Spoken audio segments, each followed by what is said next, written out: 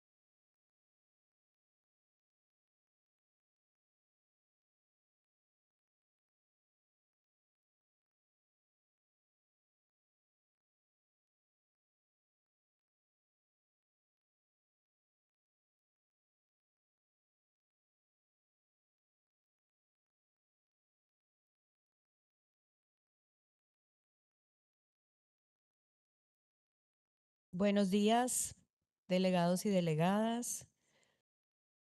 Damos inicio al primer panel del día titulado Oportunidades y retos para la implementación del Consenso de Montevideo sobre Población y Desarrollo en el contexto de la baja fecundidad y el envejecimiento demográfico en América Latina y el Caribe. Tengo el gusto de darle la palabra a María Patricia Sarmiento, directora para la garantía de los derechos de las personas con discapacidad del Ministerio de Igualdad y de Equidad de Colombia. Gracias, muy buenos días para todos y todas. Presidenta, gracias. El día de hoy damos la bienvenida al panel Oportunidades y Retos para la implementación del Consenso de Montevideo sobre población y desarrollo en el contexto de baja fecundidad y el envejecimiento demográfico. A los panelistas, León Briocio, subsecretario de Salud Pública de Uruguay, agradecemos su participación en este espacio, al igual que a Juan Carlos Alfonso Fraga, vicejefe de la Oficina Nacional de Estadística e Información ONEI de Cuba, a Altagracia Valcarce Molina, la Red de Mujeres Afroamericanas, Afrocaribeña y de la Diáspora República Dominicana, también agradecemos y damos la bienvenida, al igual que a Gabriela Rodríguez, secretaria general del Consejo Nacional de Población CONAPO. A todos ellos, de verdad, les agradecemos su participación en el espacio. Ellos, quienes junto con otros representantes de los gobiernos y delegaciones, la sociedad civil, la academia y la cooperación internacional, son actores claves en la implementación del Consenso de Montevideo y desde su perspectiva aportarán el contexto del cambio demográfico, los desafíos que se plantean para su implementación, así como las estrategias posibles para el cumplimiento de las medidas prioritarias que éste dispone.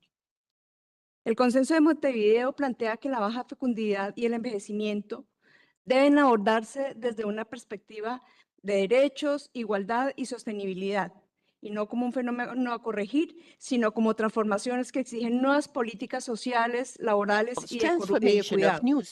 También promueve la autonomía reproductiva, la igualdad de género y la protección social universal con base en las sociedades más justas, inclusivas y cohesionadas frente al cambio demográfico. And some of the priority measures of the Montevideo Consensus on Population and Development related to fertility are the ones set forth in measures 33, 34, and 37. Likewise, those dealing with the aging and social protection are measures 21, 32, and 31, among others. It is also important to mention that yesterday, the Latin American and Caribbean Center of Demography presented the Demographic Observatory report analyzing the low fertility in the region with the purpose of informing about the present status of countries and territories in the region on this matter, based on population statistics drawn from different data sources. This is the context, and now we'll give rise to all the questions that will guide our discussion and that will take us to the purpose of this panel. We will have some clear rules of the game so as to be very efficient in time and thus be able to hear the views of each and every panel member. Thank you.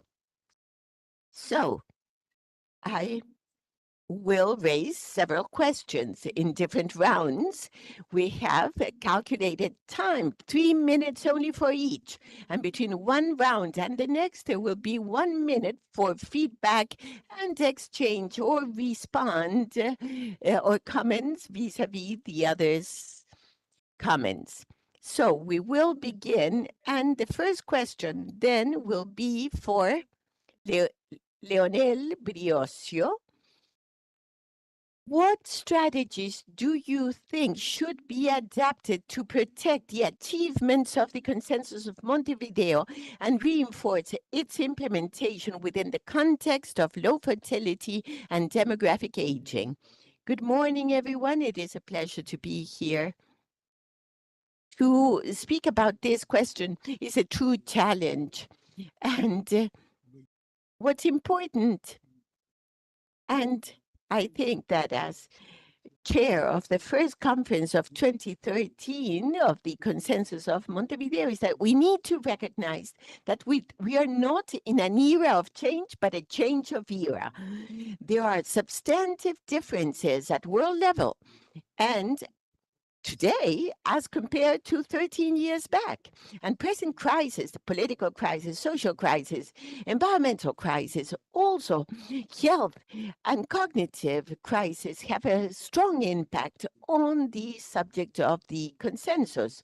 So to see the consensus today, 13 years later, needs to be seen under the light of these deep changes. As to the context of low fertility and aging of population, clearly in 2013, we spoke about demographic bonus. It's no longer here. It changed. And today, the priority needs to be that each infrequent pregnancy and birth be served in the best manner possible, providing the highest quality and safety for each woman and each live birth. And likewise, ensure the rights to a healthy aging, and especially participatory and proactive aging in the social life of each one of the communities. The central topic that will be in the second question is that this double challenge of maternity and early childhood and aging are crossed over in an absolutely clear manner by social inequity in the region. There is a specific challenge, which is the birth and early childhood in those vulnerable, in those sectors with vulnerability. There is an increase of the main perinatal problems, and likewise in those areas of higher income, the lateness of the first maternity entails certain challenges. Thank you, Leonel. Yes, you still have 30 seconds, but yes, thank you. Same question then for Juan Carlos. Please tell us what are the strategies to be adopted and adapted for the achievements of the Montevideo Consensus.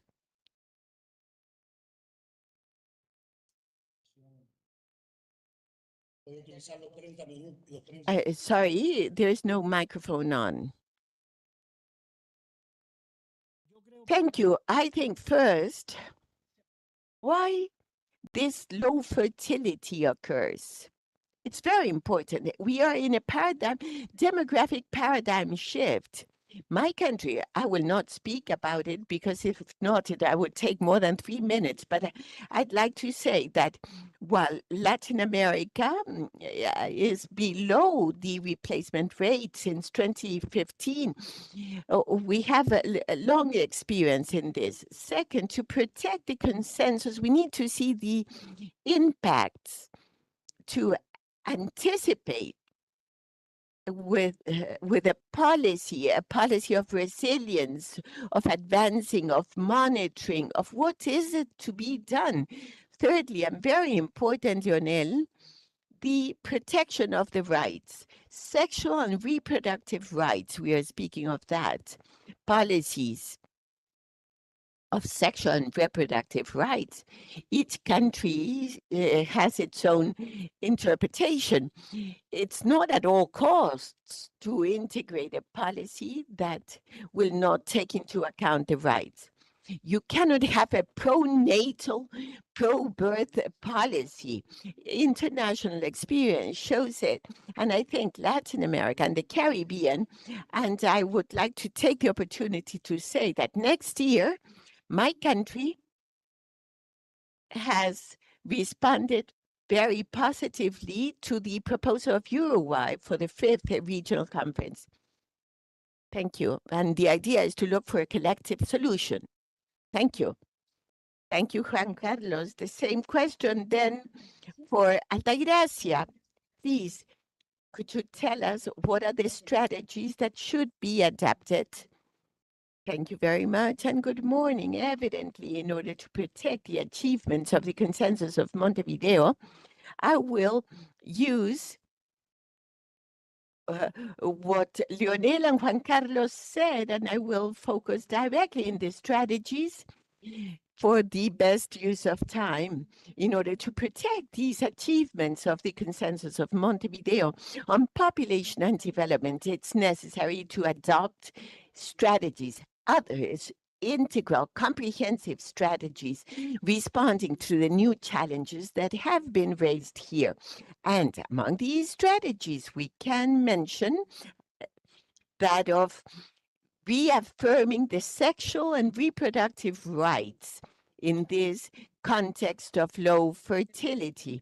And evidently here we would need to speak about avoiding coercive policies like penalizing abortion, like in my country where it is completely sanctioned. In spite of the titanic and long-standing fight that women feminist organizations have conducted, we have not been able to depenalize the abortion, to have it in abortion with three reasons. The other is to have free and informed and have services, health quality services for reproductive and sexual health.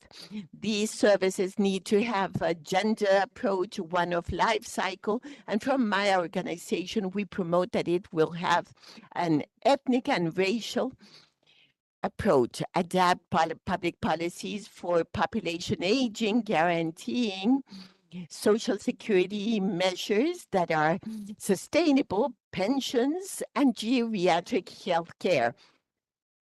Reconciling family and working life, that for women is essential because, as we always say, when we're speaking of reconciling, this is a synonym of being a woman. And migration as a demographic response, I think that there a lot has been said about this, strengthening information and monetary systems and strengthening social participation and accountability mechanisms. I'm up of time, so thank you very much. Well, thank you very much for that intervention and these important strategies. Now the same question to Gabriela. What would be, from your viewpoint, those strategies, adding to what Altagracia and other panelists have already said? Well, my country is in no different trend throughout the continent. Aging and drop in fertility rates is common.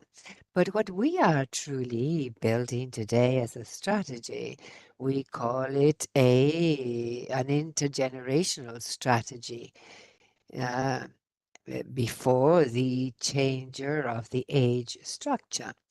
This is an intergenerational strategy. And this has been very relevant. And we are right now consulting. CONAPO has 17 different institutions. So what we want is for each one to tell us how they are seeing education, health, and so on. 17 organizations. And we have a state council in each one of the 32 entities that we are also consulting. So what we want is for this strategy to be based on local realities and the vision of the different institutions involved with a viewpoint of the life course. That is what we are proposing to these institutions. Gender diversity, cultural relevance, because there has been a historical abandonment of the poorest indigenous communities in the country. So this must be at the heart of this. And of course, the strategy wants to direct health, education, economic development, employment and housing, pension policies, and connect them to the other parallel construction that is being made of the care system. So it is very ambitious. It's going to take us all of the valid coming years based on the sexual and reproductive rights. We have gone from 2 to 23 states that depenalized abortion at the request of women. So we are going in that direction, but we still have a long way to go. It is depenalized, yes. But what we need is for the health staff to have the right attitude to provide the services because they are prejudiced. And we must give time to that cultural change. And so we have this major strategy to include, to guide policies, and we're hoping that by next February we will have a more finished proposal. Thank you very much. We're being very rigorous with the time, and I thank you. So, and now we will give a minute or two if there is any other comment that any of the panelists would like to add. And if you would like to add that or contradict something that's been said by another panelist. Leon, go ahead. Yes. We had initially mentioned the change of era and not an era of change. And this also in turn means that we need to review our strategies and somehow readapting them to the current situation and with a clear aim, that is to resist this onslaught by the right-wing sectors and gain strength, to have a favorable position in the political and logical discussion about these topics. And I believe that this is what has most changed recently. And maybe we will have to plan within an adverse context in coming years. And so there is one aspect that in the Montevideo Consenso is seen cross-cuttingly, that is to ensure, as was said here just now by Juan Carlos, as well as all panelists, the sexual and reproductive rights. And I believe that we must be more ambitious with regard to moving ahead in defining the enemy in a patriarchal model of social affairs, and which is most functional to the capitalist viewpoint. And everyone here knows that affects women with so many adversities, but in turn, it's not that clear how the model affects childhood. And that is why this is a call to try and unify the agenda of sexual and reproductive rights and the rights of childhood, which seems so natural and so obvious, but that often it is not easy to construct politically in terms of policies and social mobility. And also at the same time be clear that this patriarchal model greatly affects boys, men, because it promotes violent behaviors, violent relations, murder, and suicide has this trait, especially for men. If we see it in that viewpoint, I think that we have a chance of moving towards a reformulation of the consensus. Thank you. Now, does anyone have another minute? Juan Carlos? I will help Lionel.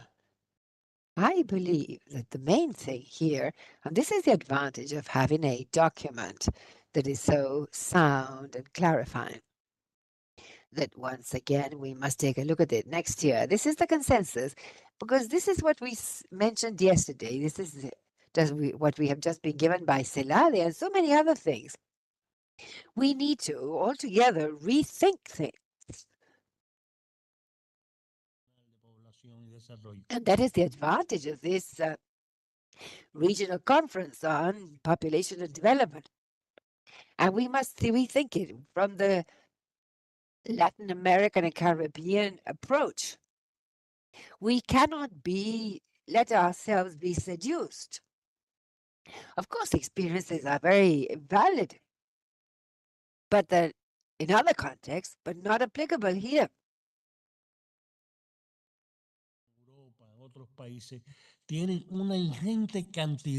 All policies implemented in Europe and elsewhere have a number of financial resources behind them that we do not have.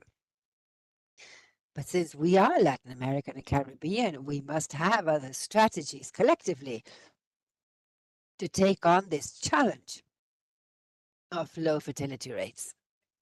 Thank you. Alta gracia. Well, following the same line of thought, we can say that the combination of low fertility and aging in a context of inequality such as we live in the region could easily become a socio-demographic trap when you do not guarantee rights, projects are reduced. And so we have the following recommendations. And that state should have redistributive policies, having a significant investment in education, health, social protection, caregiving, having a promotion of citizen engagement and the intergenerational dialogue, and having a real commitment to the human rights-based approach and equality, which are contained in the Montevideo Consensus. So thank you very much, Altagracia. And I don't know if Gabriela would like to make use of her 1 minute. Unfortunately, she's not speaking into the microphone. Well, and so we will move on to the second question for Lionel. Lionel, what challenges are there to implement the Montevideo Consensus, the high inequality trap that Altagracia mentioned, low mobility and little social cohesion in the context of low fertility and demographic aging? Yes, as we had said in the previous question that is, of course, related to this, low fertility and aging is very unequal in our region.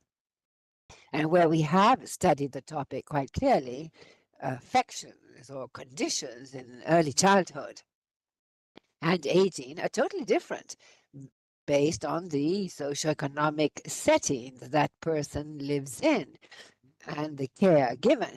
In fact, if this inequality trap did not exist, low fertility would be a great opportunity for social development and public happiness, if there were intergenerational solidarity and without so much inequity that we are, or inequality that we have in the region.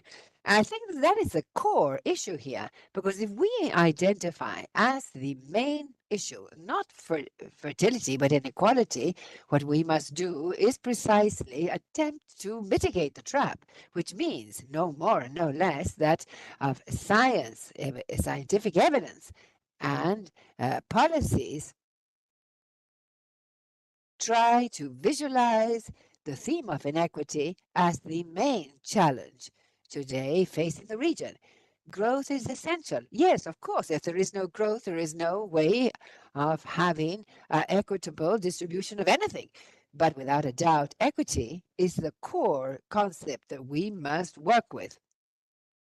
Clearly, science and scientific evidence clearly show there is no chance, as what Carlos was saying, of having pro-birth policies.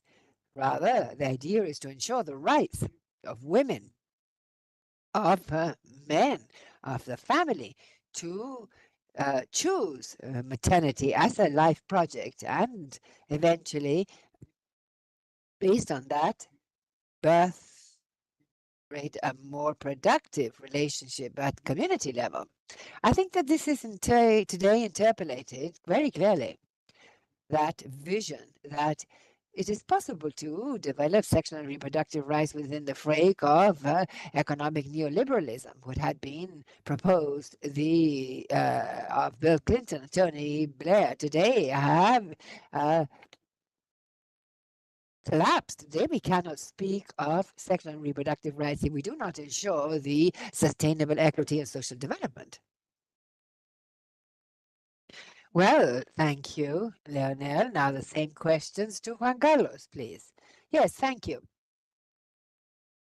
I believe that the challenges of what ECLAC has said, and the executive secretary, the deputy executive secretary was talking about this. This is not only for the implementation of the consensus, but this is for the progress of our society and the progress of our countries. And in that sense, and it's in this specific case, because we're talking of the challenge for the implementation of consensus. He did say it. Leonel just said it. But I would add that the drop in fertility as an opportunity can be achieved based on not a policy conceived for that, as we would have done 50 years back, but if the pandemonium of all issues around the world and in Latin America, this is said in all minutes and documents of the First World Conference on Population 1974, was the population where too many people were going to explode, everything is overflowing, demographic explosion, demographic suicide. But now, look, isn't this interesting? Today, now we're seeing together how to address low fertility. So the issue is not that we're too many, but rather that we're so unequal. This must be seen achieving the necessary cohesion to address this, and it's in this document. And as I said, the chapters of this consensus, isolation, how it was thought of, and then you can again hear the answers to be able to address the challenge. What must be done in terms of integrating population and economy policy, sexual rights and reproductive rights, territorial inequality? There are the answers. Thank you. Very well. And now, Altagracia. Well, as has been said, this trap that represents inequality, low mobility, and the weak social cohesion definitely poses major challenges. And I think that Leonel as well as Juan Carlos have referred to a major part of this. But I would like to add on how persistent inequality definitely restricts rights, and particularly for us women and young people and the elderly and indigenous people, the people of Afro-descendant communities, so that they may in fact access with equal conditions to the rights promoted by consensus. Low social mobility, reproducing generational gaps, lack of social mobility evidently limits the possibilities of structural changes. And that has an impact on fertility, but not from the exercise of autonomy, but rather impossibility of fully exercising it. Youth has low access to opportunities, major difficulties to project a future with economic and family stability. Also, there's weak social cohesion, reducing political support to necessary reforms. A fragmented society, of course, hampers the construction of consensus. A greater burden for women in the context of low fertility and aging. We all know about the subject of care, how it is exclusively, almost exclusively under the responsibility of women. And higher aging involves higher burden because you need to devote more time for the caregiving of elderly. The fiscal sustainability, the high inequality limits the contributory basis, and also considering the informality context of most of the economies in our countries. With more elderly people and less people contributing, obviously health service is jeopardized. And one of the pillars of the consensus is guaranteeing universal rights throughout the life cycle. And then we go back to the socio-demographic trap. Thank you. Thank you, Altagracia. Now, Gabriela, please.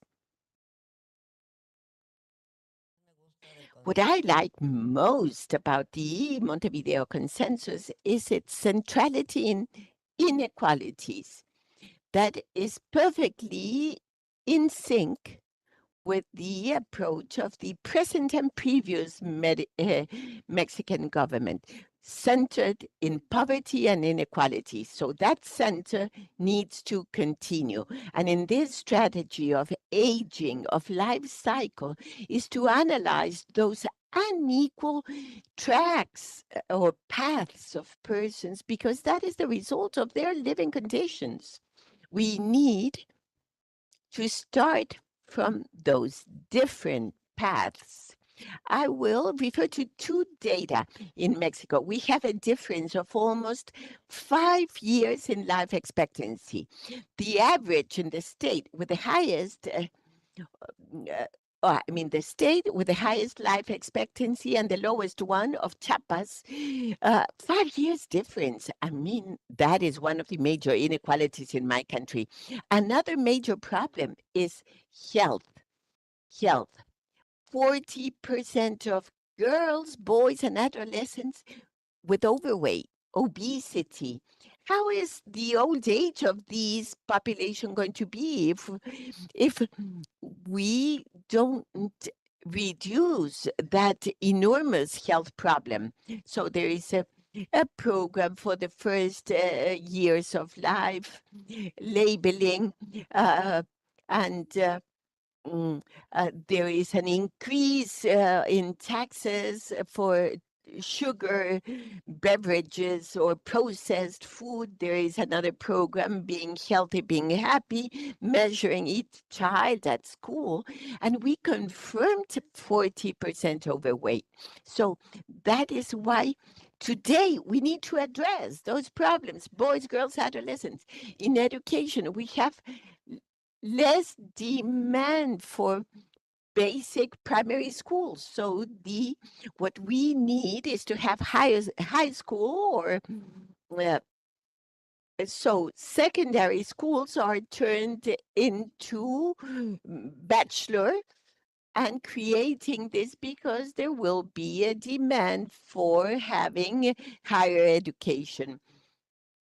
So in addition to strengthening sexual education, and we need to change the mindset of teachers. It's hard for them to speak about sexual and reproductive rights. We have many, many, many challenges in education, changing demand and coverage. Education is no longer thinking about primary education. We need to open up all the other levels. And as to employment, the idea is to generate employment, formal employment. I mean, the situation is difficult in Mexico because of the nearshoring or industries that were in Asia coming to Mexico. But the condition of the relations with the country of the North has complicated the strength of the development poles or hubs in our country. That is one of the largest challenges. I mean, international investment has not gone down, but the national domestic investment, yes, has gone down. There is uncertainty because of the political times, but poles and the railways will develop. Yes, we have ambitious tasks. Thank you. You have touched on something which is a point to be addressed, and that is awareness. Creating awareness at all levels of government, society, business. And it's difficult for the prevention and health services. One additional minute if you want to supplement your answers. So, Lionel, first, we spoke about the importance of the care of each pregnancy and birth. And now what Gabriela says allows me to conceptualize this subject. I think it's very important that we all know that present scientific evidence is quite clear in that chronic diseases of adults, when we refer to overweight, obesity, arteriosclerosis, infarction or heart attack risk, chronic diseases defined by WHO that are non-communicable, they are born in the fetal life.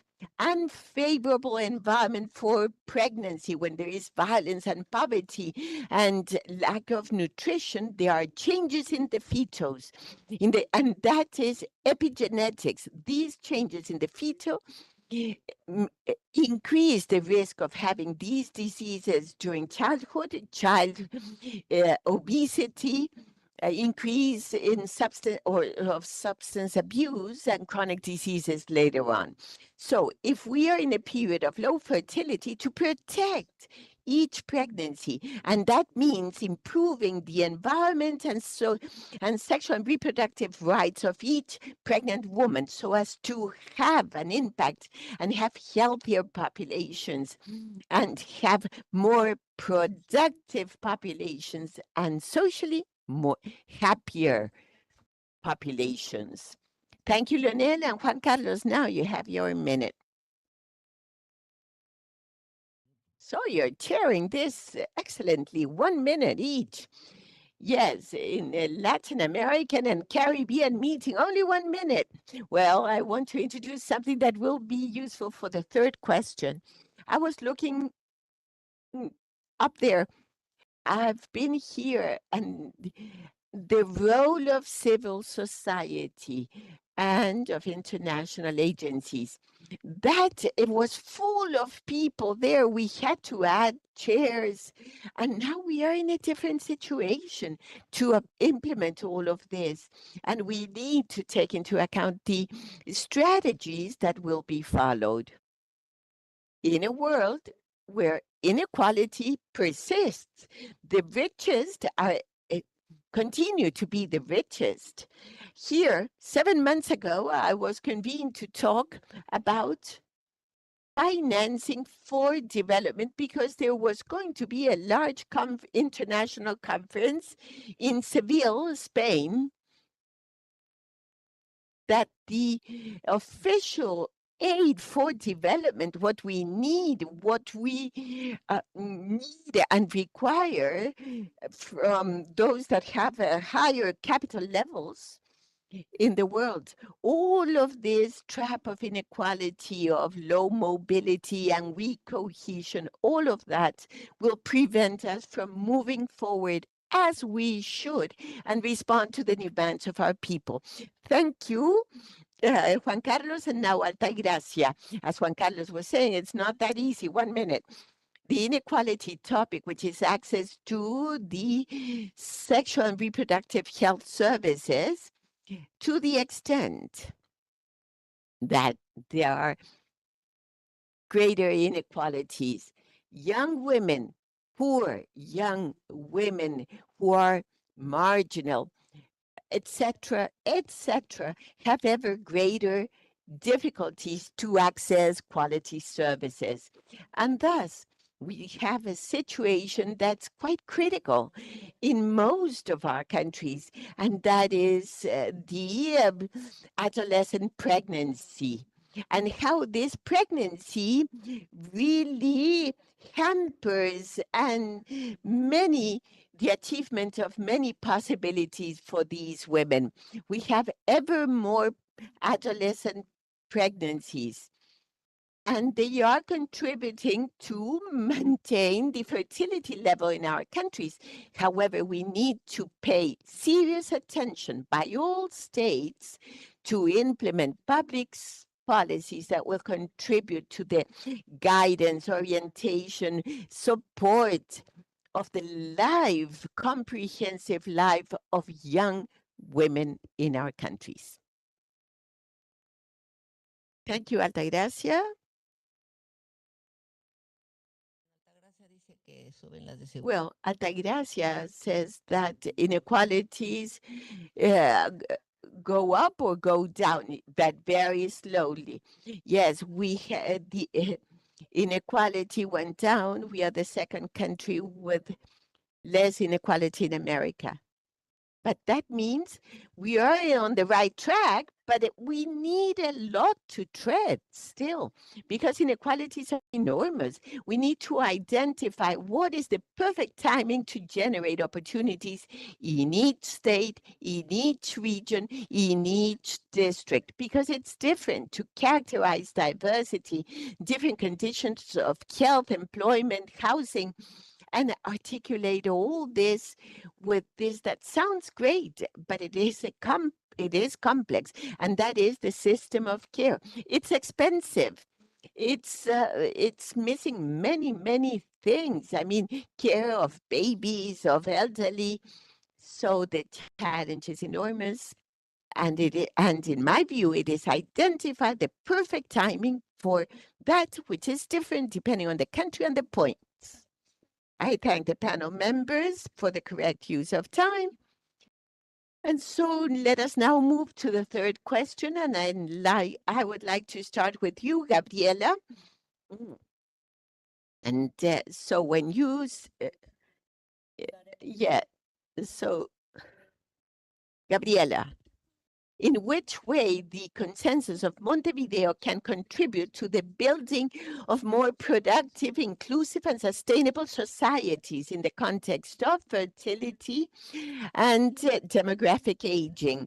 And what's the role of civil society in that project? Juan Carlos was referring to that. What's the role of civil society there? The Montevideo Consensus for us is a central road since 2013, and great coincidence and with the present approach of Mexico. I would like to speak about the major topic and complex topic of pensions. We have 17 million people over 60, and in 25 years it will be twice as many. I mean, 42% men, 25% of women have that benefit. And what's very hard is those who have pensions are in the highest income deciles. 63% of those receiving a pension are in the 10th decile. And in the last decile, only 3.5% receives a pension.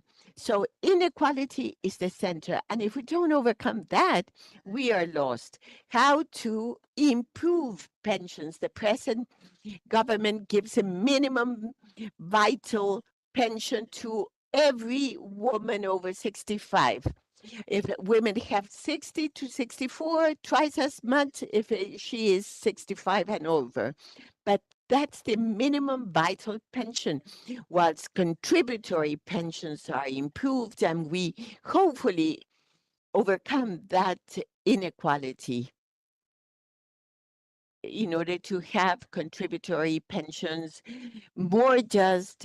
And we have a new program, Health House by House, only for those of 65. And so, how can I get the medicines that I need? This is a program to face elderly persons and helping them to face child obesity. And this of connecting up the care system. But all institutions must work on this. And also the Year of the Indigenous Woman. Those who speak indigenous languages in my country have a difference in household work. 23 hours in comparison to men who speak in the indigenous language.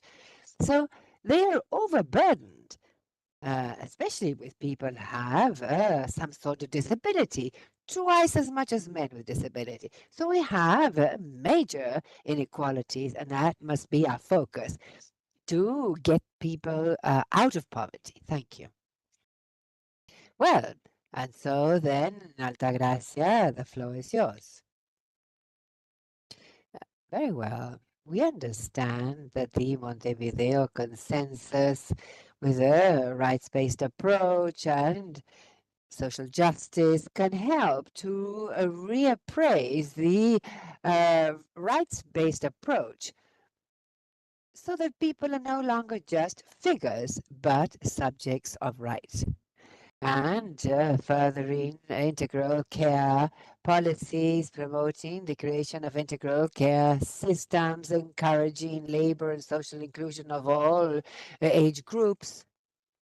Since the consensus calls on protecting the rights of elderly people, promoting their active engagement in society and the labor market if they so wish, promoting gender as a driver of development, and taking migration as an opportunity because it poses a vision of a resource for development instead of an issue. And that's something that states must understand. And what role is played by social organizations? Well, what do we do? Well, we are overseeing, we're appending, monitoring, and we are the voice of people in general.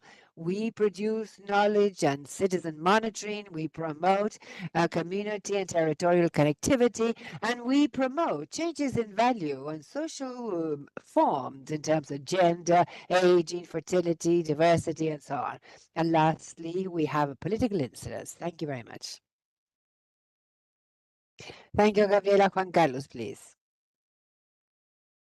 Well, this is a crucial question, really. The consensus is reached among everyone. I was recalling with Leonel the end of the consensus, calling a minister because others did not agree and this and that. I asked them to try and meet in Montevideo and somewhere else, but it was not too cold. Well, that was a joke. Now, we must take into consideration something that is essential. I have not come here to speak about my country, but we are here to speak about the consensus, because I must say that the policies in my country are totally reconciled with this consensus. And that is, for us, this is a very important document and that we must follow and can follow. And in this sense, the demographic transition, I would say, the second transition of the traits in Cuba, it's impressive. This document says that last year had a fertility rate of 114. That is a remarkably low rate, but has an impact on aging and in society as a whole. And we must consider this. We're going to reach a new demographic era. And for example, and he is a vice minister of health of a country such as Uruguay, said it. The cost of maintaining health systems in our country with highly aged populations, with a very much a greater life expectancy, fortunately, and with a rise, as in the case in my country, of what is so-called, I apologize for the term, Son los que más crecen. Personas 80. persons aged 80 or 75 and older. This needs a lot of resources. It requires an integral health system to be able to care and be more productive at the same time. If we do not resolve, and I'm speaking in general, those countries that are more advanced in the transition, or well, we're all going in that direction. The issue of care, sustainability, the social requests by our countries will be felt. And so that is why I think that this entire context, and with this I will end, the role of civil society organizations is essential. And the consensus also gives an answer to that. Look, chapter J, paragraph 99, which is a mechanism for national coordination. That has been said since 2013 to respond to this. We need these mechanisms to include civil society organizations. And then it says, number 107, page 33, at the end of consensus, ensuring the effective participation of civil society and social movements for the implementing, monitoring and assessment of the El Cairo Action Plan after 2014 and the consensus, including the different measures that were recommended. I think the answers are there. What we need is to connect all of this based on the new realities that we are seeing today and how to transform it. Thank you. Gracias, Leonel. Thank you, Leonel. Now, yes, go ahead. I believe that the consensus, its essence is its integrality, as has been said here. The integrality of all agendas, but that can be summed up into three major ones. On the one hand, sexual and reproductive rights within the context of human rights, within a framework to improve coexistence and public security and democracy. Very much threatened today, especially South America, due to a scourge that is affecting us all, that is drug trafficking, and that today must be present as never before in our thoughts. When we're speaking of rights, we're speaking of the person's life cycle. And as Juan Carlos said, persons, the adults, the elderly, and really extremely elderly persons have their needs. And how do you get there? With a health condition that allows you to continue relating to others, to be autonomous, and why not say it, new ways of producing, linking intergenerational solidarity. I always recall what our President Pepe Mujica said. How many children are there over there living alone? How many old people living there alone? How can we rearrange things like a puzzle so that all of these people be productive? And so I think that the rights agenda, seen more broadly, is essential. And then the equity agenda, as was mentioned here, with affirmative policies, but always recalling that equity pays, but it's insufficient. It's not just with equity that we need to move ahead. What we need is to improve the training of our people, their ability to be educated each time more and make the most of our scientific technological development for a new approach to productivity and development for production. And lastly, still very mild, because 13 years back it was not on the agenda as today, the issue of environmental sustainability and mitigating climate change. That would be the third major agenda, or pillar, if you like.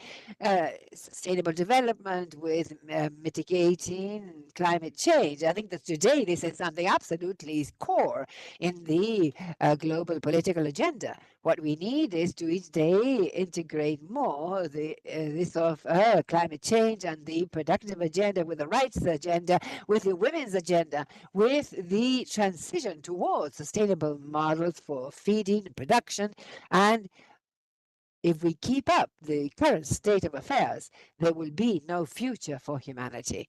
And in that sense, two core issues. The first, that no one can be saved alone. No country on its own can change this. And so that is why, once again, the call is stubbornly, if you like, for a favor of regionalism as multilateralism as essential elements. And lastly, engage our society each day more that they're very dispersed and very unclear regarding what is really going on. And in a sort of dream of algorithms and technology that greatly hinders reflection. And so there, the role of social movements, and in our region, the social movement of women and feminists is absolutely key. So we're hoping to turn around this lack of participation, because we know that this is, among other things, due to the lack of funding, but nevertheless, we must all work to turn things around. Thank you, Juan Carlos. I'm sorry, Leonel. Yes, since this is the last question, we are going to do the supplementary 1-minute round for each one. If you have anything to add to this last topic, and then move on to the interventions by the delegations and civil society. So who would like to begin with your additional 1 minute? Gabriela, yes. I would just like to say that the first question has left me thinking, as Lionel said, in terms of a world order or disorder. We must take a look at the Montevideo Consensus in relation to this new context. And I think that is the most interesting thing of all, and hope we can start with this today. And the other challenge, which sounds easy, but all institutions should work in an integrated manner. This is a tremendously difficult challenge. I have been trying to do this for several years, and we have got institutions to work in an articulated, connected fashion, but it's difficult, not easy, and each one has their own path, if you like, but the different members are academia, NGOs, and then the indigenous people, the Afro-descendant leaders, ministers, academics, and well, there we're going. But this I've seen today, we must accept that there is a new context and a new international disorder. I think that is essential. Thank you, Gabriela. Now, alta gracia. Well, within this context of low fertility and demographic aging, the implementation of the consensus contributes to build more productive societies, to release the human potential through rights, equality, and care, to build more inclusive societies by actively including all groups in the social, economic, and political life, and more sustainable societies based on intergenerational justice, the territorial approach, and the redistribution of power and resources, which is essential. I think that here, all panelists who are here have spoken of this. And the civil society organizations, quite evidently, they are key partners in this journey, because they not only oversee, but they propose, build, and sustain this change bottom up. Thank you. Juan Carlos? Well, just two things in this additional 1 minute. First of all, reiterate what we all know, but that it's not always included in our plans and programs. The most important resource that a country has is its population. They are people. People who walk the streets. We work for these things. This is not easy because we begin to think in oil and copper and lithium. No. We are the resource, the people. And there is historical experience that shows this. And second, 2 years back, November 2023, we celebrated here the 10 years of the consensus. I don't recall if it was here or downstairs. I think I was sitting over there and I said something I will repeat now. Darlo. Es decir, no. The consensus needs to be protected, not open up a discussion of what has been approved. We have negative experiences in Latin America based on this sound, solid, robust document. CBD, the UN Population and Development Conference, 193 countries, has not reached a resolution for many years. I mean, what was adopted in Cairo has been challenged, questioned, and has become salt and water. So if it is in Montevideo, to update some of the aspects, the environment topics, yes, the consensus can be enriched. Yes, indeed. Perhaps a new chapter, I don't know. We would see that in Montevideo. But the essence of the document needs to be preserved. With that, we have obtained many achievements. Thank you. Yes, Lionel. I think there is a challenge ahead. It's to broaden the social basis of the consensus or die.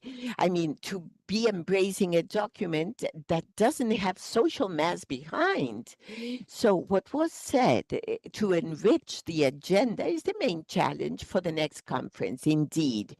And expanding the social basis of people, of persons that feel involved in the different topics to be included in the agenda.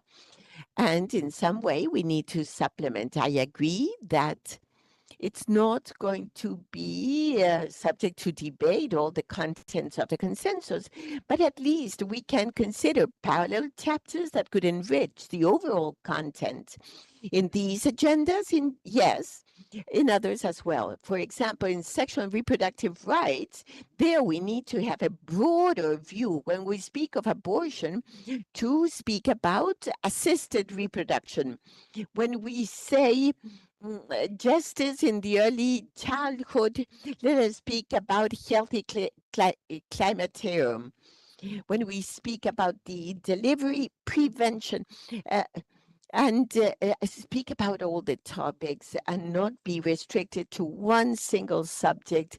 And therefore, that's why we are sometimes stigmatized by a subject. When we speak about rights, it's rights of all persons, and they're re-include concepts that in these times have moved to the anti-rights concepts and the concept of something desirable to bear in mind, their defense of life, dignity, respect for spirituality, which is so important in our region, the exclusion of anti-patriarchal masculinity, are also affirmative state policies. We need to have the capacity of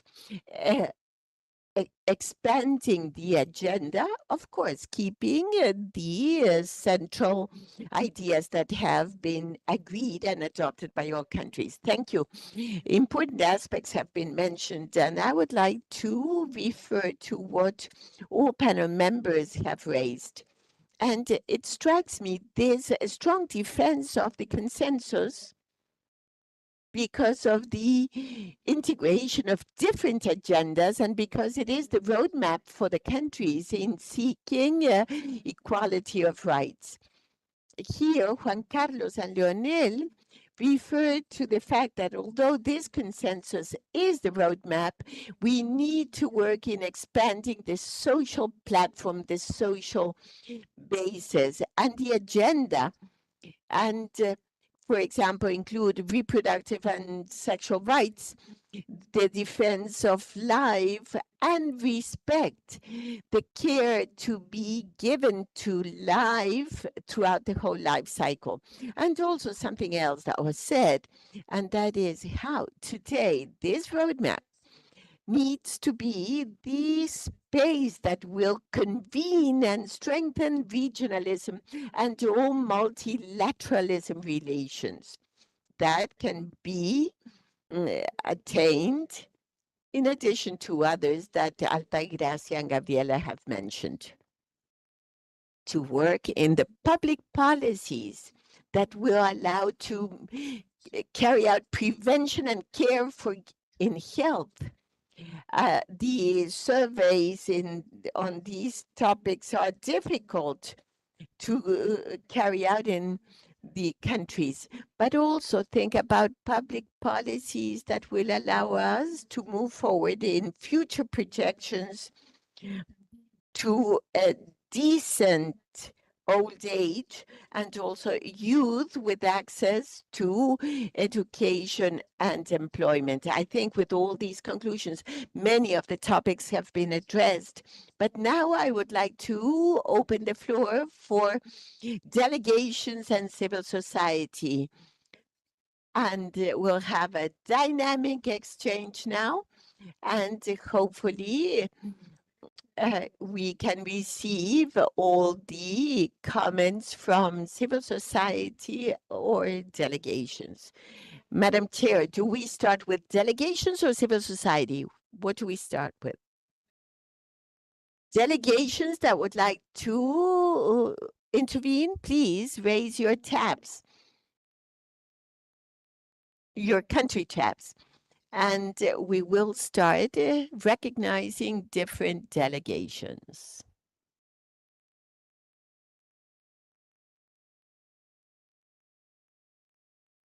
República Dominicana y luego Salvador, entonces. Dominican Republic and then El Salvador. Concerns for our panel members. Muy buenos días y muchas gracias. Quisiéramos comentar en relación a los embarazos. I would like to refer to adolescent pregnancy. Although these pregnancies continue to be the great problem for Dominican Republic, it is a subject of great interest.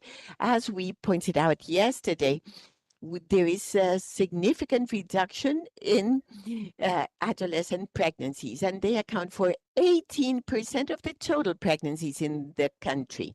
From the National Statistical Office, we quarterly follow these adolescent pregnancies through two tools. One, a map of pregnancies in adolescents in the whole territory, and we see how this pregnancy moves around the territory. And each quarter, we have an X-ray of what is happening, and it's made available to the population. There is a concern regarding adolescent pregnancies, and that is the difference of age between the adolescent mother and the men or the fathers of these adolescents. Usually there are 10 to 20 years difference between the adolescent mother and the father of that baby.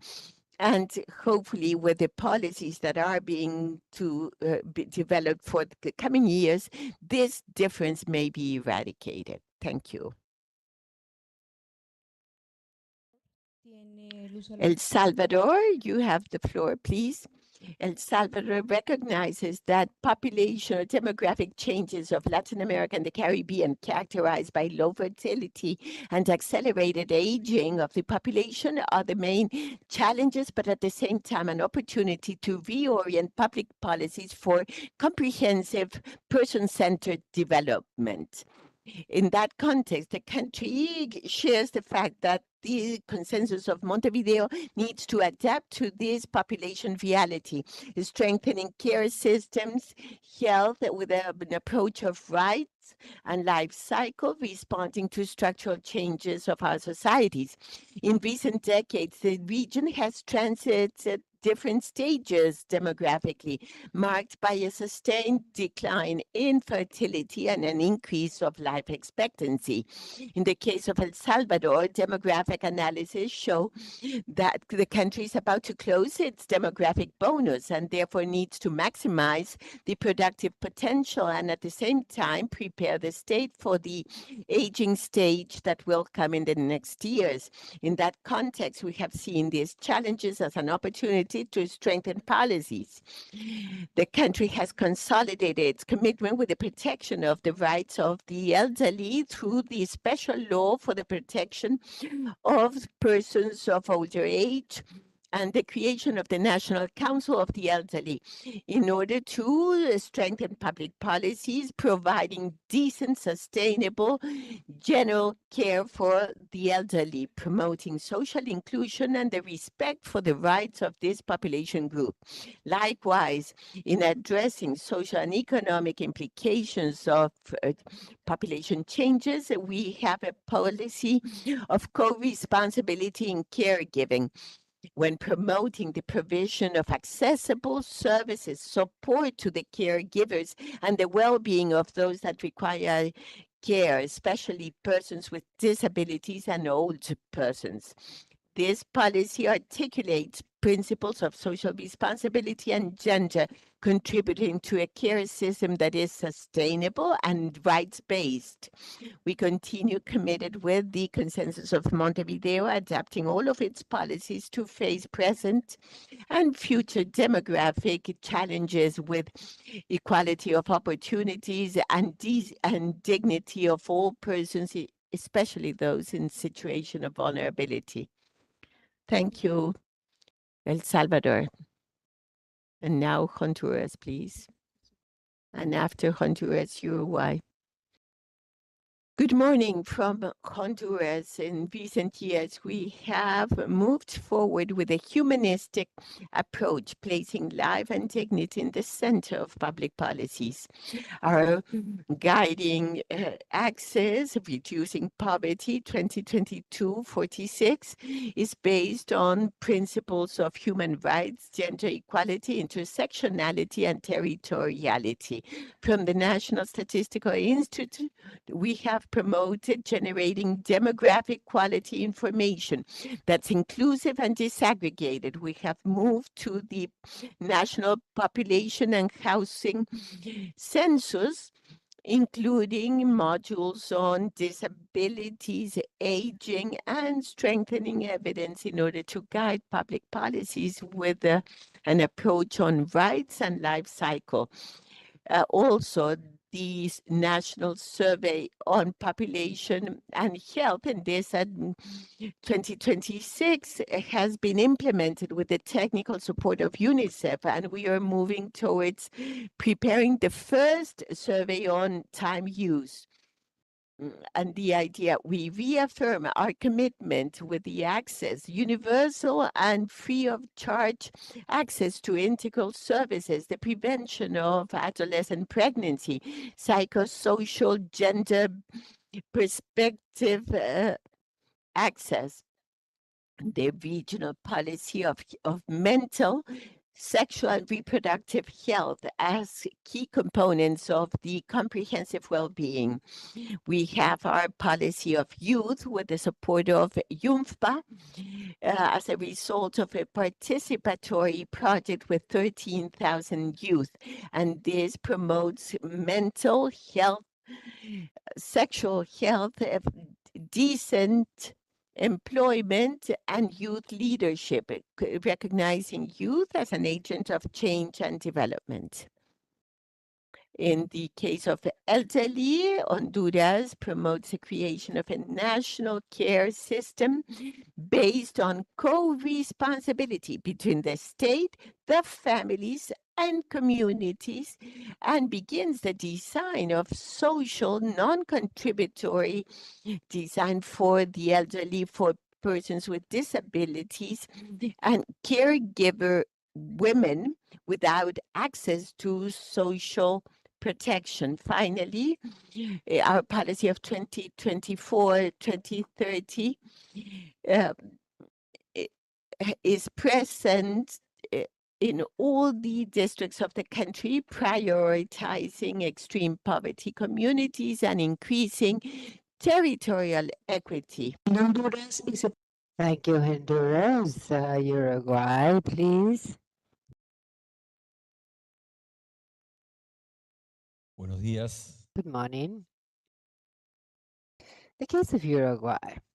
I would like to point to three dimensions on where the Montevideo Consensus and population policies are playing a key role today. First, as I said yesterday, Uruguay has opened, at the initiative of the executive, a social dialogue, interinstitutional, interparty, and with the civil society, tending to reformulate the policy arrangements for social protection. And here, undoubtedly, a mainstay is the care system that will have to address a Uruguayan population that has aged and will continue to age, whose relative size will not grow in coming decades, probably. There will be a period when it will sort of decline. But the makeup makes it necessary to rethink the social protection matrix. The Uruguayan state is not absent. It has built a social security system in the 20th century with a coverage which is very wide, almost universal, and the pension system does care for the elderly, but it does have important deficiencies and inequalities, especially with regard to the younger generations, adolescents, children, and but this care for the life cycle is relevant when you're thinking of childhood in order to ensure a decent development, and that opens up opportunities for everyone right from the moment of conception, development, growth, and so all of this is finishing one first stage this year and will end up being expressed in relevant regulatory changes during 2026 that will have to be considered by Parliament and supplements by the Commission of Experts. And they're made up by a good part of the national cabinet, together with representation of the different political parties. Their mandate is to move ahead in the connection of public policy and a populational approach. This includes redimensioning, rethinking the educational supply. A country with younger generations is a bonus, must imply a leap in quality in terms of the education of the girls and boys in the country. We also need to rethink the type of characteristics of the health system, and so other conditions and demands begin to be set up and will continue to do so in future. And we must think about the territorial dimension. A country that has focused in certain geographical areas, quite aside from the homogeneity and its small size as a country, territorially speaking. But we must also think of other dimensions. For example, the quality of the citizen infrastructure. Aged populations require a better quality of infrastructure in order to exist and inhabit a city or an urban space. And so that is what we're thinking of public policies in Uruguay today. Refoundational, yes, certain demographic trends, and the fact that we have aged without achieving the development standards of other countries in the north has forced us to think of having new policy matrices and betting in favor of the rights-based approach and adopting this in a systematic and conscious manner. Thank you. I thank the delegate from Uruguay. Brazil is now recognized.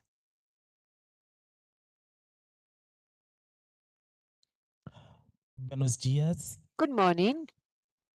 To strengthen the diversity of our Latin America and the Caribbean, Brazil would like to speak in Portuguese.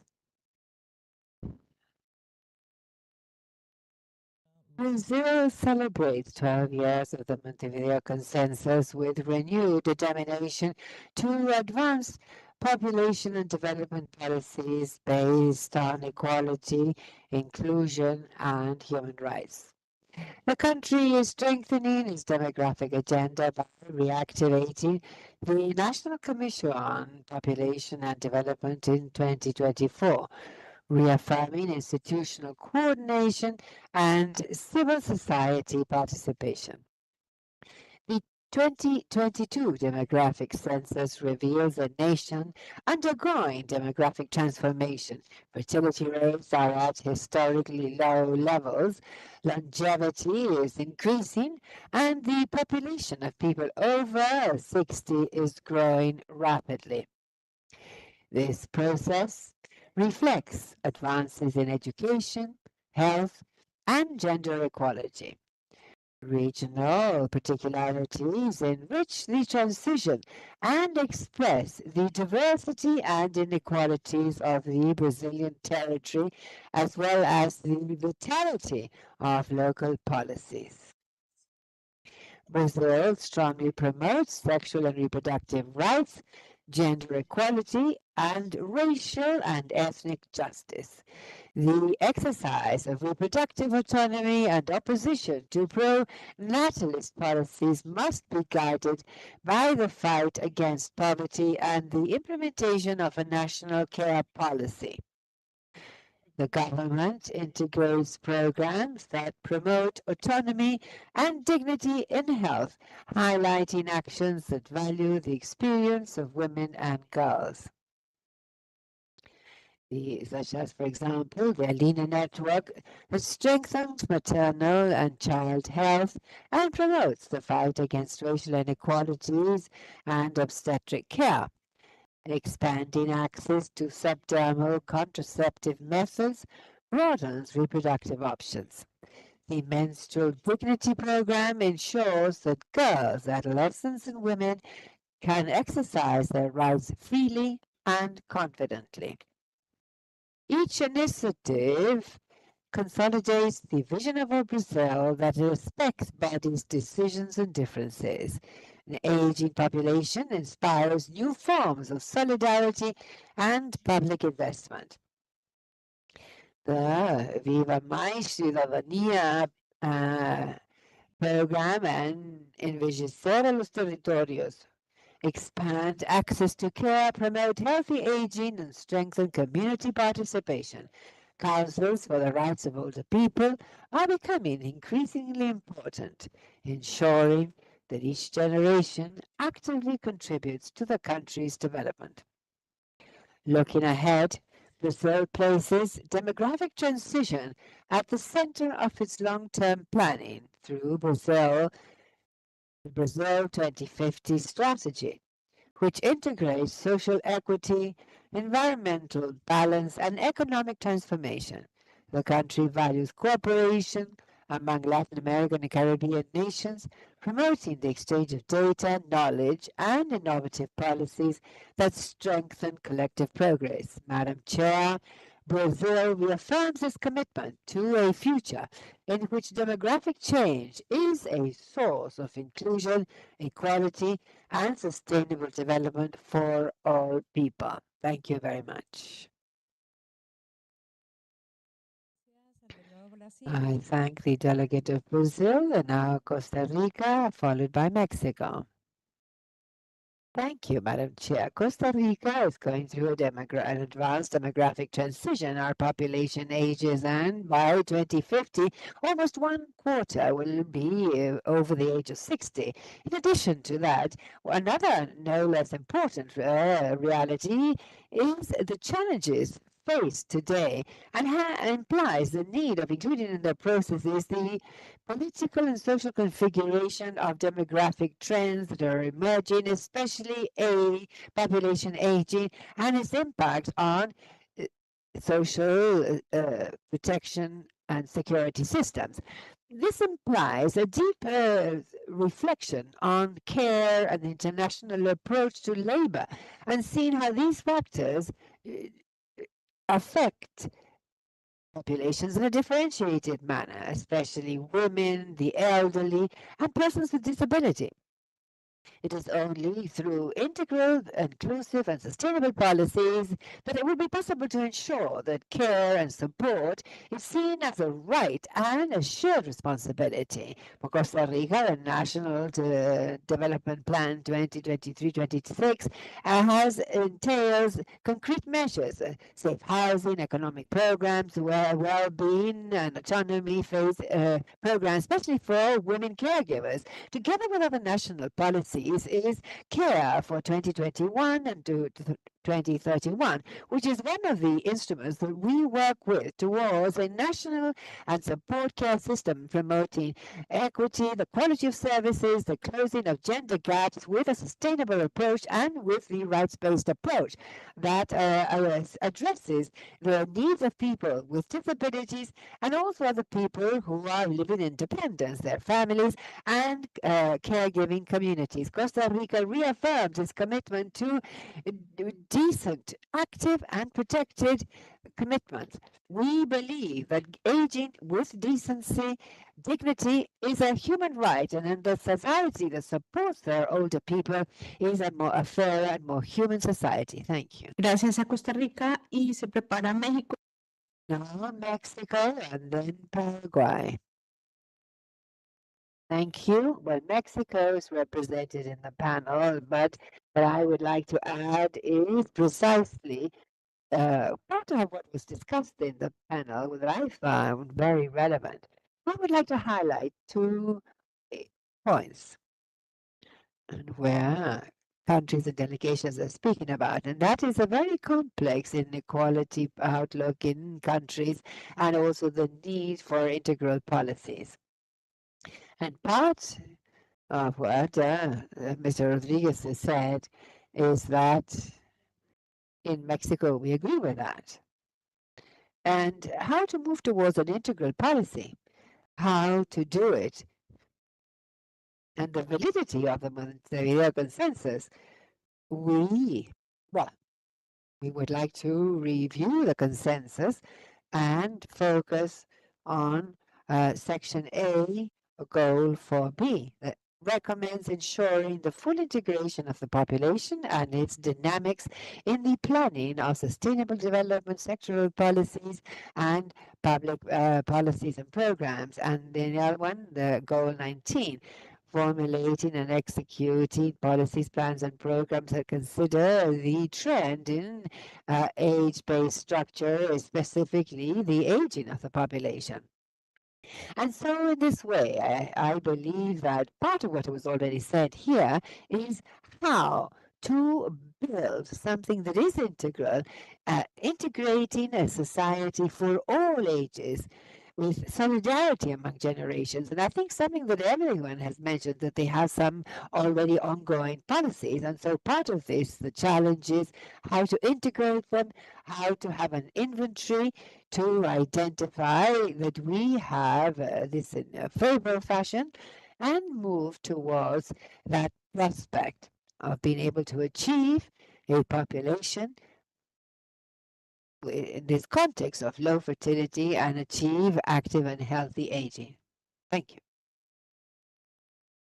Thank you, Mexico. And now Paraguay has the floor. Thank you, Chair. Paraguay, we recognize the demographic changes going through the region, especially low fertility and sustained aging of the population, requires of integral and innovative responses in terms of public policy. This is the time to wager in favor of human development and extending coverage and improving the quality and access to services in order to make the most of the transitory demographic advantages and prepare for the challenges of aging. Public policy, social protection are key to the virtuous circle that allows the full enjoyment of rights, improving the quality of life, and reducing levels of inclusion and exclusion and vulnerability of broad sectors of the population. And so Paraguay continues to promote its programs, ensuring that fiscal sustainability may go hand in hand with social equity and justice. And in that sense, in terms of aging, what we want is to move ahead, reducing inequalities through the law, determining a universal pension for elderly persons and promotes inclusion and benefits to ensure the basic needs for a dignified life and having additional supplementary benefits. Planning statistical development strengthens the capacity of the National Statistics Office, producing broken down good quality information through the National Population and Housing Census and other administrative records in order to direct evidence-based public policy. And lastly, Paraguay deeply appreciates these spaces for dialogue and exchange, which are a proper opportunity to share experiences, identify good practices, and promoting joint work to strengthen region cooperation. The building of more equitable, productive, and inclusive societies requires mutual learning and sustained collective learning guided by the spirit of solidarity that is present in the Montevideo Consensus for Population and Development. Thank you. We thank the delegate of Paraguay and now Peru, and then after Peru, France. Thank you. Good morning, everyone. A couple of previous comments and then close with a couple of questions. Yes, indeed, aging and low fertility in Peru also has an important link with the depopulation in rural centers. Also, this lack of population in rural centers can leave the elderly there with loneliness, and this entails a possible risk, which is one of food security, medium and long term. At the same time, these spaces of rural centers that are unpopulated, uninhabited, also have like a dynamics of deforestation, change in land use. So there could be other types of illegal production, and this sometimes is an employment offer that is better paid than those existing for the youth in several regions of the country. So in the end, this impacts the fact of having a movement of youth towards poor areas, suburban areas, generating a growth of urban impoverishment. In this same rationale, the system of care end up by having the need of being consolidated as to regulatory frameworks, but that calls for a lot of information that is not consolidated in Peru. It's not complete in Peru. We have a good information with NEI, with that office as to socioeconomic classification, but as to territory, we still need information so as to identify all these populations that are in a situation of greater vulnerability. And that information is key in order to build good care systems. So in these two frameworks that I raised, part of the question that we wanted to raise and that I would like to transfer to the table is, can we think about some strategies or adapt certain guidelines of the Montevideo Consensus? For example, include other indicators like the one of indigenous peoples, where there is a specific indicator about laws or legal instruments that not necessarily are found in the other dimensions. And maybe it could be necessary, considering that in each one of the countries, what we report precisely are the indicators. And these indicators are sometimes automatically reported. And what we need is to mobilize new things, incorporate new things. And so how feasible is it to think to include new indicators that could dynamize these subjects? And the other question is that considering that part of the aging process or the low fertility both have an impact in other dimensions, we can think, how can we relate to other instances like FAO for food security and how this depopulation of certain territories can have an impact on that food security? Thank you, delegates. Panel members, would you like to respond to concerns? The first one on how to start identifying indicators that will allow us to generate mobility for these subjects to be addressed in the different countries. And secondly, how is it mandatory, or how can you relate to other instances or agencies like FAO? I don't know if someone from the panel would like to answer. Well, firstly, yes, I think indicators can be developed to measure all of this. After we had the consensus, we had the SDGs. The 2030 agenda has sometimes exceedingly too much, but it has a system of indicators to be followed, to monitor targets, goals. And yes, I think it is a good opportunity when we meet. And secondly, yes, all of these topics, and surely the four of us believe in this, they have an interdependence with FAO, as you said, but with PMA. The population's topic is the center of everything, is the most important resource of a country. Therefore, we are linked and related to all the international organizations. You mentioned FAO, yes, of course. The Population Fund, yes. UNICEF, yes. Because it's part of the articulator of all of that is population. So for some chapters, of course, we require the support and measurement in those aspects. Thank you. Lionel? Yes, food. Food is a key topic. As we said, there is a crisis, a world poor nutrition crisis, with the crisis of the climate change and chronic diseases make up this global syndemia, which is adding and multiplication of these three epidemics: malnutrition, climate change, and chronic diseases, and are based in the extractivist producing method. So all of this has to do with the global agenda of mitigation of climate change. In 2 weeks' time, we'll have a strategic instance in Belém do Pará conference of COP30 on climate change. I think there is really an outstanding participation of our agenda of sexual and reproductive rights and the social well-being agenda directly linked to this. Thank you, Leonel. Altagracia, also you would like to respond to Peru?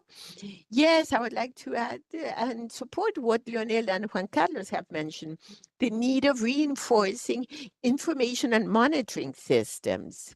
It's indispensable for states to invest in disaggregated statistics by age, gender, territory in order to formulate precise and targeted public policies.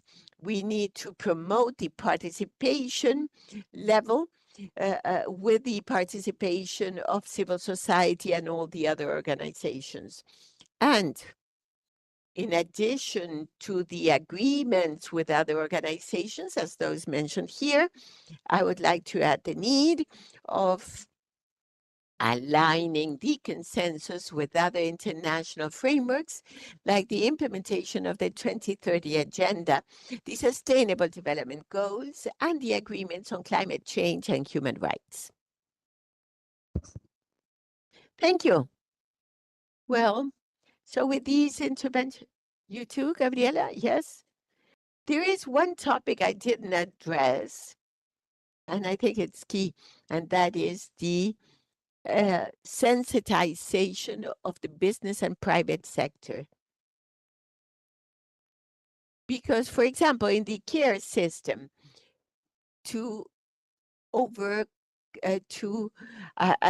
put an end to the unpaid work of women and men, we need flexible time schedules, better salaries, shorter working weeks, because if not, we'll be speaking to vacuum.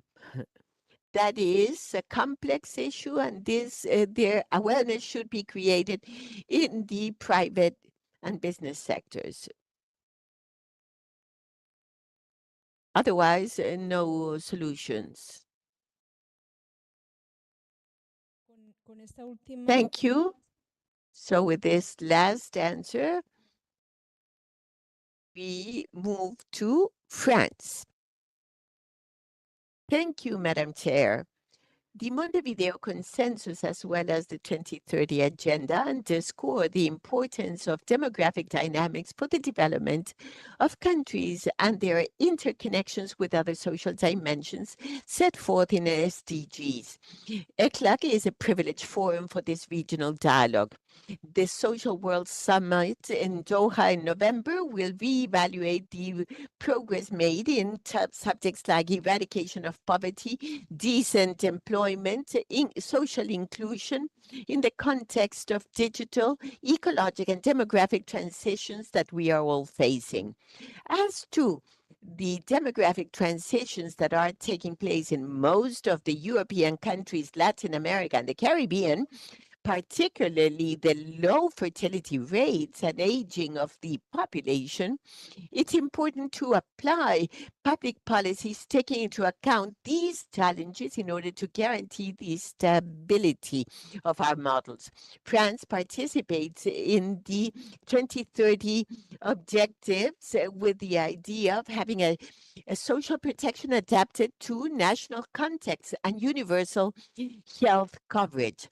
Through the Summit for Employment and through ILO, technical assistance is provided to establish social protection systems adapted in each country, included those of CELAC.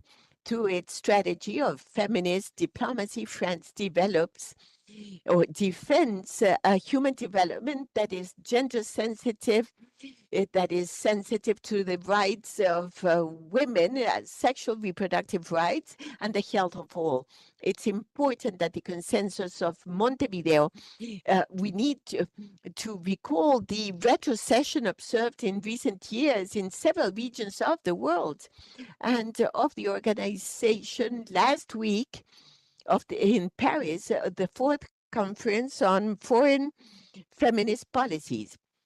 Towards the World Social Summit in Doha, France wishes to recall its support to the 2030 Agenda and its willingness to work at national level and through international associations in favor of sustainable social development.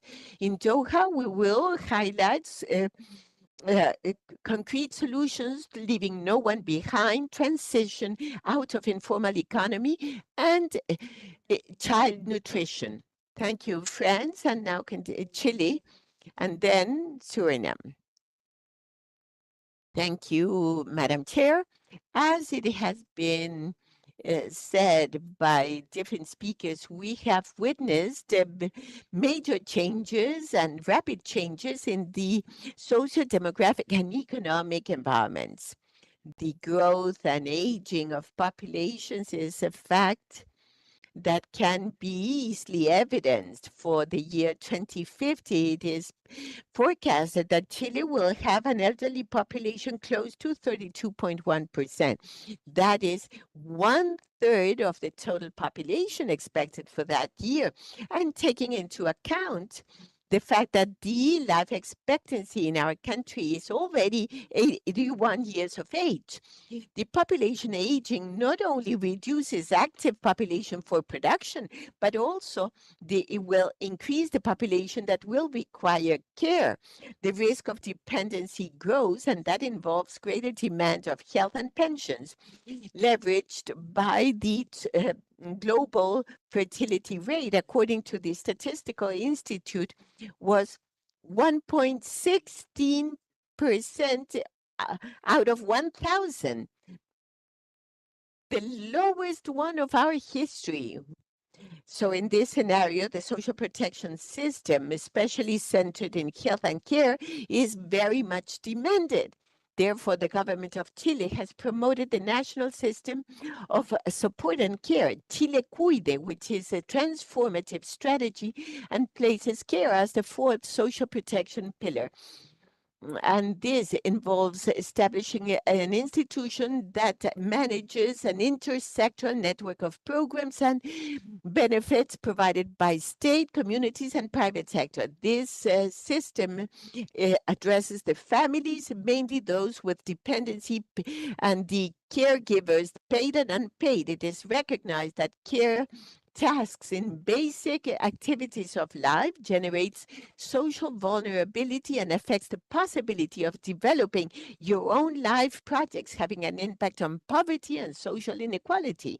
And therefore, the system promotes a new social organization of care based on social and gender co-responsibility, redistributing these tasks between the state, the private sector, and the families, and mainly considering that out of the universe of caregivers that would be 1,100,000, 95% of them are women. And lastly, the main pillars that will guide this policy, which was enacted in August, can be summed up in 5 points.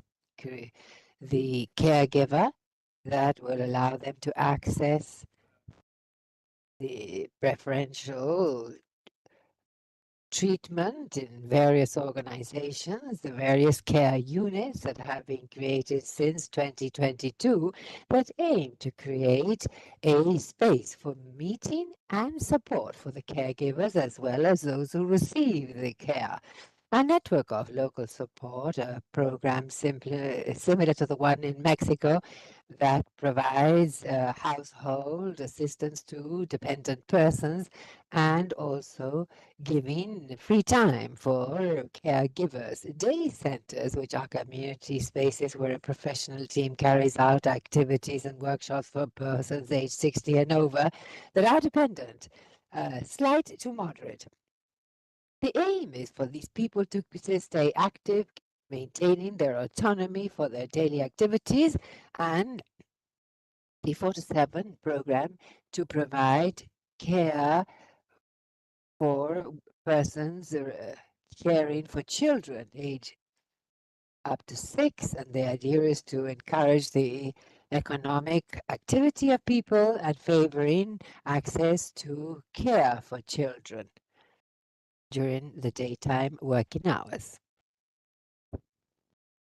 I thank the delegate of Chile, and Suriname has now the floor.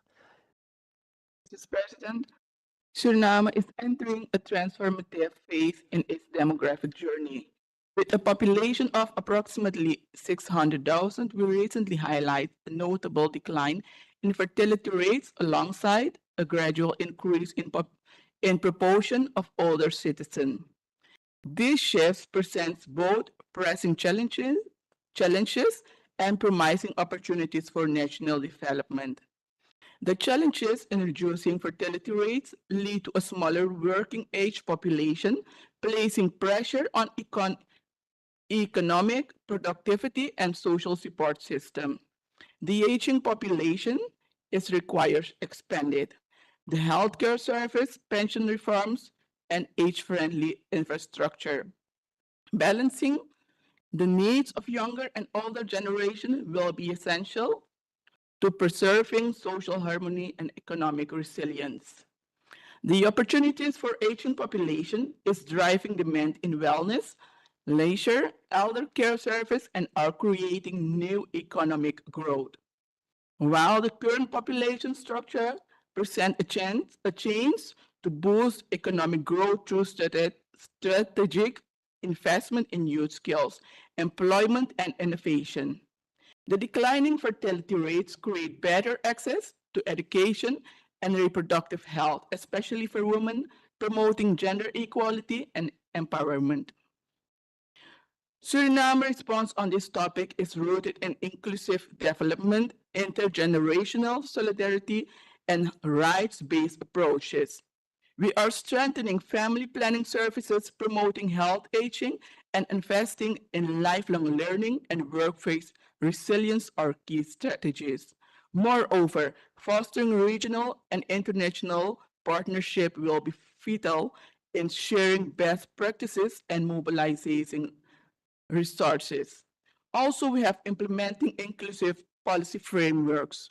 Suriname launched its national population policy in 2021, which includes aging as a key demographic concern, and have integrated aging into national development plans, ensuring older persons are considered in housing, transportation, and urban planning. Also support intergenerational programs that foster community engagement and reduce isolation.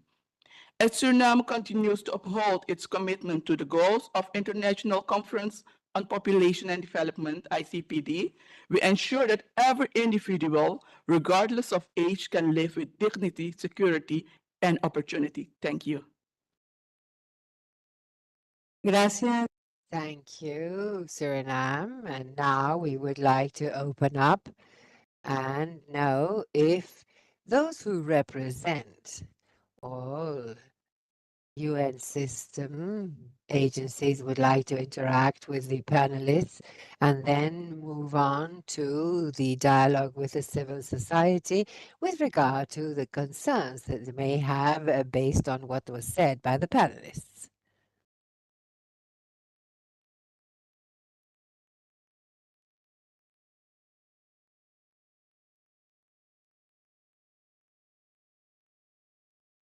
Bueno, te agradecemos la pregunta que tienes para. We thank you for the question. Fabiana del Populo from Celade, ECLAC Population Division. I have a question for the panelists because I thought it was very relevant what was mentioned by Leonel. And the question has to do with being able to explain what you meant when you said cognitive crises. I believe that we are, if you were referring to a semantic crisis, I think that this is an aspect that we must say is no minor aspect within this context of global crises, because although it is true that semantic difficulties have always existed when it comes to thinking about public policy, quite honestly, for me to hear with great respect and attention the interventions by all governments, it strikes me that everyone mentions human rights. And so I say, what are we understanding by human rights?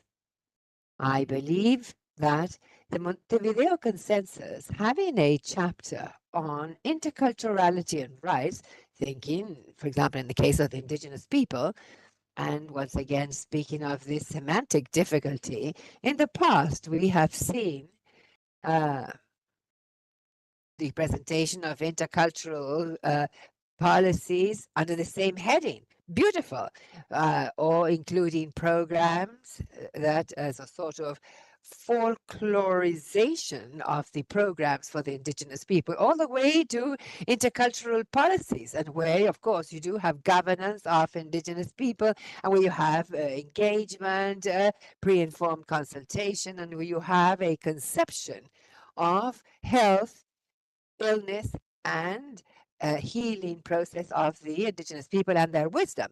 And so under one same heading, culturals and education, we understand totally different things. And so now I believe that in the context that you were mentioning, Leonel and colleagues, regarding this global crisis, this is also sharpening the semantic crisis. And having a semantic crisis means that the how, which is something that is of great interest to our executive secretary, the how we design public policy is no minor issue, because in the case of a semantic crisis, those who win are those groups that have most power. The power asymmetries deepen. We do not hear of any alternatives as to how to design public policy, and so therefore we're missing the opportunity of hearing different visions and renewing because we do not listen. And also, we run the risk that behind certain words that sound very well, such as inclusive societies, reproductive health, that we begin having underlying interests that ultimately play against us. And so my question is whether you, and you in particular, Leonel, when you said cognitive crisis, do you mean this semantic crisis? And do you think that, in fact, in this context, we are undergoing a serious semantic crisis? And how can we address it so that public policy may recover the true meaning that we give things? Thank you. Thank you, Fabiana. And well, since the question is specifically for Leonel, we will now give you the floor. I believe that you have 3 minutes. Well, I mentioned the cognitive crisis within the series of crises and this change of era that I was talking about at the start in the first question, linked mainly to what is part of what is called global acceleration and the fourth industrial revolution, and that translates into the inability to reflect that we see today, linked to the immediate need for a response that must be given to things, and the lack of a critical thought, creative thought. Last year, in 2024, this was called broken brain, if you like, and I believe has to do with this that I mentioned, the cognitive crises, and that has to do very closely to neurobiological processes, because what the current communication system does, especially the use of social media, is to constant generate stimuli to these alert circuits, which are the most primitive, and which is what have allowed us to have responses to stress, which do not allow us to have a critical, creative thought. And this is at the heart of most of the problems that we have today, and that our agenda also has, because our agenda has complexities that does require of a critical thought. And so I believe it is as important to discuss the gender and also how to convey it socially, especially in terms of what is an obsession for me, youth, and within youth, young men in our region, most distant from this social transformation agenda. Well, we thank our panelist, Leonel, for your answer given to Fabiana, and now move on to FAO, who has raised their hand. Hello, good morning. I would like to greet my ECLAC colleagues and, of course, UNFPA and the panel and countries here, the civil society and all sectors. My colleagues from the system are also present here. And my name is Claudia Brido, and I am the officer for experts in this area of the FAO, and I have been listening attentively to the panel and the comments made.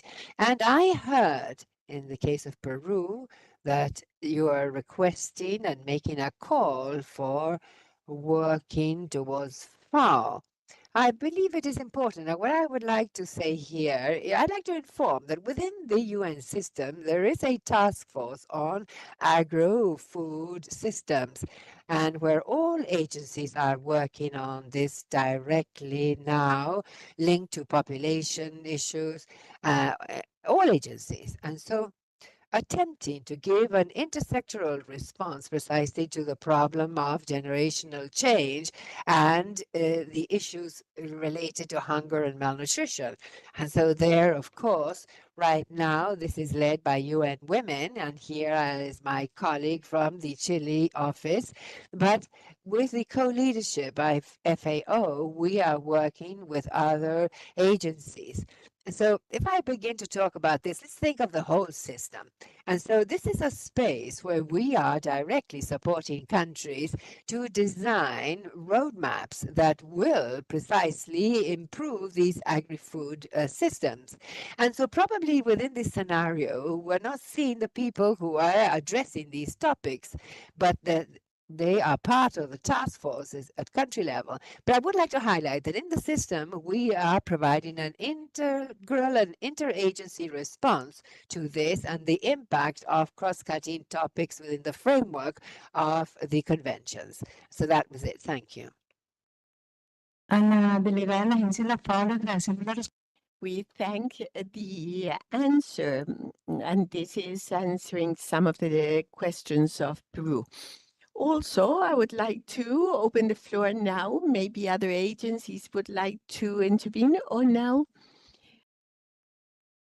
we move on to civil society questions to the panel members. So civil society now. Please raise your hands and then you can take the floor.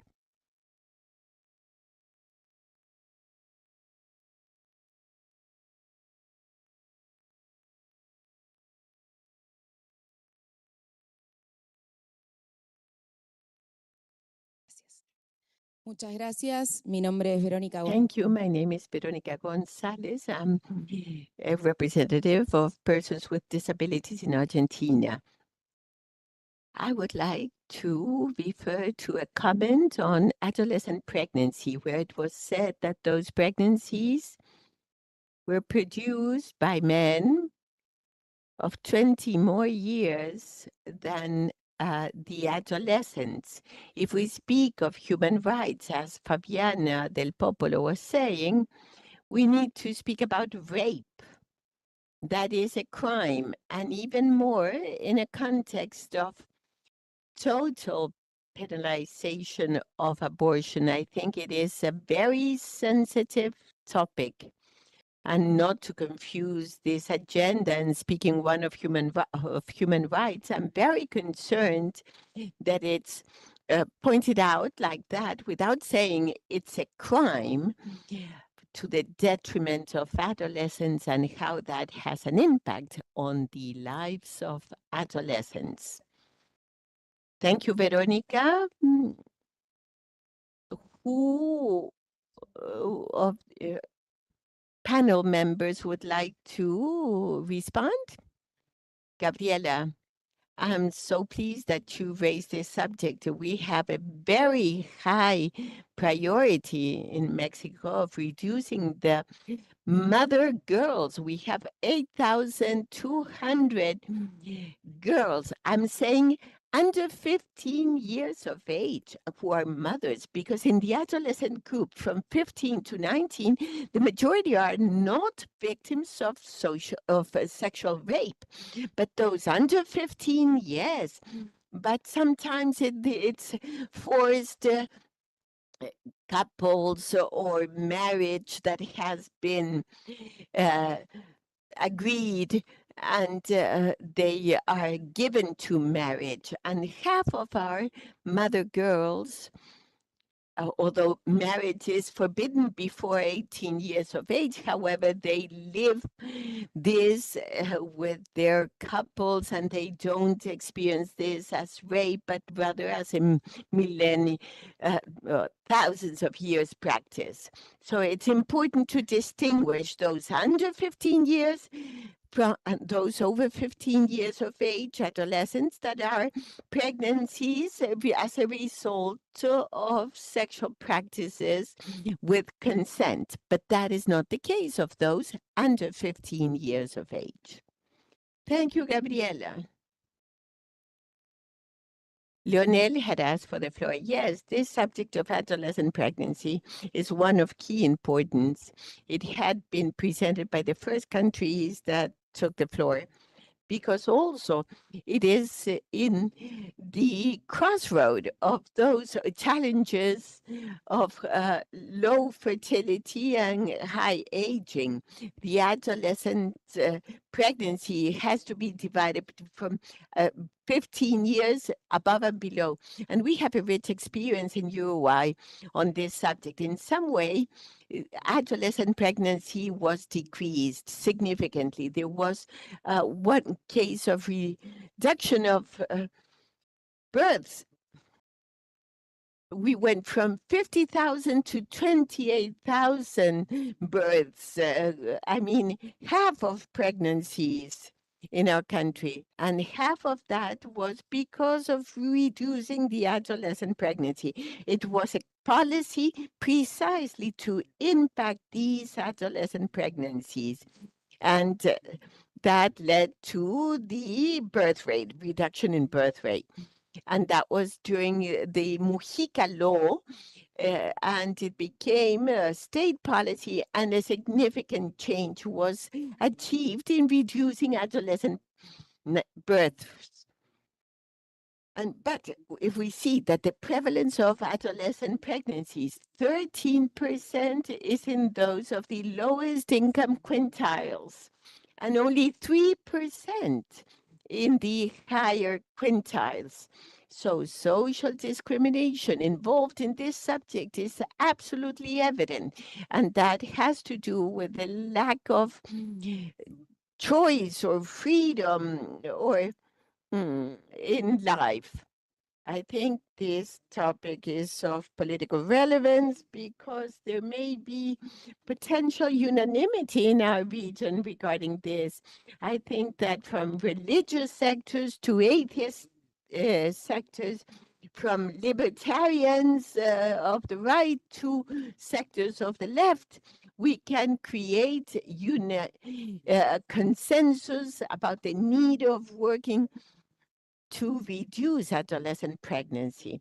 And to work on this, of course, calls of major paradigms that our agenda already includes integral sexual education, contraception, and safe services for adolescents and the improvement of their living conditions. So Uruguay supports the initiative of zero adolescent pregnancies that has been developed by the UNFPA, UNFPA.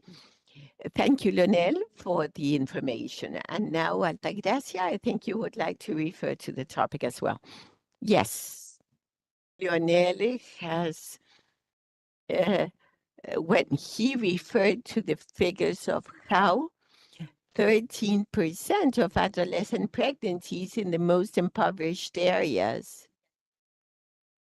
and it's only 3% in those higher income populations.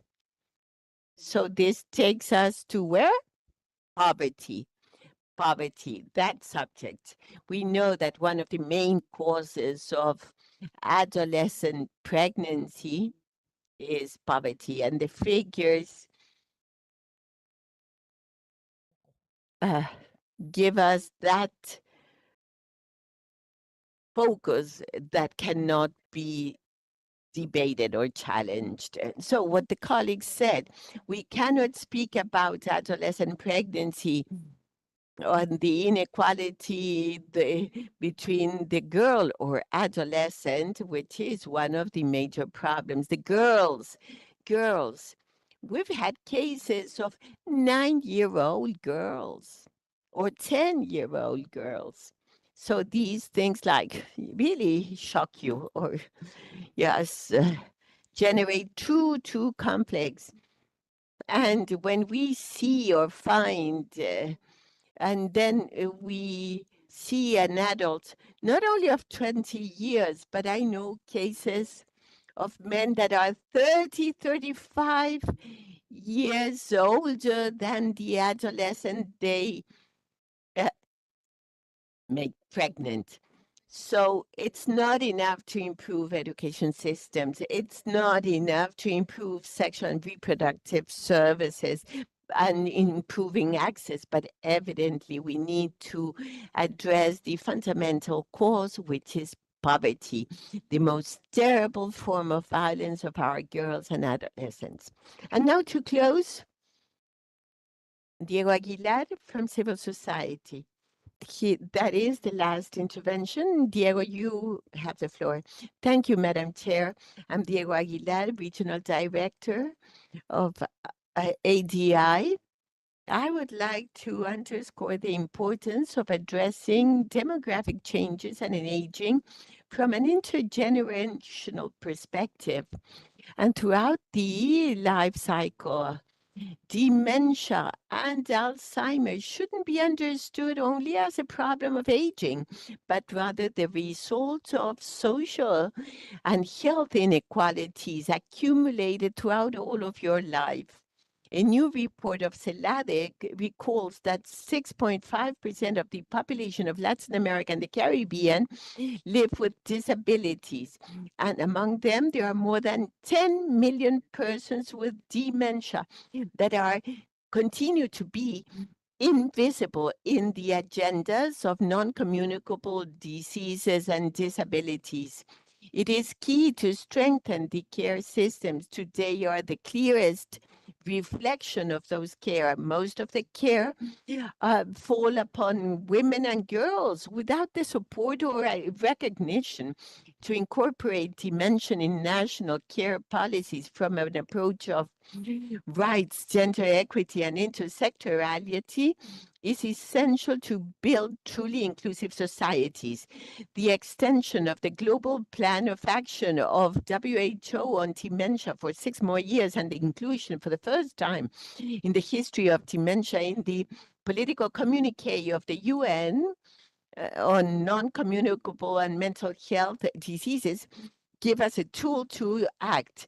Policies should incorporate dementia intersectorially, from health to education to work to social protection, guaranteeing support throughout the whole life and not in old age only.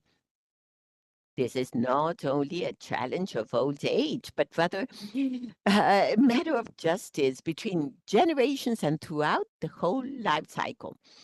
Thank you, Diego, for your intervention. And with this last one, we close and thank the panel members, delegates of all countries, your participation, cooperation agencies, and civil society and organizations participating here. Thank you, Madam Chair. We have finished the panel. Well, thank you, moderator of the panel members, for your reflections, thoughts, ideas, and all the delegations for your comments. With these words, then, we have concluded the session of the morning. We will resume the meeting at 2:30 p.m. We thank you for being punctual, and I invite all of you to participate in the side event convened and organized by the government of Colombia with the title Territory, Vulnerability, and Climate Change, that will be held at 1 o'clock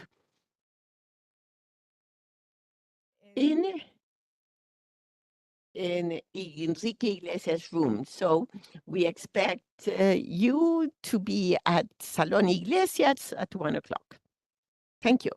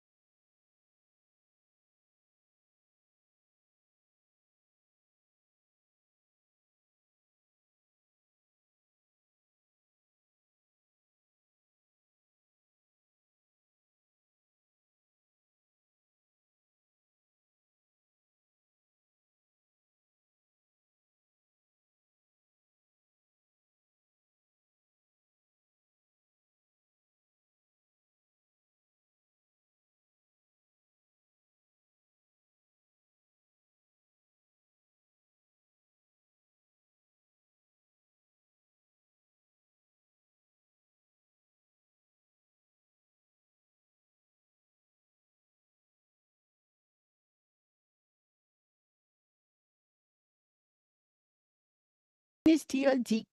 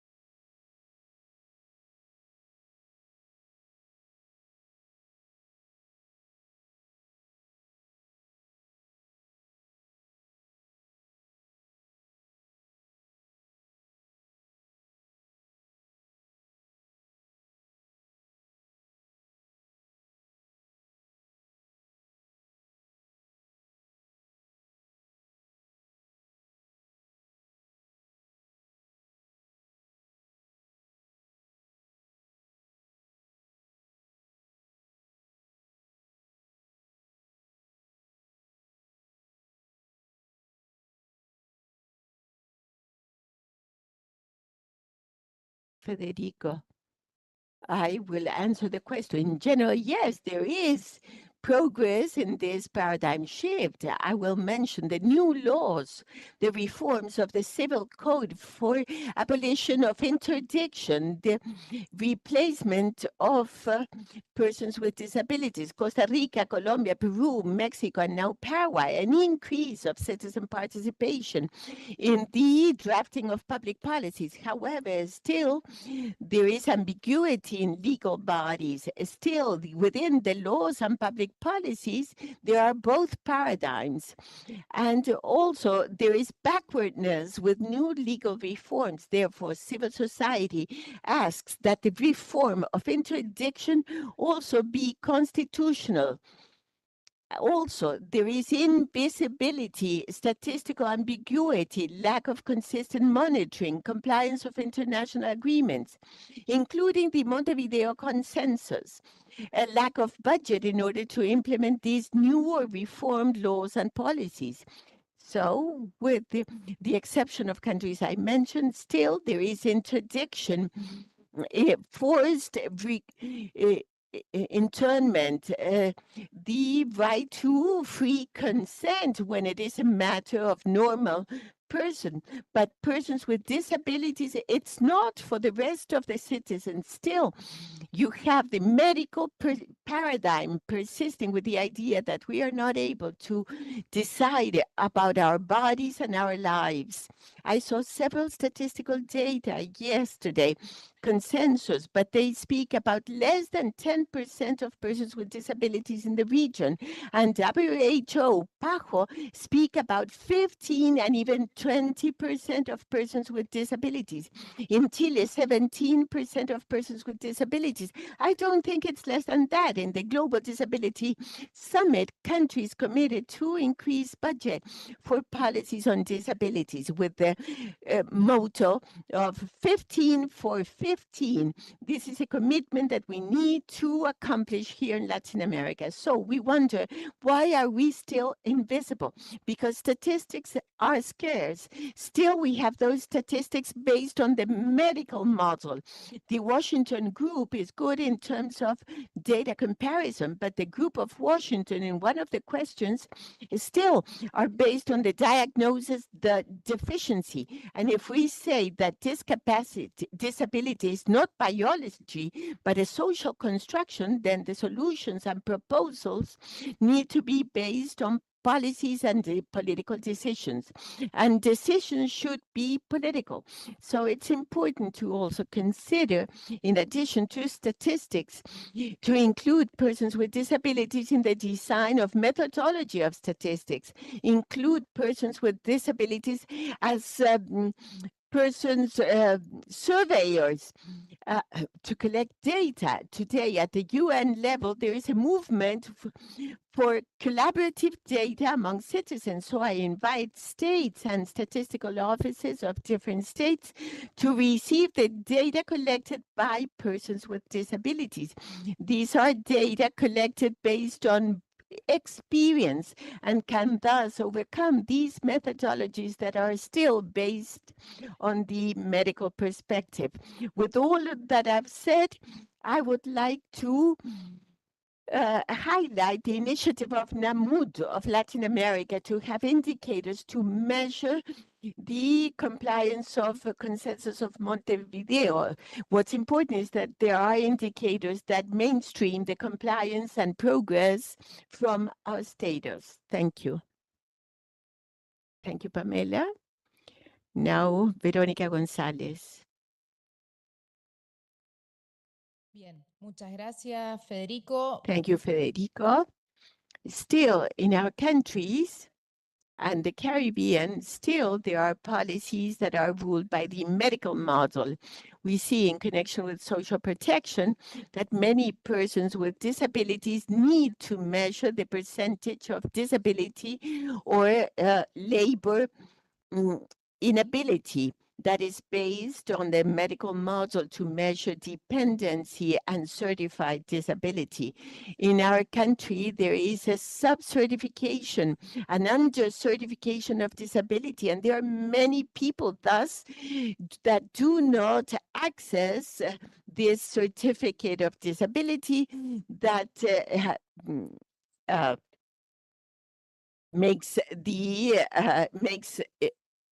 the possibility of equal opportunities linked to rights.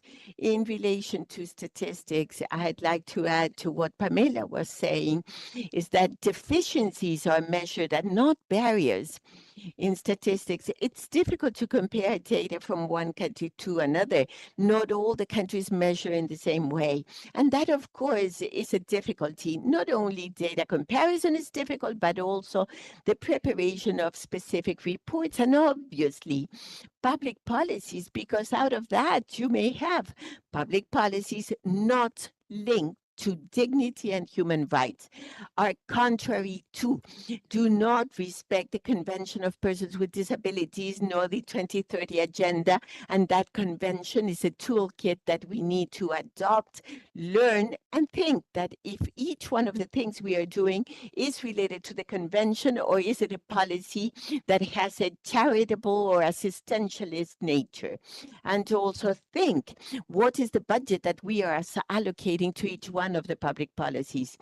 The questions of the Washington group very often do not detect intellectual, psychosocial, or visceral barriers. An example, a bad example, is that of Argentina, that not only the digital or the option to complete it digitally was not accessible for persons with disabilities, and raised dichotomic questions. That is, it did not assess a disability that's not total.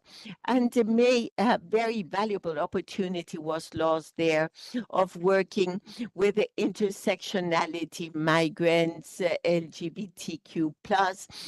Also, the opportunity was lost to link information related to education and employment. In many of our countries, much is said about social or the right to social protection linked to irregular issues.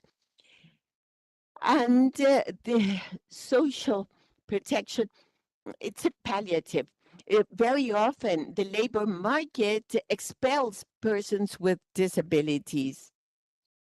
If not, I mean, we are 80% of persons with disabilities without employment. The Washington group also raised other questions as underscoring more disabilities. And so this initiative is remarkable. I also wanted to say what Pamela was saying.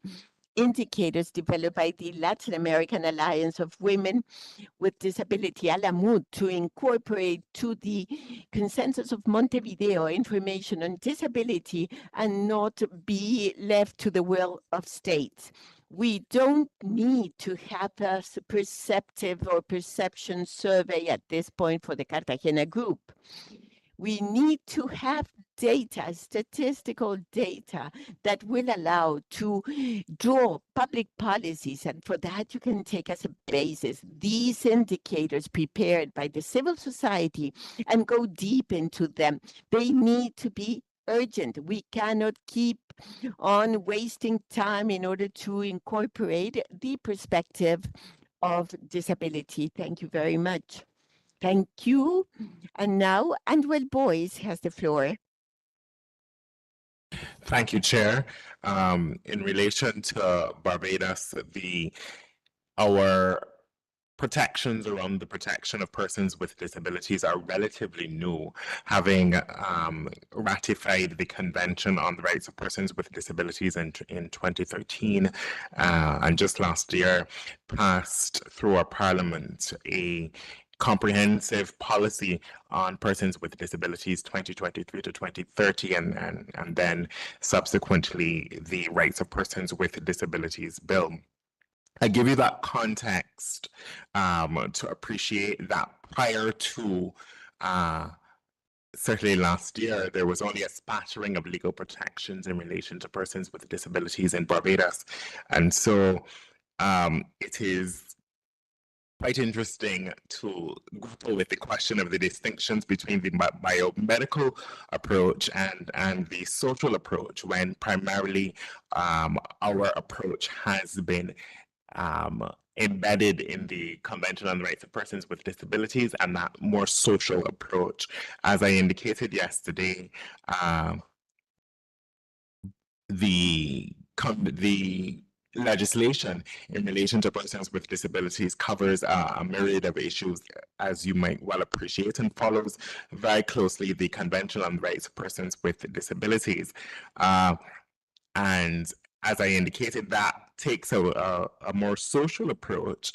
The issues of, let me agree with my colleagues, that the issues of data and data collection and the identification of disability remain a challenge in Barbados. And no doubt the ways in which the disability is identified remain primarily biomedical in their approach. But like I indicated, this is early days yet in the journey towards the protection of persons with disabilities.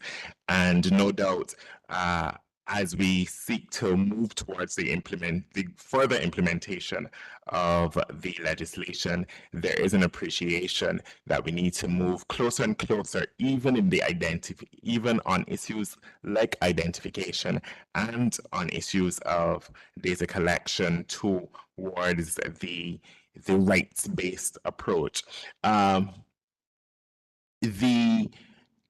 The Washington Consensus questions raise significant concern with some of our advocacy groups. I will give you the story of having, during COVID, we were going through a digital identification transformation process and moving towards a digital ID. And one of the challenges for the community of persons with disabilities was having disability, perhaps, if you wished, demarcated on your identification card. And the basis of that identification was the Washington Consensus questions, and largely there was a great concern within the community of persons with disabilities about the extent to which those questions adequately represented the multiplicity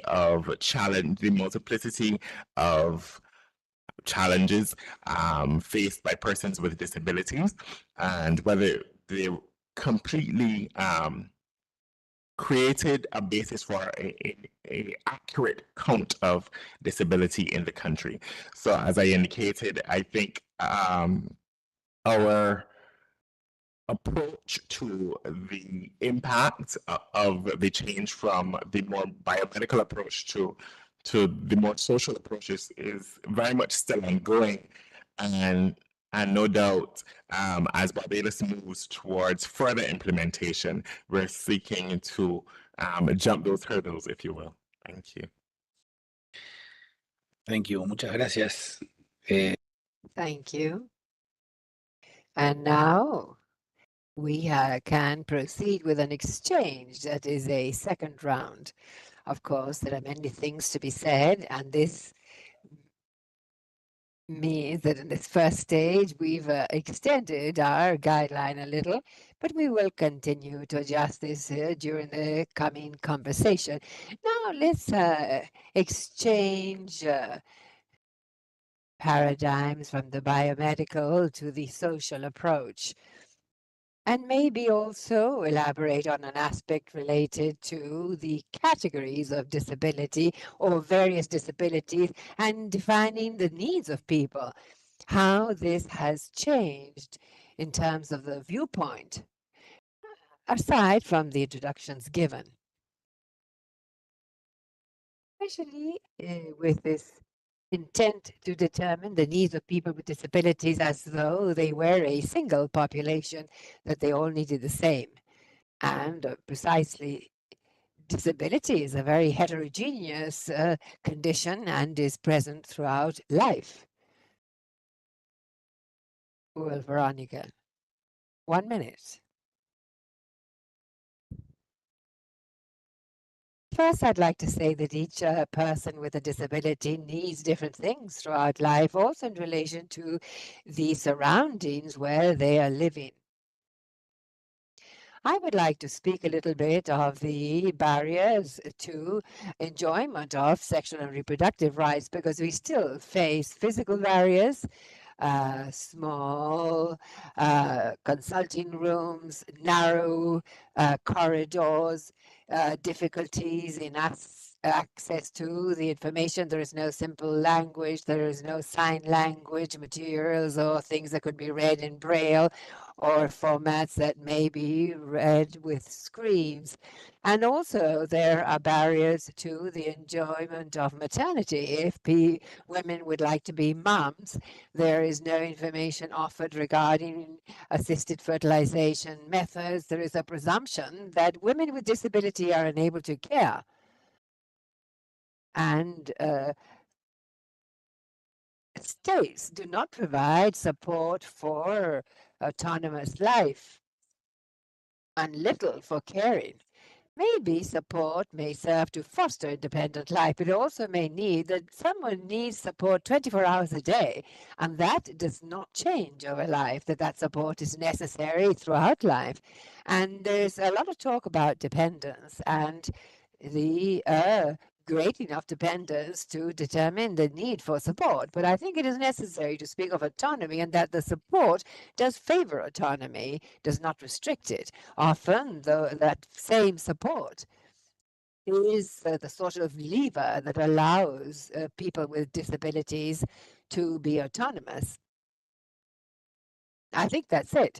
And also, I think it's important to say that there are many barriers to access to informed consent. Thank you. Someone else? Bilbia, Pamela, Bilbia. Any comment to this first question? Pamela? Would you like to share something? Thank you. I think we're short of time. I will go quickly to a concrete example. A group of women and children with disabilities, the most oppressed, forgotten, and excluded. We did research in the organization of deaf people, an organization in one country that I will not mention because the truth is very similar in all countries of the region, so I will not name the country, with the support of a university. And we did research on women, indigenous deaf women, from different areas of that country. We brought them to one location, asked them about their access to sexual and reproductive health. And what did we find? First, that they The international sign language interpreter was of no use because they had their own sign language, indigenous. And so it was no point in having a sign language interpreter. They themselves were there trying to get the questions to be answered by these women. And second, we need more time. Third, 100% of the surveyed women were the victims of violence and rape. 100% of them did not recognize this as abuse because they'd had no access to the information to recognize abuse based on gender and disability. And the great majority of these women had no idea about family planning, undesired pregnancies, because they have no access to sexual education in their native sign language. These are just some examples of things that are happening today, but that we do not know of because the evidence picked up or that is known does not reach these mostly discriminated groups. So we cannot forget the unheard voices, voices that cannot be heard through your ears, but they do exist. Thank you, Pamela. Would anyone like to add something regarding this point? I think that we are getting into this second trigger question that I will introduce so that we may continue to speak along those lines. It has to do precisely with what barriers do people with disabilities face in terms of accessing sexual and reproductive health care. And what policies have been key to promote the enjoyment of sexual and reproductive rights by people with disabilities? Let's begin with, I believe he said Andwele. One of the critical barriers to the enjoyment of sexual and reproductive health rights by persons with disabilities is culture. For a very long time, particularly in the Caribbean, in the Commonwealth Caribbean, there has been this notion that persons with disabilities are not, as my colleague said, autonomous humans with the capacity to determine and to make their own sexual and reproductive choices. So that the stories of doctors advising individuals not to engage in sexual activity, certainly not to bear children, are many. And no doubt the way that we turn this corner is to engage in the continuous training of some of our medical practitioners and our entire societies, because you appreciate that no doubt in the persons with disabilities get so much of their SRH information from the people around them. And we have to, if we wish to change the perception and to change, to mount the hurdles and barriers to the full access to sexual and reproductive health, we have to change the information that they are given by so many of the entities and individuals around them. The other thing is that we have to make our entities accessible, both in the physical sense and also to make them accessible in terms of the modalities that are used in their operation. So my colleague referred to sign language. The other thing that I think we have to refer to, even in small countries like mine, are the notions of rurality, right? So because of the limited financial resources and that kind of a thing, you may have a public clinic, what we refer to as a polyclinic in Barbados, that best caters to persons with disabilities, but that is located in urban areas.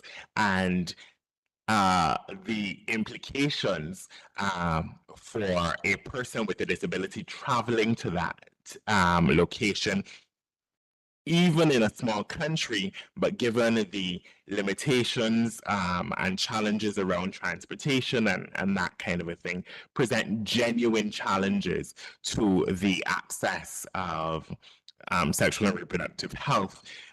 Certainly in the Caribbean, I think it is time for us to have a real conversation around SRH in schools and comprehensive sexuality education, even in our schools and special institutions, because the data tells us that persons with disabilities are at particular risk. And no doubt, I don't think we mitigate it by clutching our pearls and hoping that the situation will be different. We have to persons with disabilities with the appropriate information so that they can make the most sound decisions for themselves. Yeah. Muchas gracias. Thank you. Bia. Ambas. Very interesting, both questions. Perhaps starting by saying that Costa Rica reaffirms its commitment with the guarantee of the rights of sexual and reproductive health of persons with disabilities in accordance with the framework creating the protection and defense of persons of disabilities, recognizing this area as essential for the exercise of autonomy and self-determination.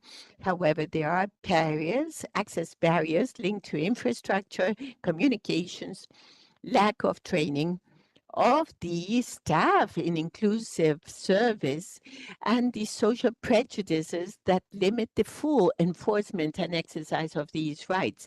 According to the ENADI's National survey in 2023, presenting results in 2024, 254,696 persons with disabilities, that is 39.4%, tests were done to detect UIH and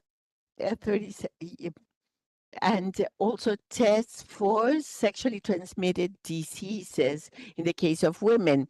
317,270 were subject to the breast test and 31,316 vaginal cytologies or pap smears. 281,899 attended gynecological examinations, and 126,152 men were subject to prostate tests. There's still gaps, and they need to be addressed. The Social Security Costa Rica institution has implemented regulatory standards, that is, technical guidelines for surgical sterilization, counseling for surgical sterilization in sexual reproduction, and this provide the necessary information for informed decision making about existing procedures. The institution tries to apply accessible and respectful formats of personal autonomy, as well as the reproductive unit of high complexity guarantees access to women to in vitro fertilization techniques. The action plan of the National Policy of Disability of CONADIS incorporates actions of continuous improvement to strengthen inclusive care, the update of standards and protocols in health and in sexual and reproductive health with the approach of rights, gender, and disability, and permanent training of this medical staff and nurses in order to eliminate discriminatory practices. All of that trying to secure access to sexual and reproductive health to be universal, accessible, and fully respectful of the autonomy of each person. Thank you. Before giving the floor to Veronica and Pamela, that already have referred to the identification of barriers, in sexual and reproductive health services. Please, can you go deeper into the relation between barriers and policies in order to have that view? Pamela first. Pamela. Pamela?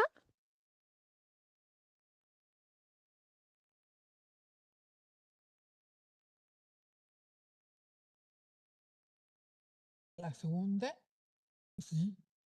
Ah, perdón. Ya. Ahí, lo que decía Pamela, que What I was saying, Pamela, is that you had already introduced in your previous comment the subject of barriers as an experience in sexual and reproductive health services.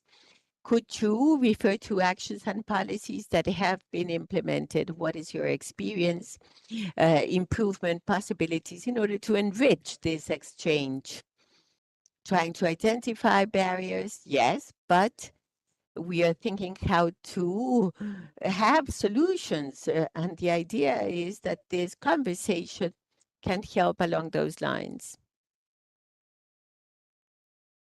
Thank you. Yes, in fact, the laws that have improved, yes, in the acknowledgement of the right of access to integral education. How do we define the limit between the right of the family to decide about the education of children and the one of the person of or women with disabilities to have access to integral sexual education, comprehensive sexual education? And the progress is that of WHO and Pan American Health Organization in terms of training the health professionals and also practices of countries internally to train the health professionals in this paradigm shift in order to see those persons, girls and women, as subjects to rights. These trainings are done sometimes in an isolated manner. There are isolated efforts. The idea is that it be a state policy training in human rights and sexual and reproductive health rights of present professionals in order to give us access. And the idea, Tendemos a presuponer que no se puede. and we cannot have decisions. And of course, yes, there is a progress, but still there are challenges. And what's most important is to incorporate women themselves with disabilities that has been declared so as to work hand in hand with the health ministries and departments in the design of these policies and training programs of the present and future staff and professionals. Thank you. And now Veronica has the floor. Bueno, como ya As we have said before, and we have talked about barriers, I'd like to add that in our countries, sometimes there is forced sterilization, abortion, and contraception without taking into account the view of disabled persons. And sometimes the health professionals do not feel that they need to provide special measures for them. As to best practices, I want to mention a few. In Argentina, in the Ministry of Health, there was a working group in sexual and reproductive health rights. And this working group had the idea of mainstreaming the theme of disability to provide training to the health teams and provide materials accessible for the population. And this working group that really was wonderful was now reduced to its minimum expression. Same thing, much controversy related to comprehensive sexual education, which is a law in our country and provides scientifically validated information for boys and girls at different education levels in terms of their age. And this is now being challenged. As to civil society and the work civil society is doing, there is an interesting partnership with UN agencies, and thus in Argentina, the SEAD program, Sexual Rights with Inclusion, in a partnership between REDI, FUSA, and the UN Fund, with three main axes. One, to have workshops for women with disabilities, incorporating dynamics and different materials with accessibility, and the other, training to health professionals. And third was to try to modify the law of sterilizations, because it still allowed sterilizing women with disabilities without their consent. Good work, ODISEC in Peru and Alamud in Costa Rica, the work they are doing, and they provide workshops for women with disabilities and for health and education teams. Hopefully, with the dissemination and communication within the UN, these resources will continue to be allocated in order to keep on working on these subjects that are truly urgent and are very much related to the guarantee of rights for the population with disability and for women with disability, and also to prevent possible situations of violence. The more information we have, the more decisions we can make and exercise rights and have a roadmap for your life to exercise and enforce rights. Thank you, Veronica. Now we'll move on to the next question. And at the end, we'll have an exchange of these views. If somebody has something else to share in order to consider these strategies that need to be adopted in order to meet the long-term needs and contribute to promote the rights, autonomy, and participation in community of the persons with disabilities. And in a society that will have higher levels of disabilities and dependency. To begin this last question and asking for this synthetical effort in order to comply with the time allotted and in order to have an exchange afterwards, I'll give the floor first to Pamela.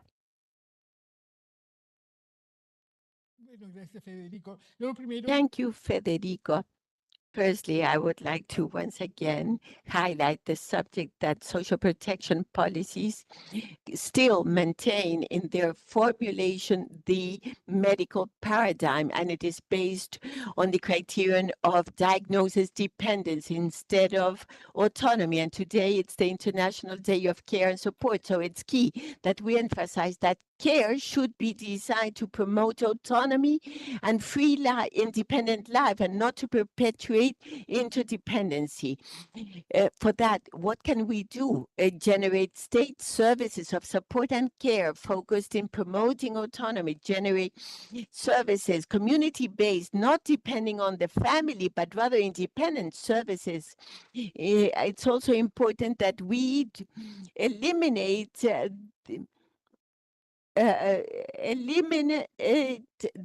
edadism, which is a form of discrimination that is, we need to have a cross-sectional services for all teams, for all groups, include residential care that is to be part of the social protection policies of states, to include initiatives of stimulation of cognitive and physical stimuli in order to eliminate dependency. Dependency should not be permanent. That is what we need to think of. And laws and policies need to be clear in order to exercise the right of self-care and the right to decide and agree on the agreements, and also include social, educational, and labor inclusion policies without old criteria and have a criterion of 15 for 15. In that way, we will build more accessible societies, eliminating barriers. And it's so important to have a culture, a multilingual, intercultural culture in public policies. It's also important not to forget those communities and their rights that are not based on hearing, but rather on vision. Thank you. Andrel, you have the floor now. We have to take a multi-sectoral and interrelated approach to this notion of care and support for persons with disabilities. And Barbados has done a great deal in the last year or two on this, on precisely this. And in the development of what could be referred to as a national care strategy, care and support strategy for persons with disabilities, their families, with particular focus on the elderly, as Barbados, like so many of us, inches towards becoming a super-aged society. So I'll just talk about some of those interventions very quickly. Barbados is in the midst of building a brand new elderly care facility, a state-of-the-art facility that will provide a residential care for elderly persons. In addition, on the theme of residential care, just 2 weeks ago, ground was broken on new respite and residential care facilities for persons with disabilities as well. I spoke yesterday about the extent to which 2 years ago in the budget, the government of Barbados allocated greater financial support for the care for persons with disabilities and their families, and broadened the categories of persons with disabilities who received that support.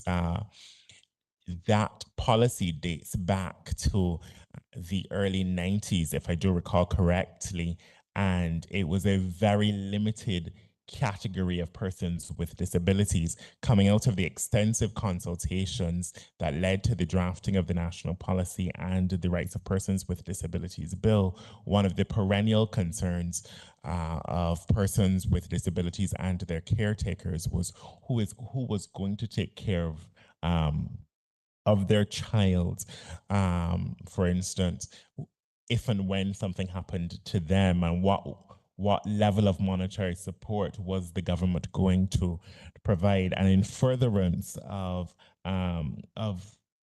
in response rather to those considerations, a whole set of new categories were added for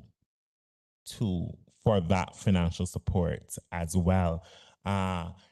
Barbados is also in the midst of crafting a new elderly policy, which really points to care and support, yes, but also active aging and the absolute need for the continued contribution of persons of older age to continue to contribute to our society, both financially and socially.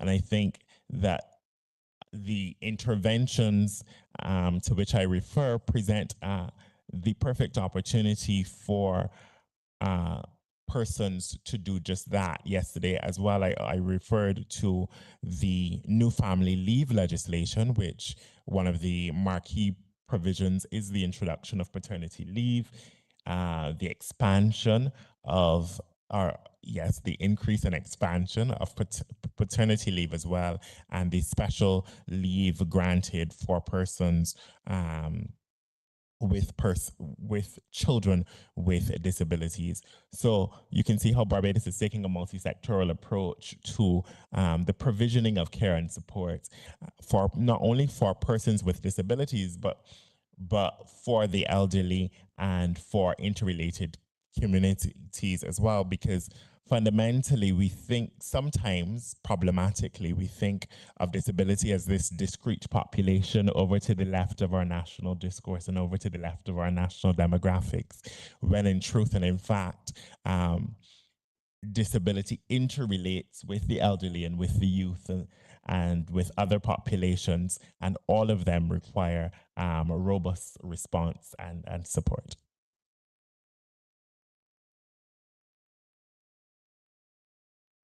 Muchas gracias.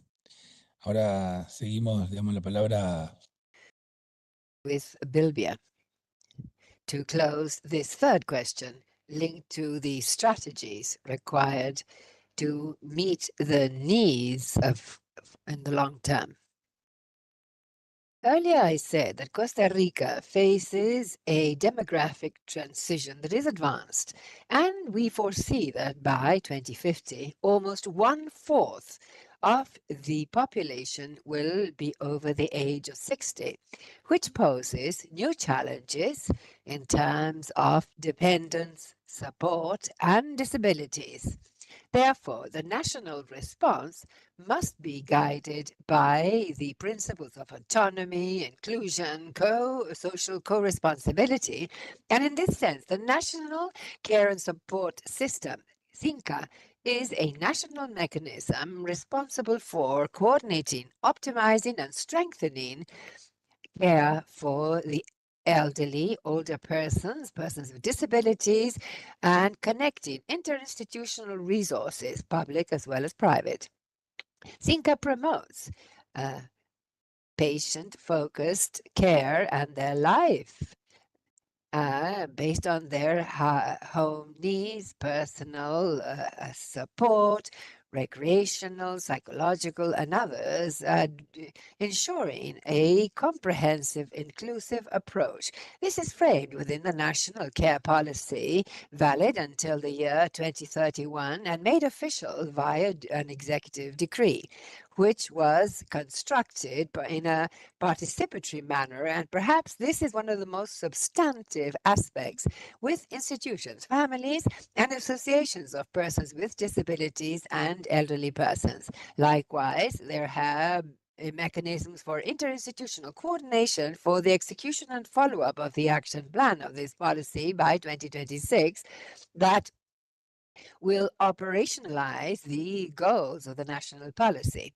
Within this framework, CONADIS applies a dependence viewpoint that allows determining the level of support required by persons with disability, users, or those who request or requested by programs and special institutions or programs for personal autonomy, directing resources to meet the real needs of the population. These strategies strengthen the interdependence, positive interdependence between care, autonomy, social inclusion, ensuring that persons with disabilities may develop fully in their community, actively take part in social life, and enjoy rights in equal conditions in a society that moves towards sustainable, human, and rights-based approach. Well, for this first stage, we will begin with Veronica. At some point, I will learn how to put the microphone on. Now, in relation to support and care, I'd like to recall the consultative opinion 31 of the Inter-American Court that speaks of the right of persons with disabilities and care as a human right, and the right of these persons with disabilities to be cared for and for self-care. I believe that this must be considered together with accessible territories, accessible transport, as Pamela said, accessible schools to access education, accessible health centers, for furthering employment in order to reduce this chronic disease that persons with disability have, that is unemployment. I also believe it is important to connect this to the development of assistive technology that often reduces the need for human support, and also consider the right to receive support that is not always from families, because quite often the fact that the support is the family is to the detriment of autonomous decision making on account of overprotection, wear down, wear and tear, and so many other factors. And also because it is also necessary to it not always be the mums of persons with disabilities who actually provide that care. And also think of assisted households. As our colleague said, the problem of many parents is what will happen when they're no longer around. And so it is necessary to have devices in the community so that persons with disabilities that need a lot of support may receive them. And also think of the need to have community devices to care for mental health cases and to avoid prolonged admissions to hospital. What they do is to break with social ties. And well, this, of course, hand in hand with labor opportunities. It cannot continue to happen in our countries that moms with disability are distanced from their children, presuming a risk that most often does not exist. But this does happen because governments prefer to assign funds to homes and where these persons end up living and not provide support so that a mother with disability that would like to be a mother may do so. Support must be devised based on what each person needs and must be freely chosen by the person. And let's not forget that when we're speaking of the care agenda, we're also speaking of support.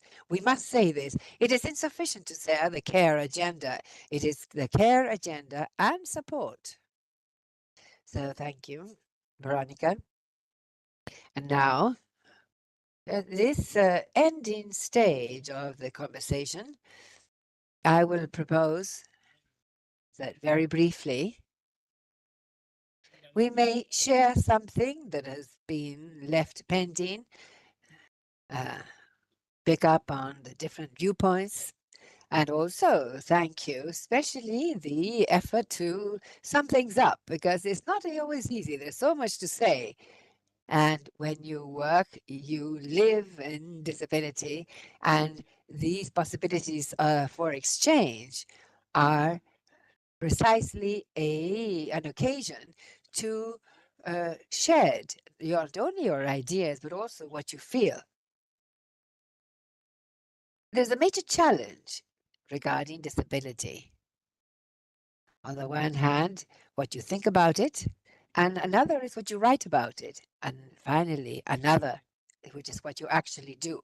And so a lot of what we've done today has to do with that, how the convention documents of the rights of persons with disability, the Montevideo Consensus, also required the creation of the Cartagena Group as a space for interpretation, constant interpretation for action, on account of this trend that the ideas be left merely on the paper. And so I invite you to one last minute wrap up and then move on to the country representatives. Very well.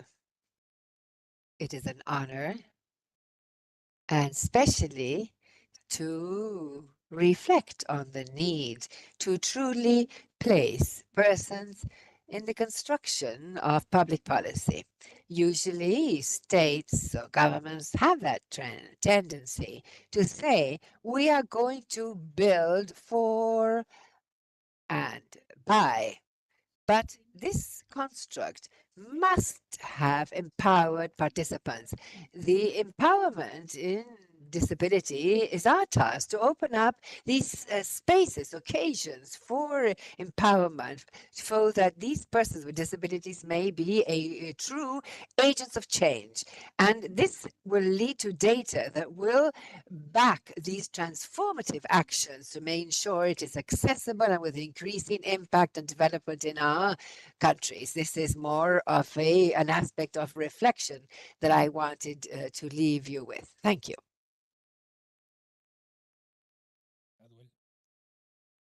Adwell. Chair, thanks to the entire team who put this together. As I was sitting, you invoked the notion of that which we feel. And as I was sitting here, it was hard not to think and to feel for our brothers and sisters in Jamaica and in Cuba who are impacted by the vagaries of Melissa. And I just wanted to invoke their notion for them and their presence in this conversation, because so often the notions of climate change, the notions of the climate crisis are felt to be disparate to these conversations on population and development. I really wanted to center the realities of Caribbean countries in this conversation about the Montevideo Convention, about the consensus rather, the development of public policy as it relates to persons with disabilities, and have us appreciate the extent to which small island developing states, while they try to do all of this work around population and development, are also grappling with the very real realities of storms and hurricanes that can upend our lives. And no doubt the shocks from these kinds of events only make the vulnerability that we already live with even more so.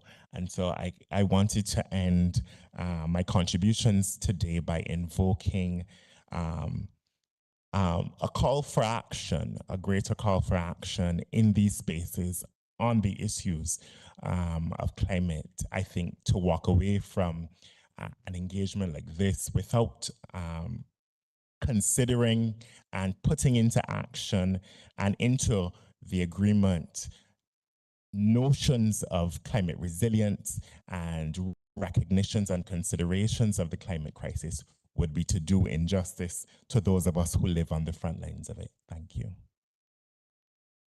Muchas gracias. Pamela, una última reflexión para compartir.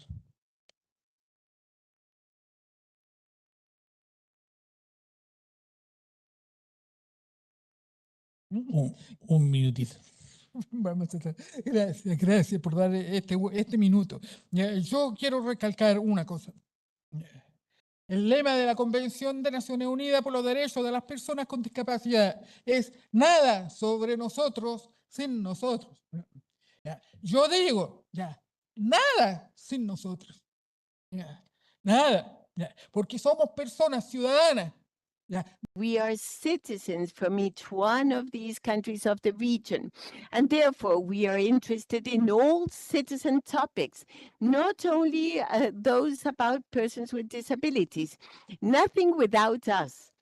That means that in the budget of each one of your countries, there should be an item of accessibility measures to be there. Now, if the UN Convention was so good, it's because we were there to work hand in hand with the governments. And we can continue working with you in order to design public policies, in order to implement and evaluate public policies, so that we may be sure that we are working for a sustainable development where poverty may be reduced in our region. We need to work together without exclusion. We need to be there. There are persons with disabilities who are truly prepared in all of our countries. No, there's always someone speaking on behalf of the person with disability. No, I invite you to work together. It's the only way, truly, of having economies and social development and transformation and social justice in each one of our countries, good ones, with the persons with disabilities. Thank you, and now we close with Veronica. Pamela. It's difficult to speak after Pamela. I subscribe all that she has said, and that is the struggle we have, we persons with disabilities, to be recognized as valid interlocutor in all subjects on disability, but also on the rest of subjects. I feel very excited to be here in this panel meeting, and that this conference has put the center in disabilities. From Ready, we have worked for 10 years, and they told us, once again, you speak about disability, and they would assign us only 1 minute to speak about it. And now the focus is disability. So I'm profoundly excited.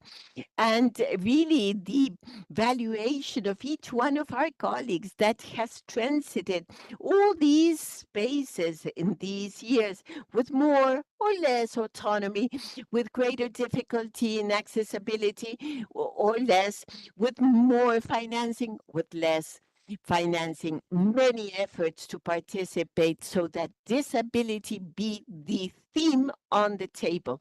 Today it is, and it's a great opportunity so as not to forget about the subject, to think about budgets, to think about statistics that are truly useful, allowing to draw public policies without charity or assistantialism, to promote life projects with dignity and autonomy. We cannot wait. The lives of persons with disabilities follow the track, and we need to have accessibility today. We need support today. We need to have employment today, have access to health today. We cannot wait anymore. So let us all work together. Civil society, we are available, willing to participate. As Pamela was saying, the motto should now be nothing without us.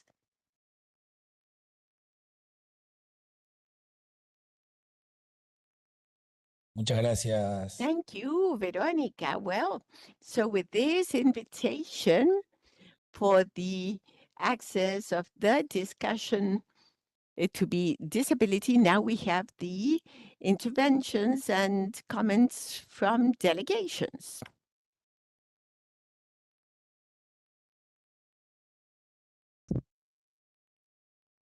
Yes, statements by delegations. We give the floor to the representative of France. Thank you, Mr. Chairman. Thank you for these sessions on persons with disabilities, where France commits at national and international level. In matters of disability, we need to aspire to the effectiveness of universal rights, from school to employment, from the home to participate in social life. France will continue mobilizing in order to apply the Convention of the Rights of Persons with Disabilities. Are especially exposed to sexual violence, and this vulnerability should be taken into account internationally.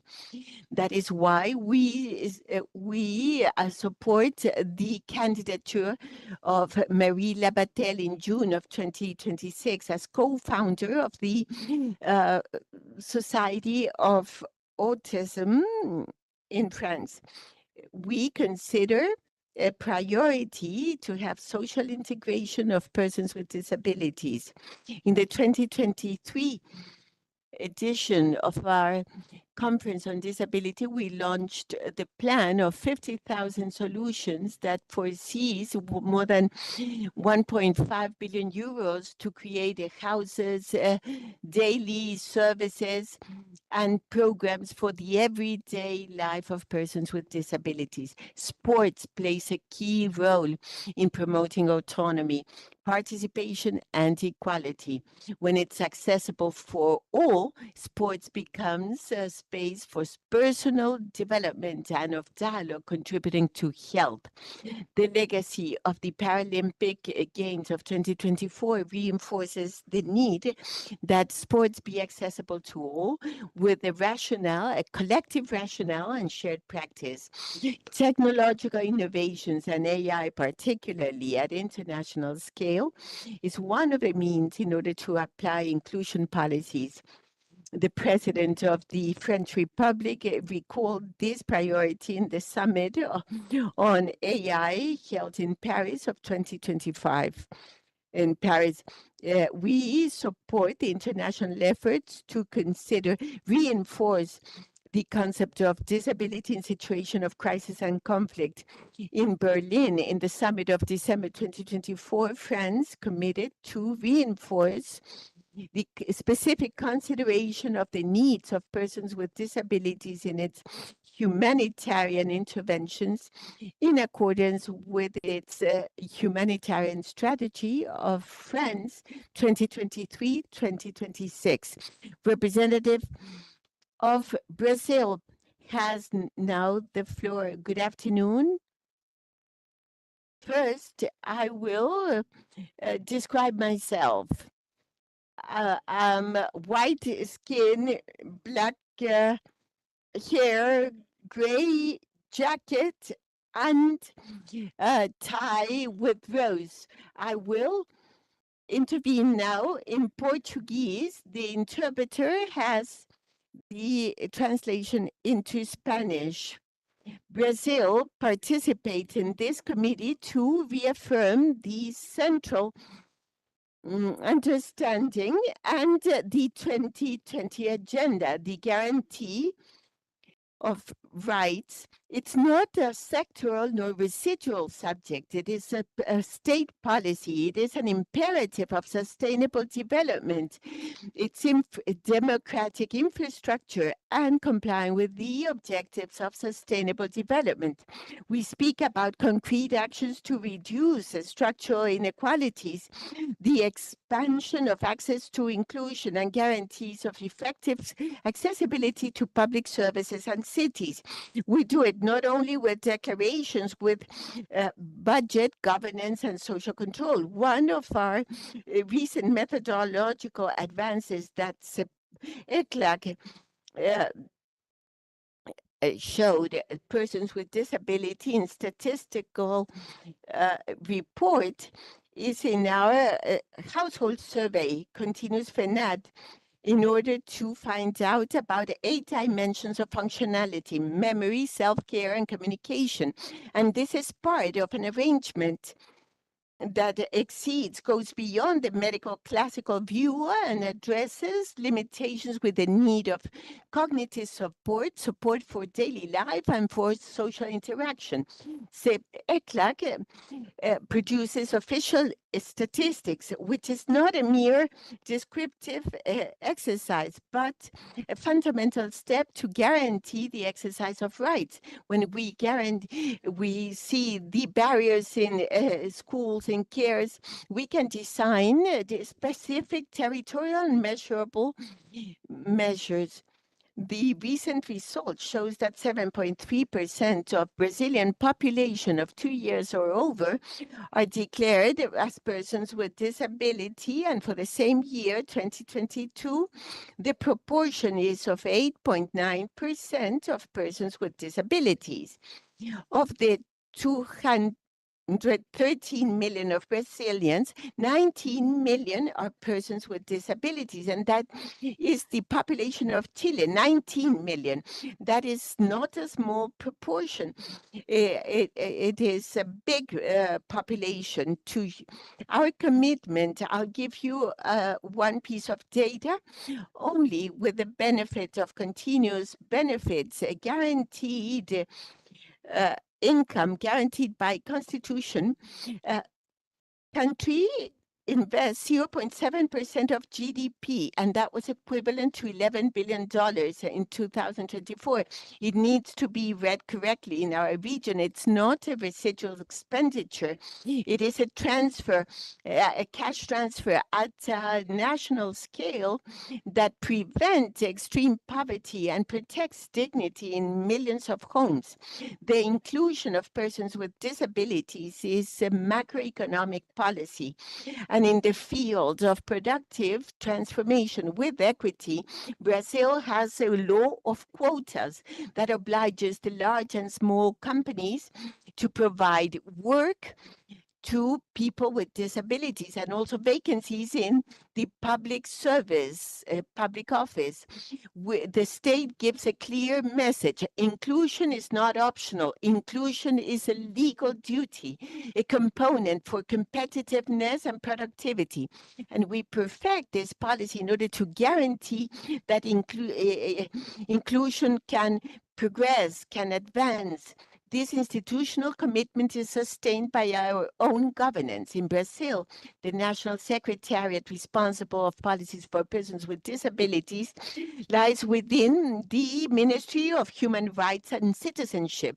It's not an isolated topic. It's a matter of human rights, of material equality and life dignity. We create an interministerial chamber of rights for persons with disabilities, bringing together 7 ministries: Ministry of Science, Technology, Education, and Health, a high-level structure where we apply Novo Vivir Sem, a policy with budget, goals, and times. It's fundamental to address the challenge of this capacity building or discapacity, the idea that a life with disability is valued less. No.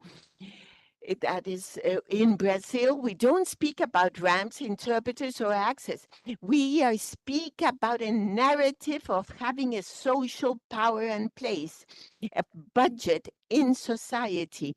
Racism and misogyny violate human rights, and we need to say that capacitism also violates human rights, and it is a structural obstacle for inclusive development. To include persons with disabilities is not a niche. It is a democratic infrastructure and an imperative to build a Latin America and Caribbean that is just, productive, and sustainable. In Brazil, we want to propose joint collaboration for December 3rd, in 1 more month, to launch a campaign to fight against discrimination due to disability, calling it International Day of Persons with Disabilities.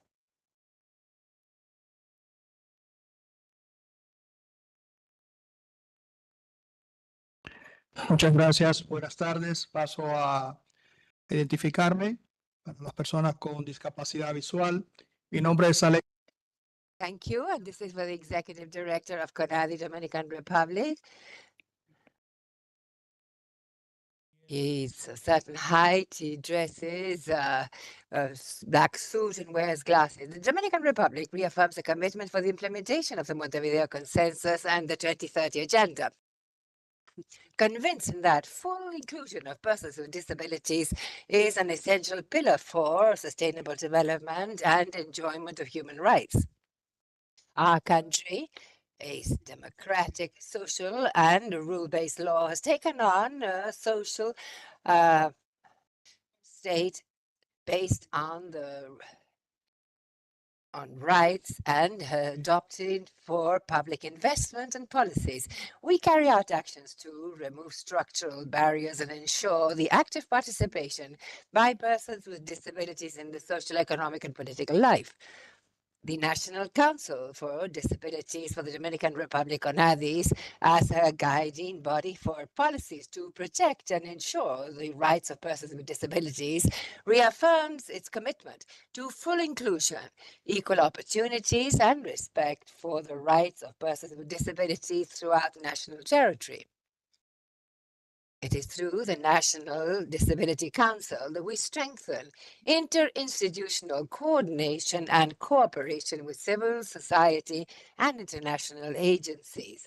Among the progress, we highlight the expansion of inclusive education, strengthening of health systems and social coverage, employment and entrepreneurial inclusive programs, improving the statistical visibility with inclusion of the Washington Group in national surveys. These efforts are framed in promoting direct participation of persons with disabilities in the design and follow-up of public policy. In recent years, we have consolidated important progress in the implementation of public policy guided to strengthen the framework for social protection and development of the national care policy focused on dignity, autonomy, and participation of persons with disabilities and their families. Among these achievements, we would like to highlight the drafting of the first national plan for disability with the engagement of all public and private entities to be carried out over the coming 10 years, 2026, 2036, when the country has a platform to know where these persons with disabilities are, how many they are, the type of disability, their names, and the types of reasonable adjustments needed to be an integral part and full enjoyment of their rights in Dominican society. We are working on institutional strengthening, moving to remove territorial gaps for access to of persons with disabilities to services. We worked on modernizing procedures and within CONADIS to applying the coverage of services for persons with disabilities in all regions of the country. We're also driving universal access in coordination with local government and the private sector, carried out initiatives to ensure reasonable adjustments and accessible settings in transport, education, health, employment, implementation of the national care policy. And this week we will be celebrating a special day, or 5 full days, in fact. And the Dominican Republic took on the commitment to build an inclusive care system with the persons with disabilities and through the Technical Vocational Institute, CONATEC, recognizing persons with disabilities and also aging persons, not only as beneficiaries, but also as active agents within society. We have strategic alliances and strengthened international work with international agencies, civil society organizations, public organizations as a think tank. For example, to ensure an integral and sustainable response to the needs of this sector. These efforts reflect the will of the government of the Dominican Republic to move towards a development model that is fairer, more with solidarity based on our law on disability, Law 3423, for the protection of persons with autism and recognizing sign language in the Dominican Republic, and the Convention of the UN on the Rights of Persons with Disability. The Dominican Republic, through our organization, CONADIS, reiterates its commitment to continue working together with government institutions, civil society, and international agencies to ensure that no person with disability is left behind in the construction of a more equitable and accessible country for everyone. Thank you. Le damos la palabra ahora. Thank you, and we now recognize Honduras.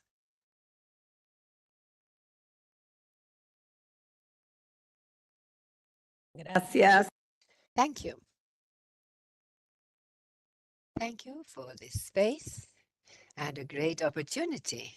As an officer of the National Statistics Institute, this is a tremendous challenge in terms of the production of statistics.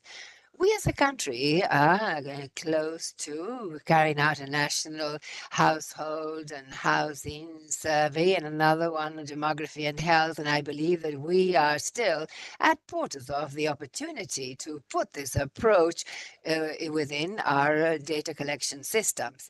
And as a country, what are we doing? Regarding disability, well, the country has strengthened its national framework for inclusion and its public policy for disability, with the opening of 34 municipal offices that are all interconnected by a digital information and follow-up system that allows coordinating real-time care for persons with disabilities. Likewise, we promote economic autonomy of women with disabilities by means of a virtual a job pool that increases their opportunities for work and economic autonomy. And also, I would like to say that in a context of climate crisis and fiscal restrictions, Honduras reaffirms its conviction that investing in health, in youth, in care, disability, and aging, all with dignity, is not an expenditure, but it increases resilience, democracy, and with ECLAC accompanying, UNCTAD and our regional partners will continue to further the population and development agenda that transforms the living conditions and promotes fairer societies that are more sustainable and inclusive. It is just by placing life, equality, and well-being at the heart of our decisions may we build a common future and where truly no one is left behind. Thank you. Thank you. And now the representative of Panama is recognized. Thank you, and good afternoon, everyone. Panama has progressed significantly over the last 25 years, creating legal policies and instruments for the inclusion of persons with disabilities. This is reflected in Law 42 of 1999, which was updated by means of Law 15 of 2016. To address the shortage of information, in 2006, we held the first national disability survey. This was the first one in the country to measure the prevalence and characterize persons with disability and the places where they live. The second national survey on disability in Panama was held this year in 2025 and is a crucial step to have updated data and formulating inclusive public policy. The initiative was possible with the collegiate efforts between the National Secretariat for Disability and the National Institute for Statistics and Census, the Inter-American Development Bank, and the UN Population Fund in Panama, with the support of the Ministry for Social Development and Technical Assistance by the National Disability Service, SENADI of Chile, with their experience in the use of the WHO technology. This survey has become a very sound conceptual framework that integrates international classification of on disability and health of the WHO and the Model Disability Survey. This methodological combination has allowed understanding disability as a dynamic interaction between health and contextual factors, measuring the functionality through the intrinsic capacity and performance and assessment of human rights.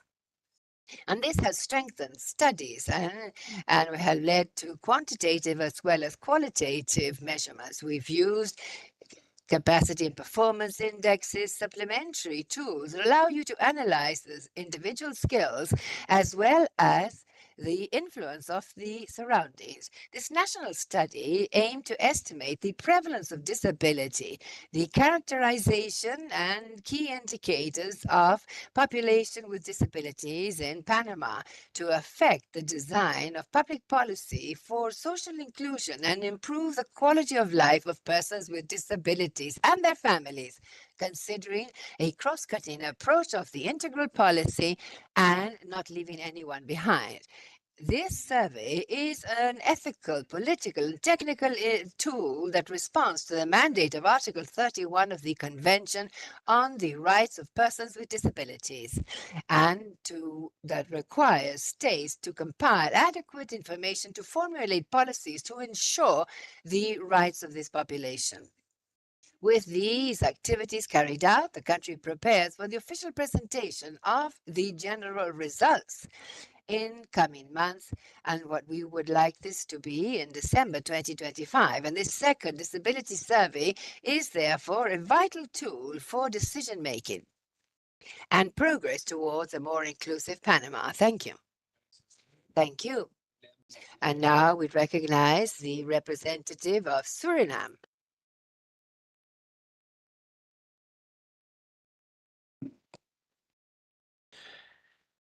Thank you for this opportunity. Our vision for people with disability is to have full development of standards of living and optional participation and enjoyment of life.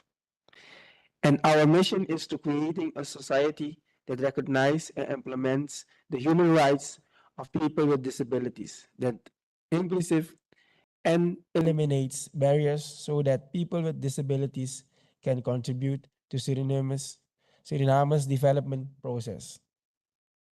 Children with disabilities have the same rights as everyone else. Children with disabilities are among the most vulnerable to bullying, stigma, and social inclusion, facing not only physical and emotional barriers but also harmful attitudes that limit their full participation in society. Approximately 12.5% of children in Suriname live with disability. Too many remain excluded from inclusive education, healthcare, and equitable access to social services.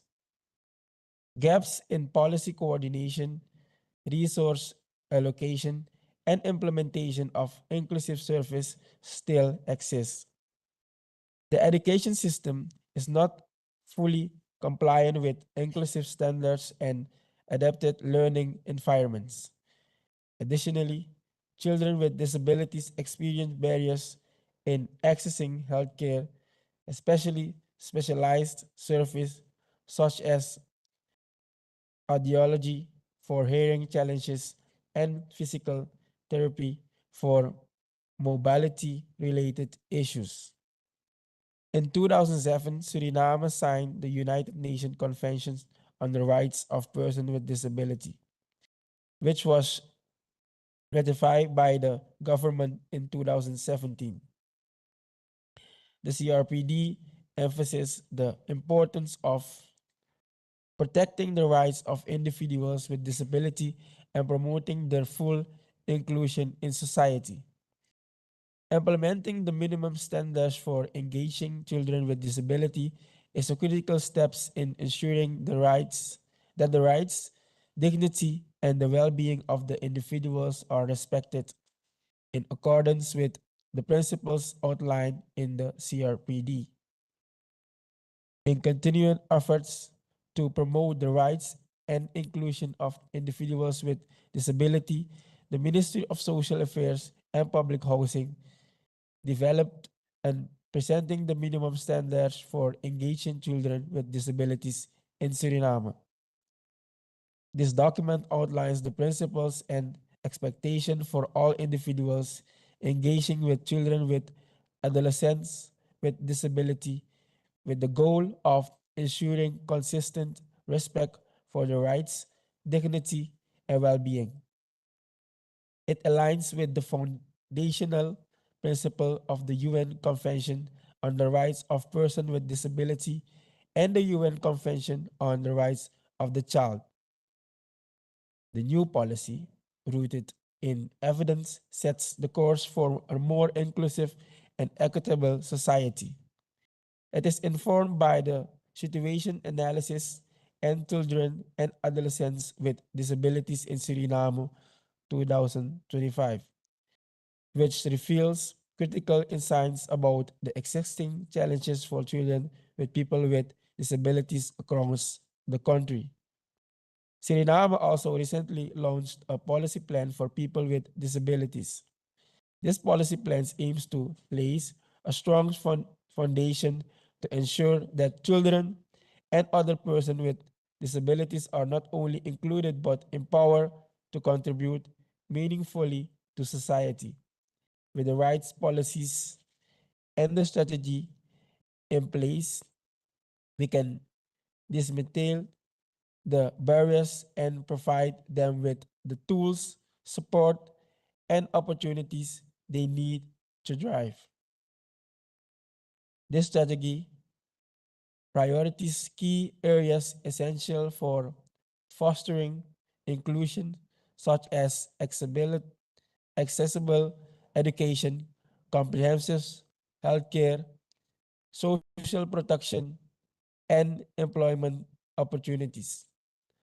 By strengthening these pillars, we, the government of Suriname, are taking a bold step toward creating a society where equity is not just an experience, but a reality where no one is left behind. Thank you. Muchas gracias por su intervención. Le damos la palabra al representante de Chile.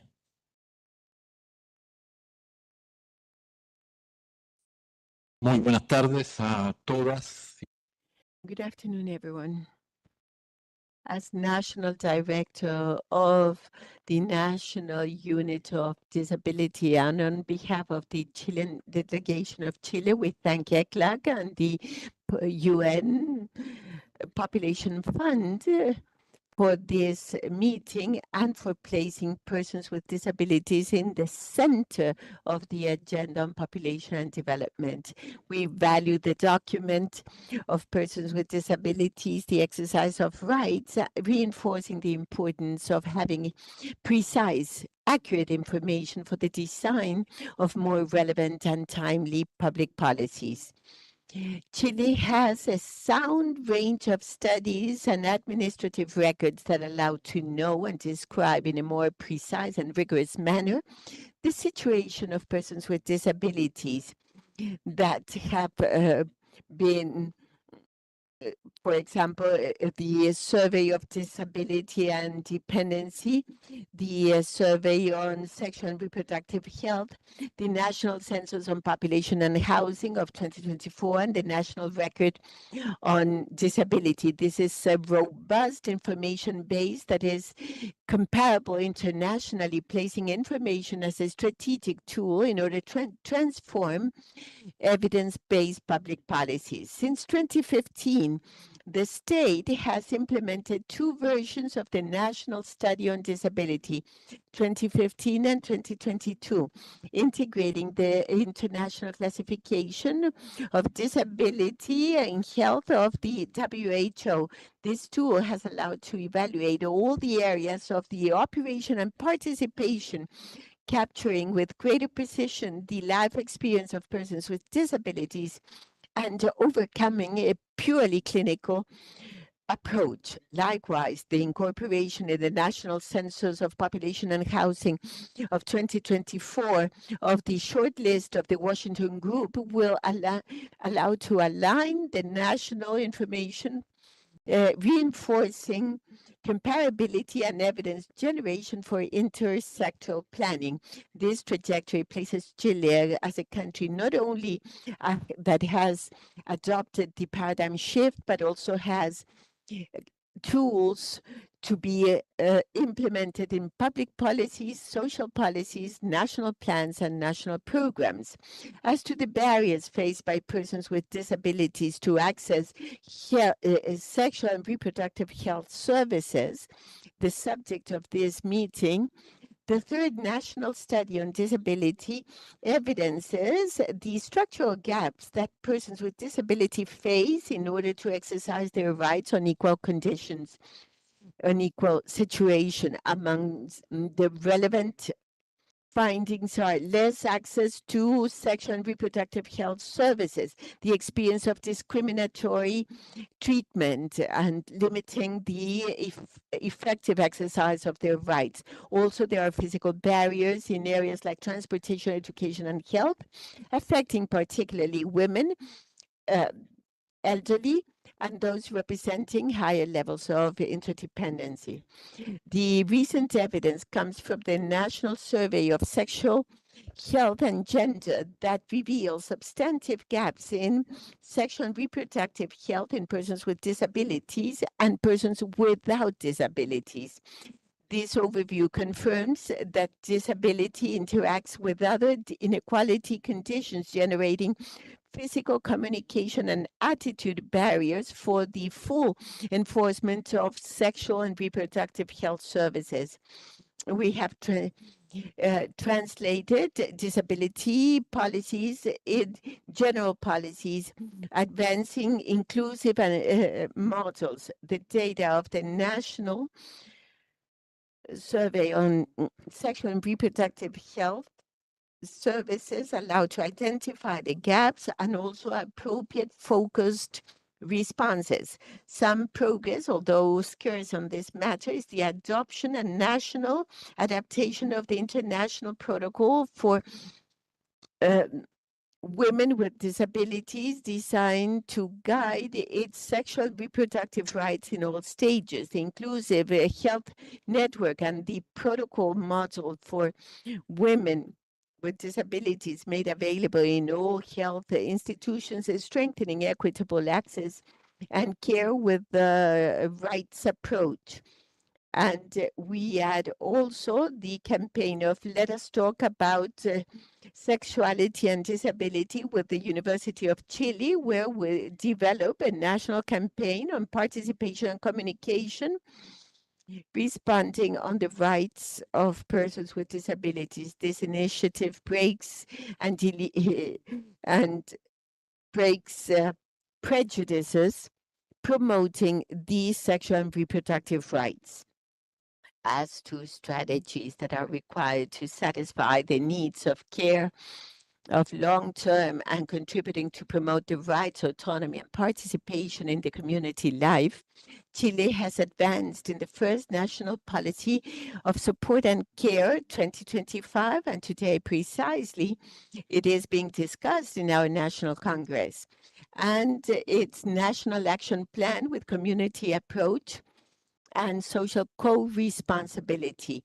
We face an accelerated process of aging where the prevalence of disability increases starting after 60 years of age and in a more significant way after 80 years of age. This phenomenon is closely linked to an increase in the needs of support, assistance, and long-term care.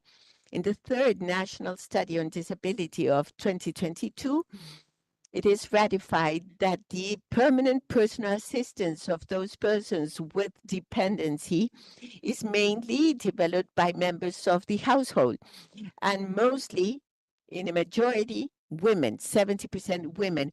The evidence shows that older women with disability face a double burden. At the same time, they are caregivers and they are persons who require care, very often without formal support networks. In this scenario, we have strategic challenges that Chile has started to address with a national strategy of support and care that is based on a community co-responsibility and rights approach. In this framework, community care centers represent a key innovation designed to promote autonomy and establish community networks and support integrating health services, rehabilitation, assistance, and psychosocial accompaniment to recognize and redistribute the care work with special emphasis in women who historically have assumed this task in unequal conditions. Today we have 50 community centers, and from here to March, we hope to get to 100 centers of community services. Finally, Chile reaffirms its commitment with the consensus of Montevideo on population and development, and particularly with the actions designed to guarantee the full enforcement of the rights of persons with disabilities, the production of disaggregated and comparable data, the incorporation of international instruments like the Washington Group and the census, and the strengthening of public care systems that are pillars of this agenda. Our experience shows that the paradigm change has been an approach of rights not only conceptually, but transformative as well. This agenda is an agenda of human rights. To strengthen it means to move forward towards more just, inclusive, and democratic society. Chile reaffirms its willingness to continue working in close collaboration with the region, the organizations of persons with disabilities, and international cooperation to make of this objective a concrete reality. To move forward in this path involves regional alliances, share learning, and promote robust systems that will guide more inclusive, equitable, and sustainable policies. Thank you. Thank you. Now, Colombia, a representative of Colombia has the floor. Thank you once again. We resume the presentation of Colombia, and we would like to share with joy with all the other delegations. We thank our president, and we will tell you about the process in Colombia. The government of Colombia reaffirms its commitment with the full inclusion of population with disability and recognizes their right to participate actively in society and enjoy equal opportunities with autonomy, an aspect that is reflected in the National Plan of Development 2022-26. Colombia, World Power of Life, underlining the differential factors for change, and there's a whole chapter for population with disabilities called Guarantees to a World Without Barriers for Persons with Disabilities. In this chapter, some important goals are included to be met in the 4 years, where there is a sound governance to leverage the rights of persons with disabilities. A second chapter, reliable figures for relevant action. Another one called education and inclusive work to guarantee autonomy and independence. And another chapter that's called accessibility for social and productive inclusion of persons with disabilities. Likewise, the materialization of equality before law is sought and guarantee of actions to justice, and the social movement of disability that will have an impact in public affairs. Finally, intersectionality that recognizes additional oppressions faced by the population with disability. In this way, Colombia presents progress in the rights of persons with disability within the ideas of the Convention on Rights of Persons with Disabilities, the Consensus of Montevideo, and the SDGs Agenda of 2030. Prior to that is the approval of the law with a protocol and a transcendental step to have a more just and inclusive Colombia. And this instrument will allow persons with disabilities to resort to international instances to demand the protection of their human rights. And that can not only depend on the internal domestic regulatory framework. This international support is needed in order to harmonize public policies with global standards of human rights. And for all Colombians living with disabilities facing structural barriers that restrict their full participation in society. So the facultative protocol is not only a legal tool, but an ethical and political commitment to ensure material equality.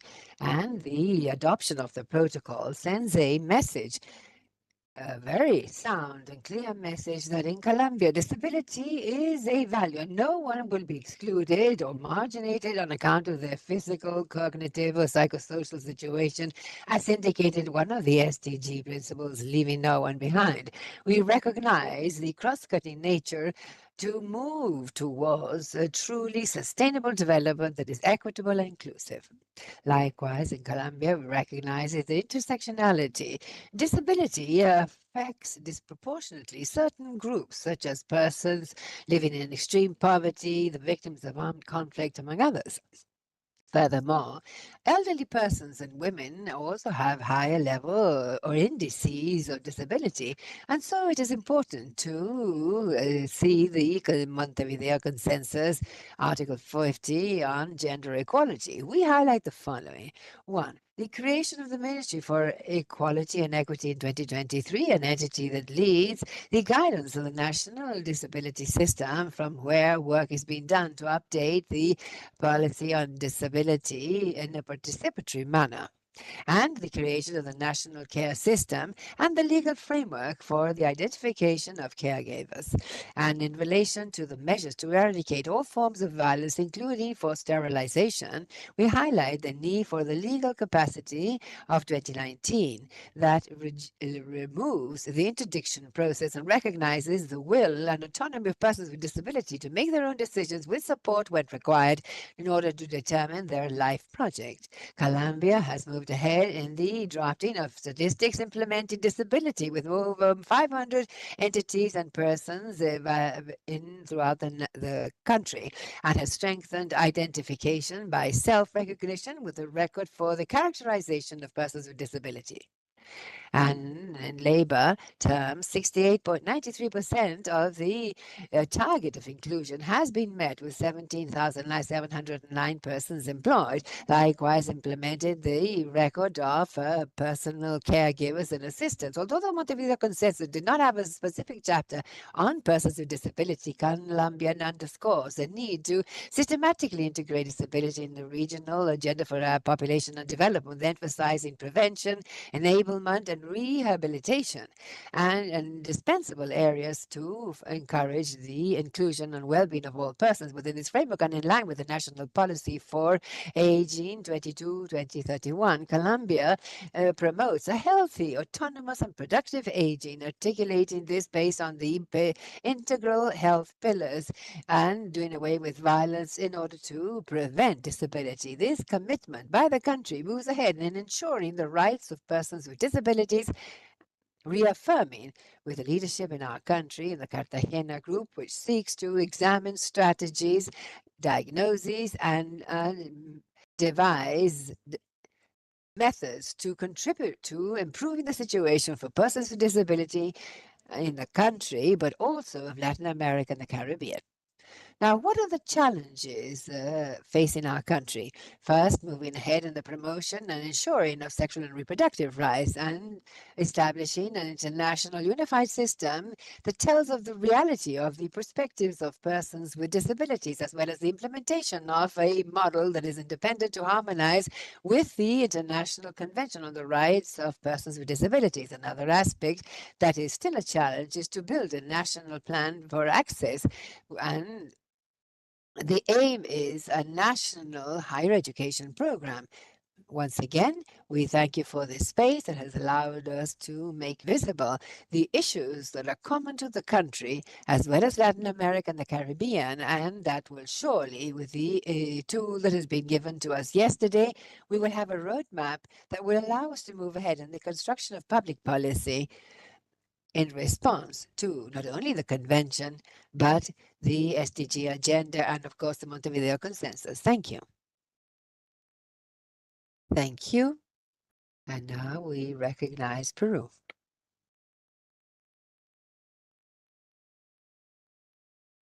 Muchas gracias. Thank you. I would like to focus on a couple of points. In Peru, right now, there are 3 census: population, housing, and indigenous communities, which will provide a lot of new information. We've also added questions regarding disability to clarify the data on this matter. And we're also preparing the National Specialized Survey on Disability. And our expectation is that it be implemented either in the coming years or the next one, considering the electoral context that is in Peru next year. Now, all of this information will provide a lot of detail in order to continue to build everything necessary so as to have more inputs for our public policy, to improve those that we already have, and to fine-tune some of the regulations that have already been drafted, plus other programs or interventions that are ongoing and that require far more information to be deployed better, especially in the territory with people with disabilities. A national program, Estamos Contigo, which is a subsidy for persons with severe disability and who are living in poverty, and also the work by CONADIS with the record of persons with disabilities, but also, and I think that here I would like to highlight the role played by local government in the territory, and that ultimately they use this information, the more broken down, the better, in order to locate, know what the conditions are, and more specifically be able to address persons with disability. So within this framework of progress made, I would like to highlight something already mentioned by several representatives of different states, and that is the centrality of intersectionality with this regard.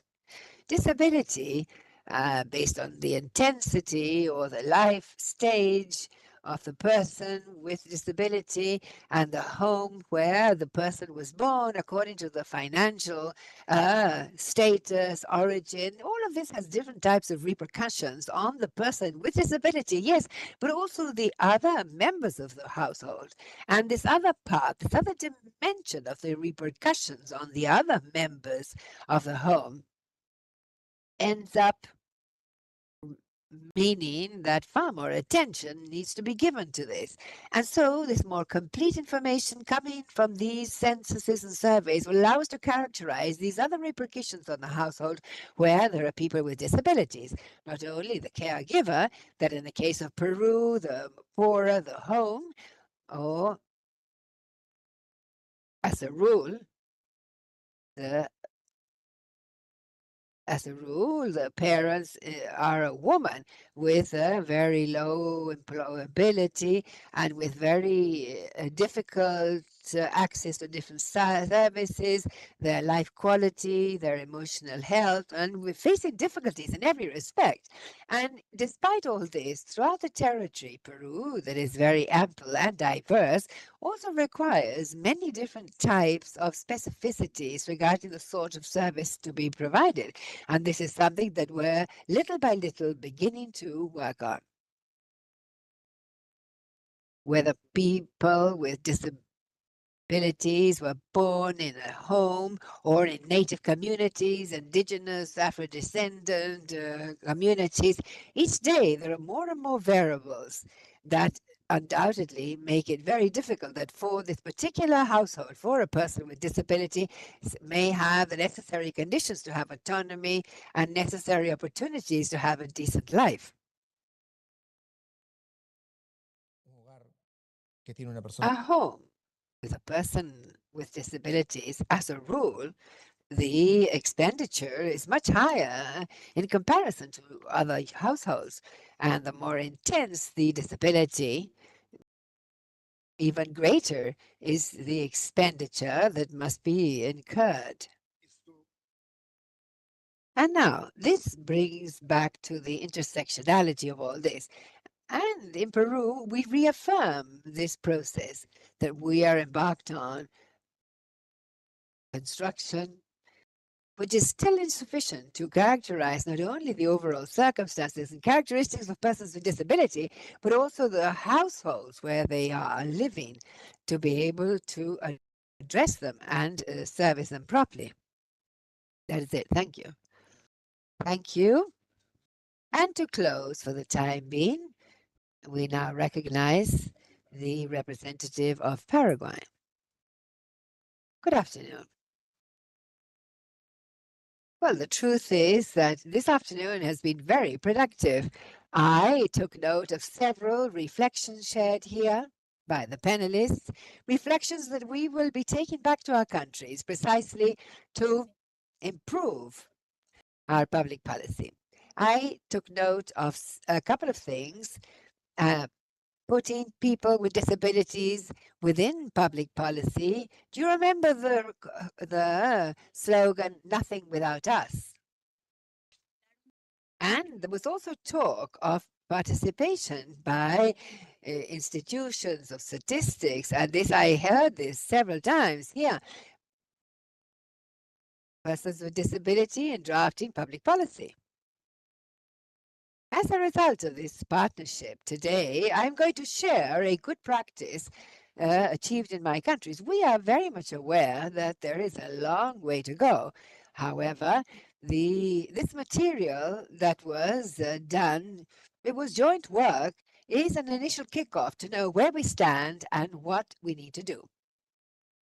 Paraguay reaffirms its commitment to the promotion and protection of the rights of people with disabilities, integrating this approach cross-cuttingly in all public policies. Within this framework, our country has devised the first law on disability in Paraguay, result of the alliance of the National Secretariat for the Rights of People with Disability and the National Statistics Institute. This innovative tool transforms data into evidence for action, integrating information coming from 26 public organizations in order to make visible the gaps in health, education, employment, and access to services, in particular by women and older persons. This is an example of how technology and cooperation interinstitutionally favor governance and the formulation of rights-based policies. In line with the spirit of the consensus of the Montevideo, Paraguay will continue to move ahead towards phase 2 of Atlas, harmonizing the administrative records and ensuring the quality and sustainability of the statistical information. And with this, we reaffirm our commitment to go from statistical visibility to full enjoyment of the rights of people with disabilities. Thank you.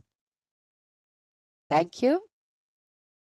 I would now like to ask the panelists, would you like to say something more based on this first round of interventions by the country representatives? Yes? Veronica. Well, I would simply like to say to the Cartagena group that as we have mentioned, these statistics, this outline of indicators launched by Alamud, we have brought it to you on time, but if you don't have it, we can do it again. But the idea is that it may be used as input to continue the work. As Pamela said, and I also said this, but I would like to leave the door open to continue working together and based on that, elaborate on these indicators, which are so necessary to not leave it up to the discretion of each one regarding whether they did or not find out appropriately regarding disability in their reports and based on the compliance of the Montevideo Consensus. That's all. Thank you. Pamela, any comment? Yes, thank you. Very short. I took notes in regard to what you said, and I thank you. Yes, it was also an experience to see your interest and the disposition, as Honduras said, in the census they're going to be carrying out, incorporating data on persons with disability in the country. And I would like to ask Chile to not cut off the program or reconsider including the program for transit to life, independent individual. That program was a very good initiative by the Chilean state, and persons with disability receive that support and individually so that they may exercise the right to choose the support and administrate it. They themselves can do it. You must recall that not all people with disability are, in fact, persons that depend totally on others. And so, therefore, this program is very important, and I would like to highlight that in general, I support my colleague Veronica in terms of we are at your service at the organizations in the civil society to support the progress made. Thank you, Pamela. We continue with the interventions now. Agencies and international agencies. UNESCO has the floor. Good afternoon. Well, first and foremost, congratulations for this wonderful panel meeting. We've all learned very much. We've taken many notes, and that will be very useful. I'm a white man. I use eyeglasses, and my height is 1.76. In UNESCO, we have the Salamanca Declaration of Inclusive Education, and this, which is most incipient, there is a lot to be done. And I would like to share some initiatives we have now to invite you to join. And one, there is a network that's called RIME, an inclusive network for persons with disabilities that has worked for 20 years with the support of ACID from Spain. And speaking of indicators, we have the CDED system, a regional system of educational information of students with disabilities. What's the value of this instrument? It is that we are building those indicators with the countries so that we may have comparable data. And this is the other problem we have in our region, sometimes very difficult. And with this effort, will be on the 24th and 25th of November in Bolivia, Santa Cruz de la Sierra, and will be holding one first international forum with all the countries of the region. And we invite you, especially if you can, or colleagues from your countries, from your organizations, please Google Forum of Inclusive Education, UNESCO Bolivia. That is the first invitation, please. Second, that UNESCO, with the government of Chile and the Development Bank, CAF, is organizing for the end of this month in Chile an international forum on sports and physical inclusive education. This is a subject, and we have heard about intersectorality, intersection of different areas and disciplines, and it's something that's not always addressed in sports and education. Please take note, 27, 28 November in Chile, a forum precisely on this subject. And I paraphrase now, I quote Pamela Molina, who has impressed us with her intervention. And she said, look, don't forget the voices that are not heard. Don't forget the students, the voices that are listening, are seeing us, and sometimes are lying behind in their learning processes because they don't have that truly inclusive vision. Thank you very much. And you can count on UNESCO, which is our task for all. Thank you very much. If there are no other interventions, then we'll move to civil society. Do you want to take the floor?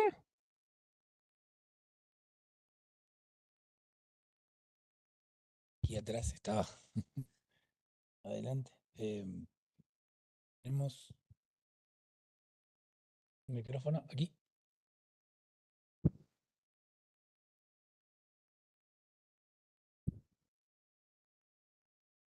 Hola, buenas tardes. Bueno. Hi, good afternoon. Congratulations to my colleagues with disabilities for their positions, for their presentations. I'm Gabriela Bruno from Argentina, from a civil organization that's called Sonando, and I'm interested in subscribing and reinforcing the fact that the Convention of the Rights of Persons with Disabilities of 2006 sets forth that the concept of disability is the interaction of what happens in our bodies and the environment. At this point, it's necessary to think that those barriers is violence in our daily lives. So we need a human rights approach to reverse those violences against persons with disabilities, because we see and live those barriers, and those barriers are violence, excluding us. So it's a call to states for public policies to be devised from practices that will not exclude anyone. Thank you, Gabriela.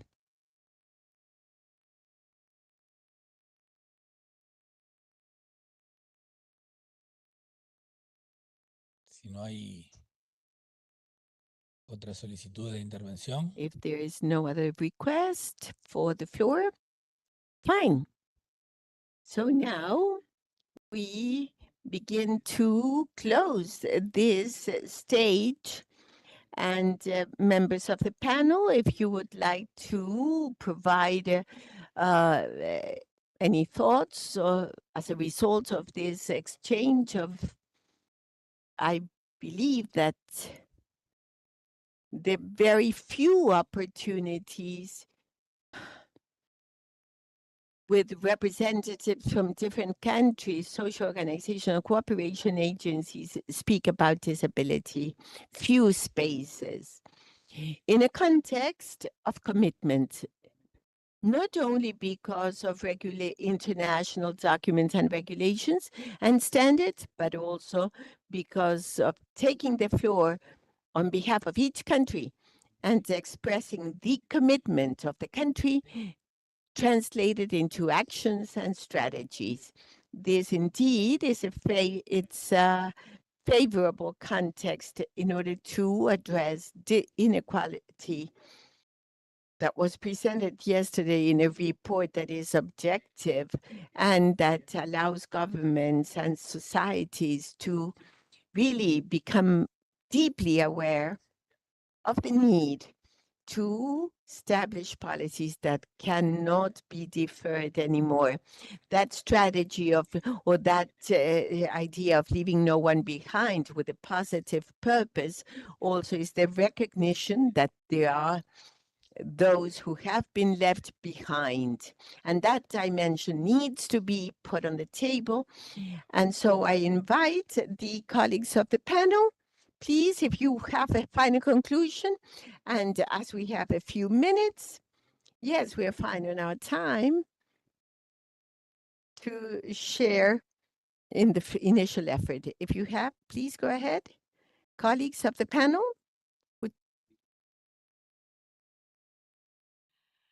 Bueno, creo que Silvia?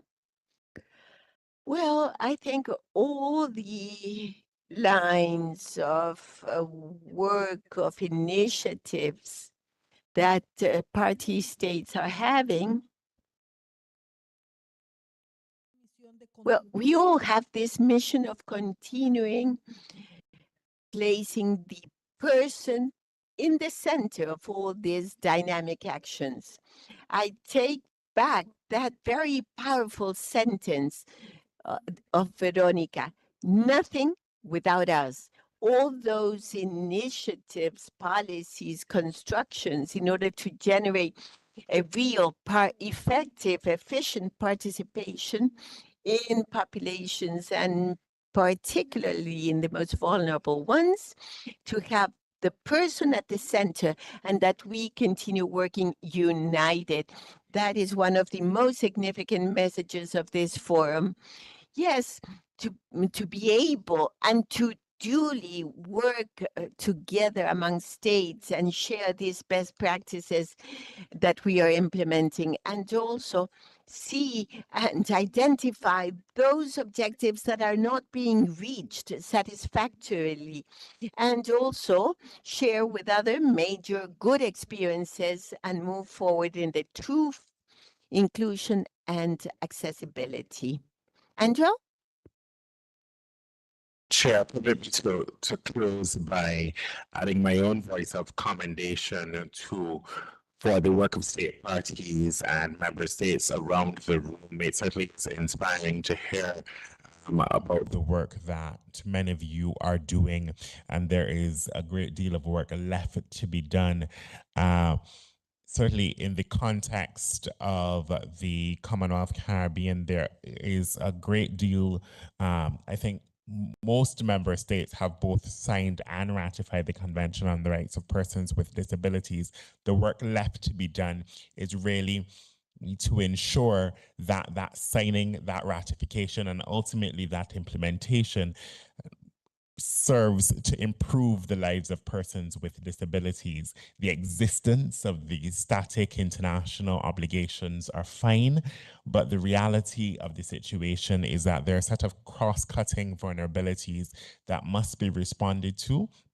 in the interest of persons with disabilities, and not only in the interest of persons with disabilities, but building solutions and tools alongside persons with disabilities and that accelerate their full participation and inclusion in our societies. I want to echo the call of my colleague for continued collaboration among and across states on the issues of disability.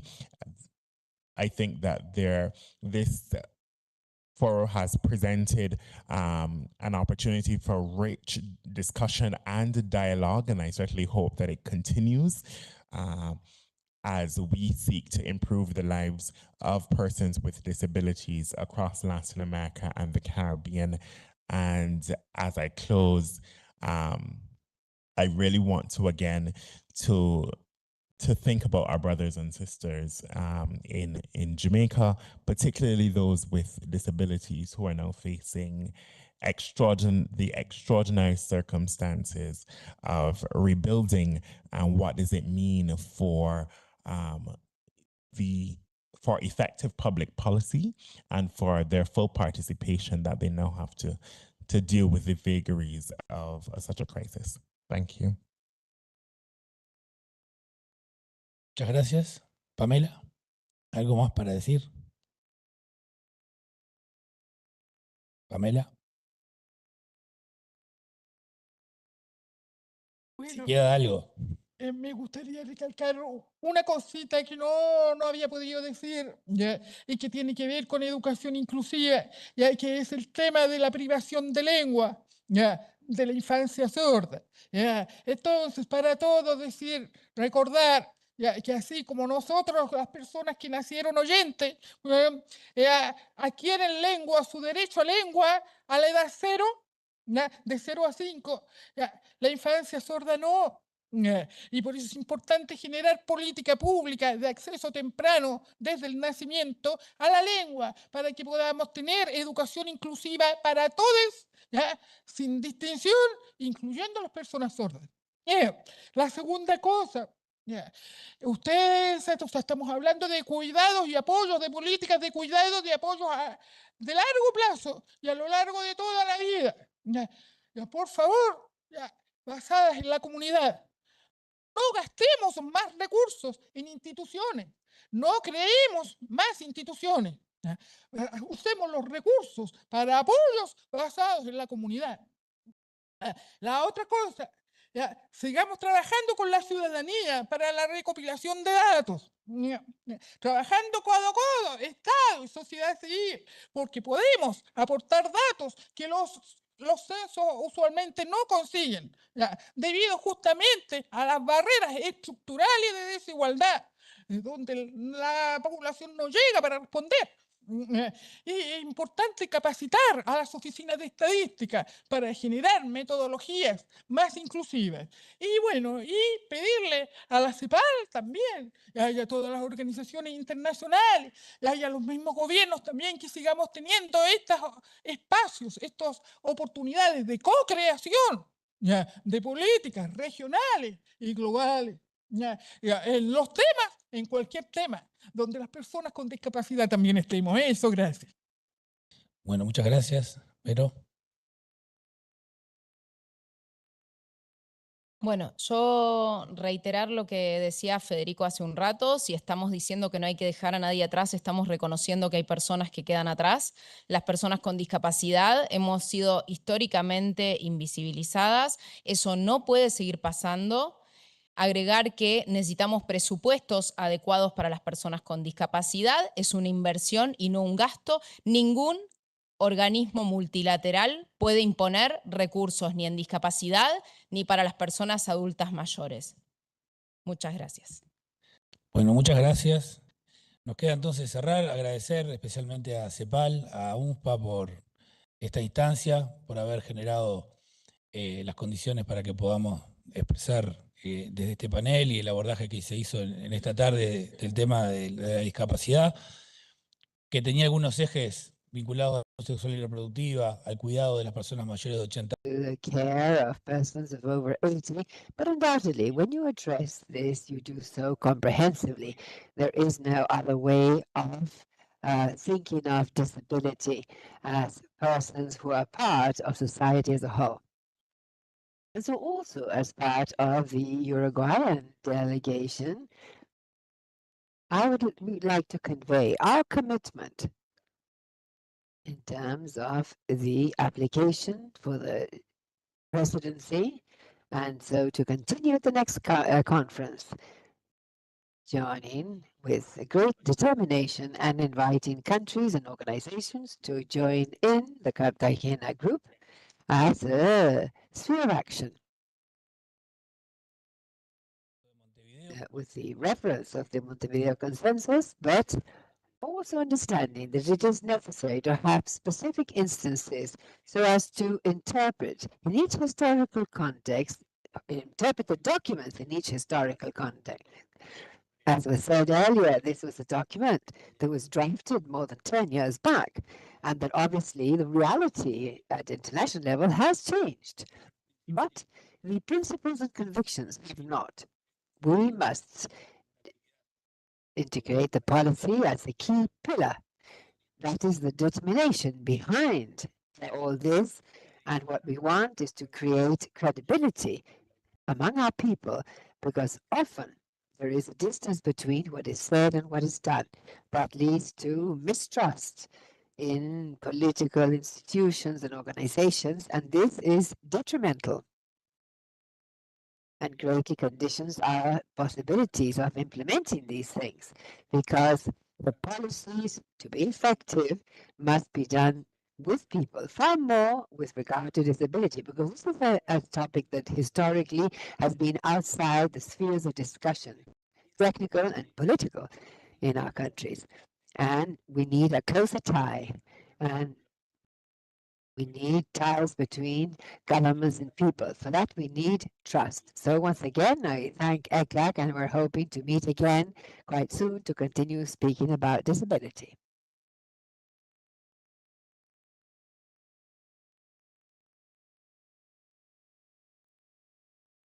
Muchísimas gracias. Well, thank you very much. This has been an extremely inspiring panel. We are very grateful to the moderator and the panelists. And now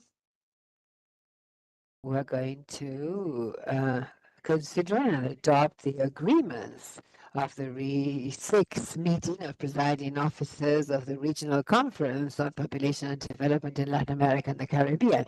The document was distributed a few moments ago, and that, in the view of this chair, would make up the main agreements expressed at this meeting. I submit this to your approval and bring your attention to paragraph 23 that says that they welcome the interest expressed by the government of Uruguay to host the seventh meeting of the conference to be held in Montevideo from August 2026, I believe she said. And so, if there are no further comments, and congratulating our colleagues from Uruguay, we would say that these agreements are adopted.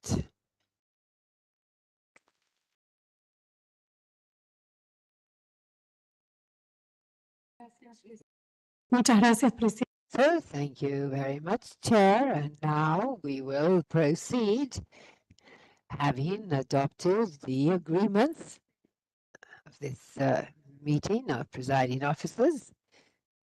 These will be soon available on the website this evening. And so I would now like to recognize Simone Seguini, who is Director of the CELADE Population Division. Thank you very much, Jimena. And well, we've reached the end of this sixth meeting of presiding officers of the Regional Conference on Population and Development in Latin America and the Caribbean. Over the last 2 days, we have had as a backdrop to our discussions this very rapid demographic change that is occurring in the region, and also the major and deep inequalities that we have in our region. Of course, emphasizing inequality among peoples with or without disabilities. And this is key. So, as is also our Montevideo Consensus on Population and Development. This is a consensus that drives us to change the development model, which is leaving behind so many population groups. And the consensus, as you know, calls on us to implement and strengthen public policies that have the rights-based approach, the gender approach, a comprehensive and intersectional. And in general, I would like to say that reality is putting the theme of population at the heart of our debate on development. And I believe that this meeting of presiding officers has, through 3 parallel events, we launched the Demographic Observatory that spoke of the low level of fertility, and also we had another parallel event on the analysis of the population situation, and another one organized by the government of Colombia on territory vulnerability, climate change with a view to COP30.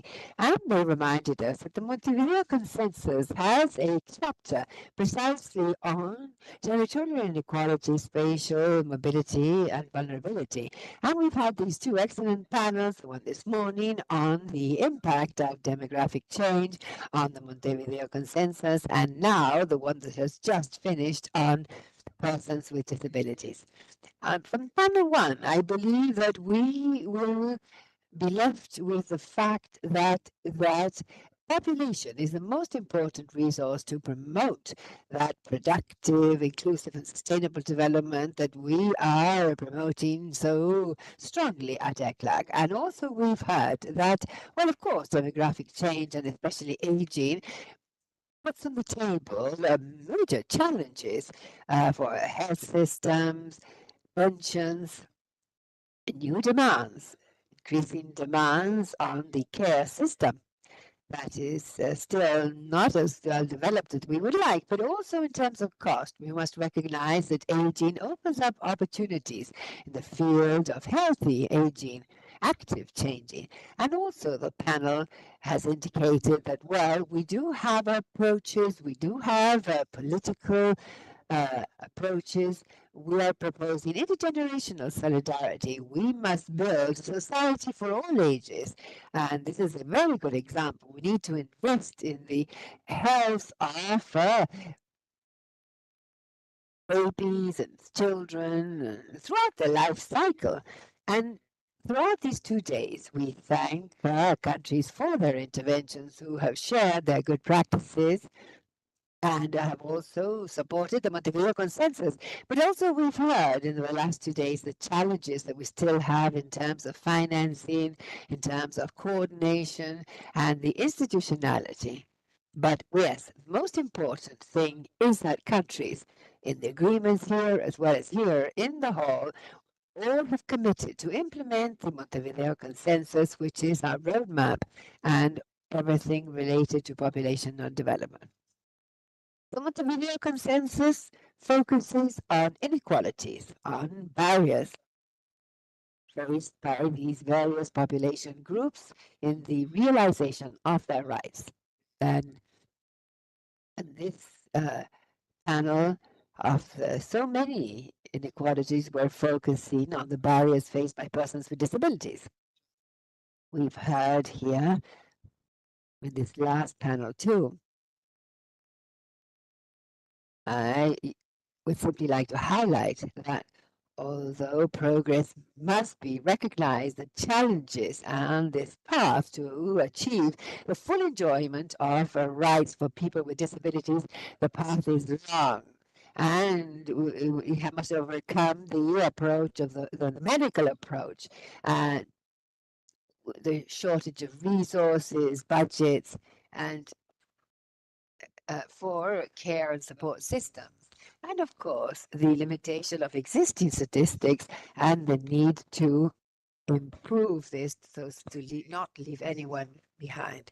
What we do know with the data available is that many people with disability are older persons, many women, and so what we're proposing regarding the eradication of discrimination is not mere legality. Promoting gender equality isn't either, but basically it is a way of doing away with discrimination against people with disabilities. And so we've reached the end of the meeting. This is the moment to say thank you. And so on behalf of the Executive Secretary of ECLAC, Mr. Jose Manuel Salazar Chirinax, first of all, I would like to express our deep gratitude to the Government of Colombia for the very fruitful work carried out as the chair of the steering or presiding officers since Cartagena de Indias, and for having led, among other things, the working group, the Cartagena group, on the rights of persons with disabilities, which is undoubtedly a very important achievement by the chair. And here I would like to thank Diana Mejia, Director for Economic and Social Environmental Affairs from the Ministry of Foreign Affairs of Colombia, for her excellent work. A big round of applause. She deserves it.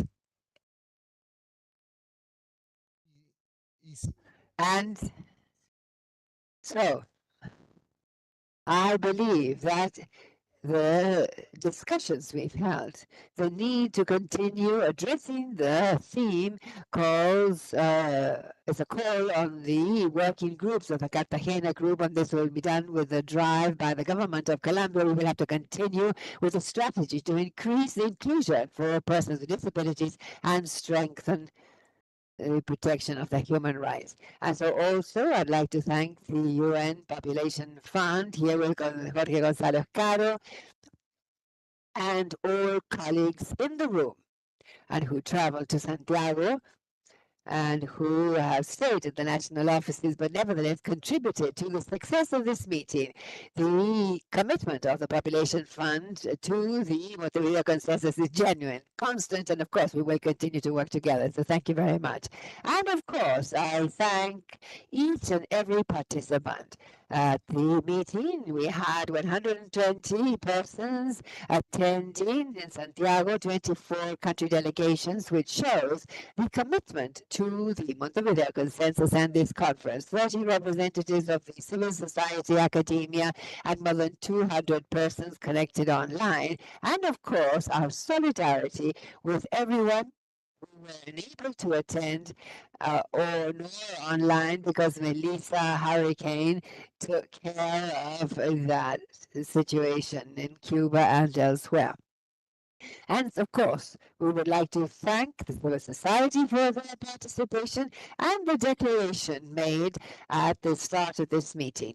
We take note of the legitimate concern, the concerns contained in that declaration. And of course, we make our own this call to further elaborate on and recover multilateralism, international cooperation, which is a very important tool to contribute to improve the living conditions of the population in Latin America and the Caribbean, and ultimately multilateralism and cooperation may be judged based on the outcomes. And so we're hoping that, yes, the outcomes will be seen. And also within civil society, a special thanks to the organization, the persons with disability who have had an outstanding participation at this meeting. We know at ECLAC that there's still a long way to go to ensure full access by all people with disabilities. We are making our best efforts and we're committed to achieving this. We do have a strategy of the UN. It's called UNDIS. It's our ECLAC strategy, CIPALDIS. And we know we must continue to learn. And that is why we are listening with great attention. And we thank you for your accompaniment and concern, because we could always improve building spaces for discussion, physical and friendly for everyone. And of course, I thank each and every panelist who illuminated us with their analysis and viewpoints and left deep reflections. Also, my gratitude to the interpreters, English, Spanish, also sign language interpreters who have been working all the way from Panama, and ECLAC colleagues, all divisions who supported us. Thank you. The Secretary, Jimena Arias in particular, Luis Daniels as well, and the Conference Unit, Public Information Unit, our colleagues, the Affairs, Security, the ICT area, stations, so many colleagues, and very often their work is invisible. However, to be successful here, what we need is their support. And of course, great thanks to the team, the Population Division. That conducts the technical secretariat work of these presiding officers. So thank you all. We will continue working together, and Uruguay, thank you for proposing being the venue of the next conference. So the next conference in Uruguay, it will be in August, although Cuba will not happy about the weather. August 2026 in Montevideo. And in spite of the cold weather, we'll be all very active because of the commitment and mandate we have of continue promoting security, equality, and the rights of all the population. Thank you. Thank you very much. Yes, thank you, Simone Cecchini, Director of CELADO, Population Division of ECLAC. Now we'll give the floor to Jorge González Caro, who is from UNFPA, Deputy Director for Latin America and the Caribbean. For the Population Fund, it has been a true honor to be in this 6th meeting of the presiding officers of the regional population and development meeting. It is our participation has and has been very important because persons should be in the center of each action and decision. And as Simone was saying, the consensus of Montevideo continues to be our main guide roadmap to ensure guarantee of sexual and reproductive rights and the demographic intelligence of the region. That's part of the discussion of yesterday and today.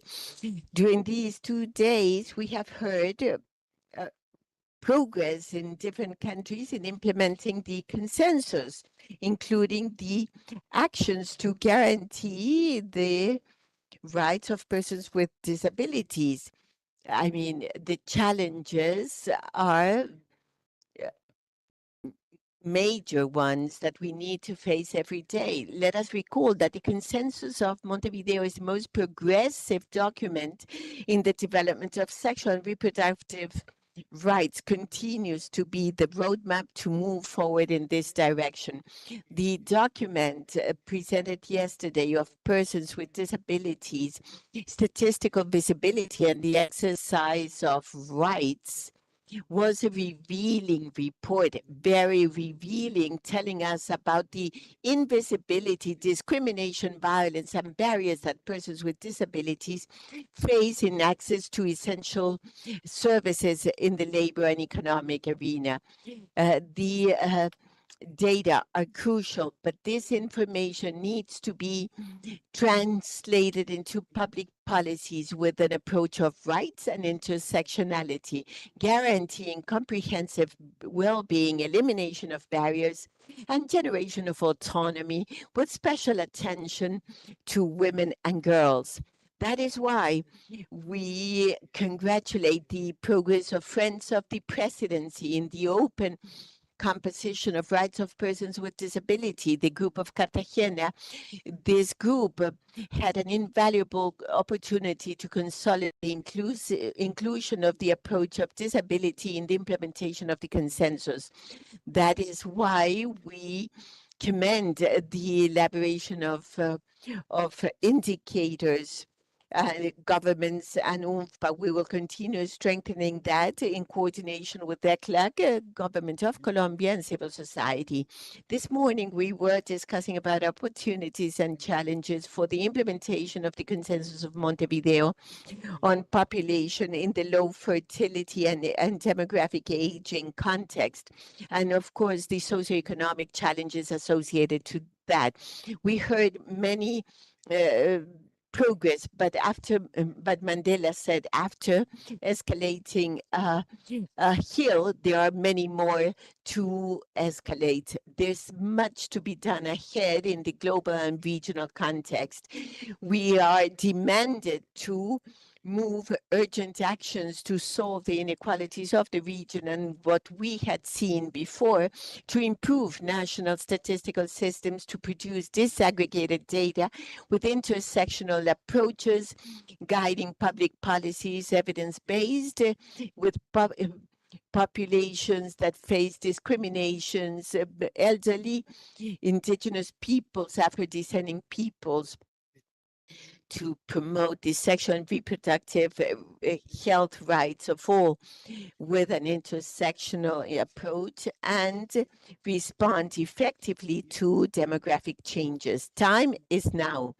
It's only a strategic organized response will be key for rights to ensure the well-being and development of the youth, of adults, of persons with disabilities and populations that have been left behind.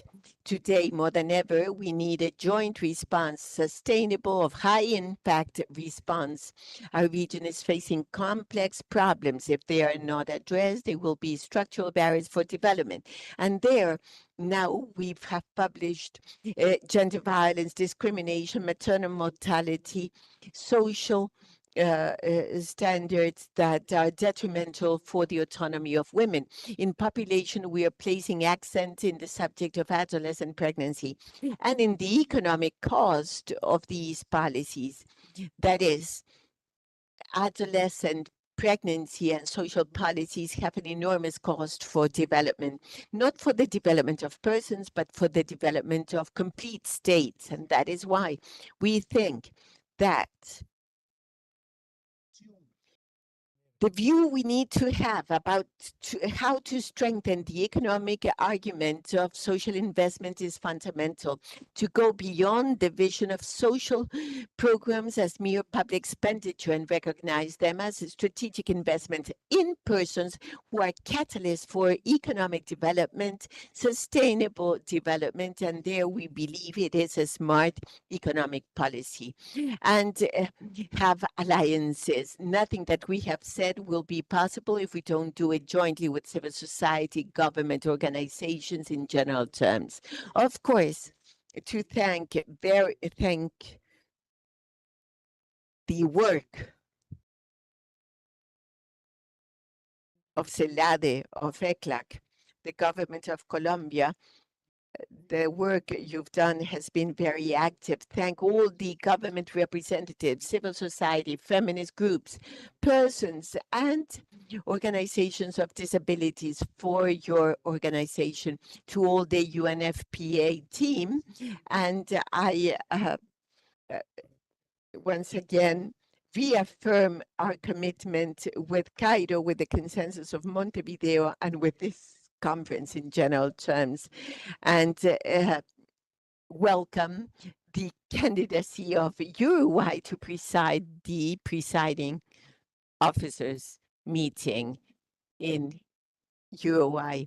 Thank you, Regional Deputy Director, Mr. González Cano, and now Diana Mejia, Director of Economic, Social, and Environmental Affairs of the Ministry of Foreign Affairs of Colombia, in her capacity as chairing this regional conference.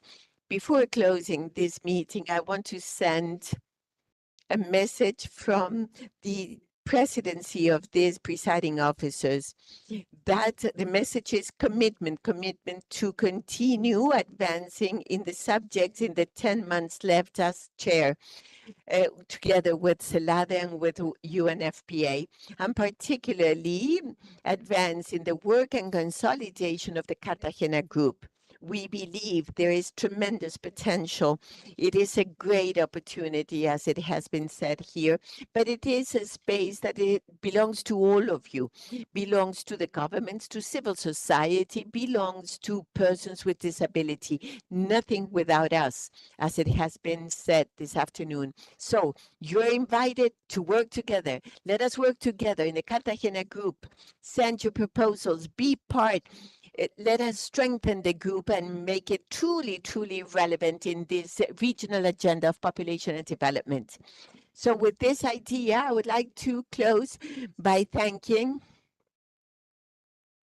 Simone Sicchine, Director of CELADE ECLAC, for all the support you've given us, to Jorge Gonzalez, UNFPA, and the Office of UNFPA Colombia that has helped us really to move forward in our work plan, to the Secretariat of the Commission, Jimena Arias, who has guided us these 2 days in this very fruitful work, and also to the delegations and civil society that have supported us in a very important dialogue that will enable us to have ever more effective, just, and inclusive public policies related to the consensus of Montevideo. So thank you so much, and have a good afternoon. Thank you.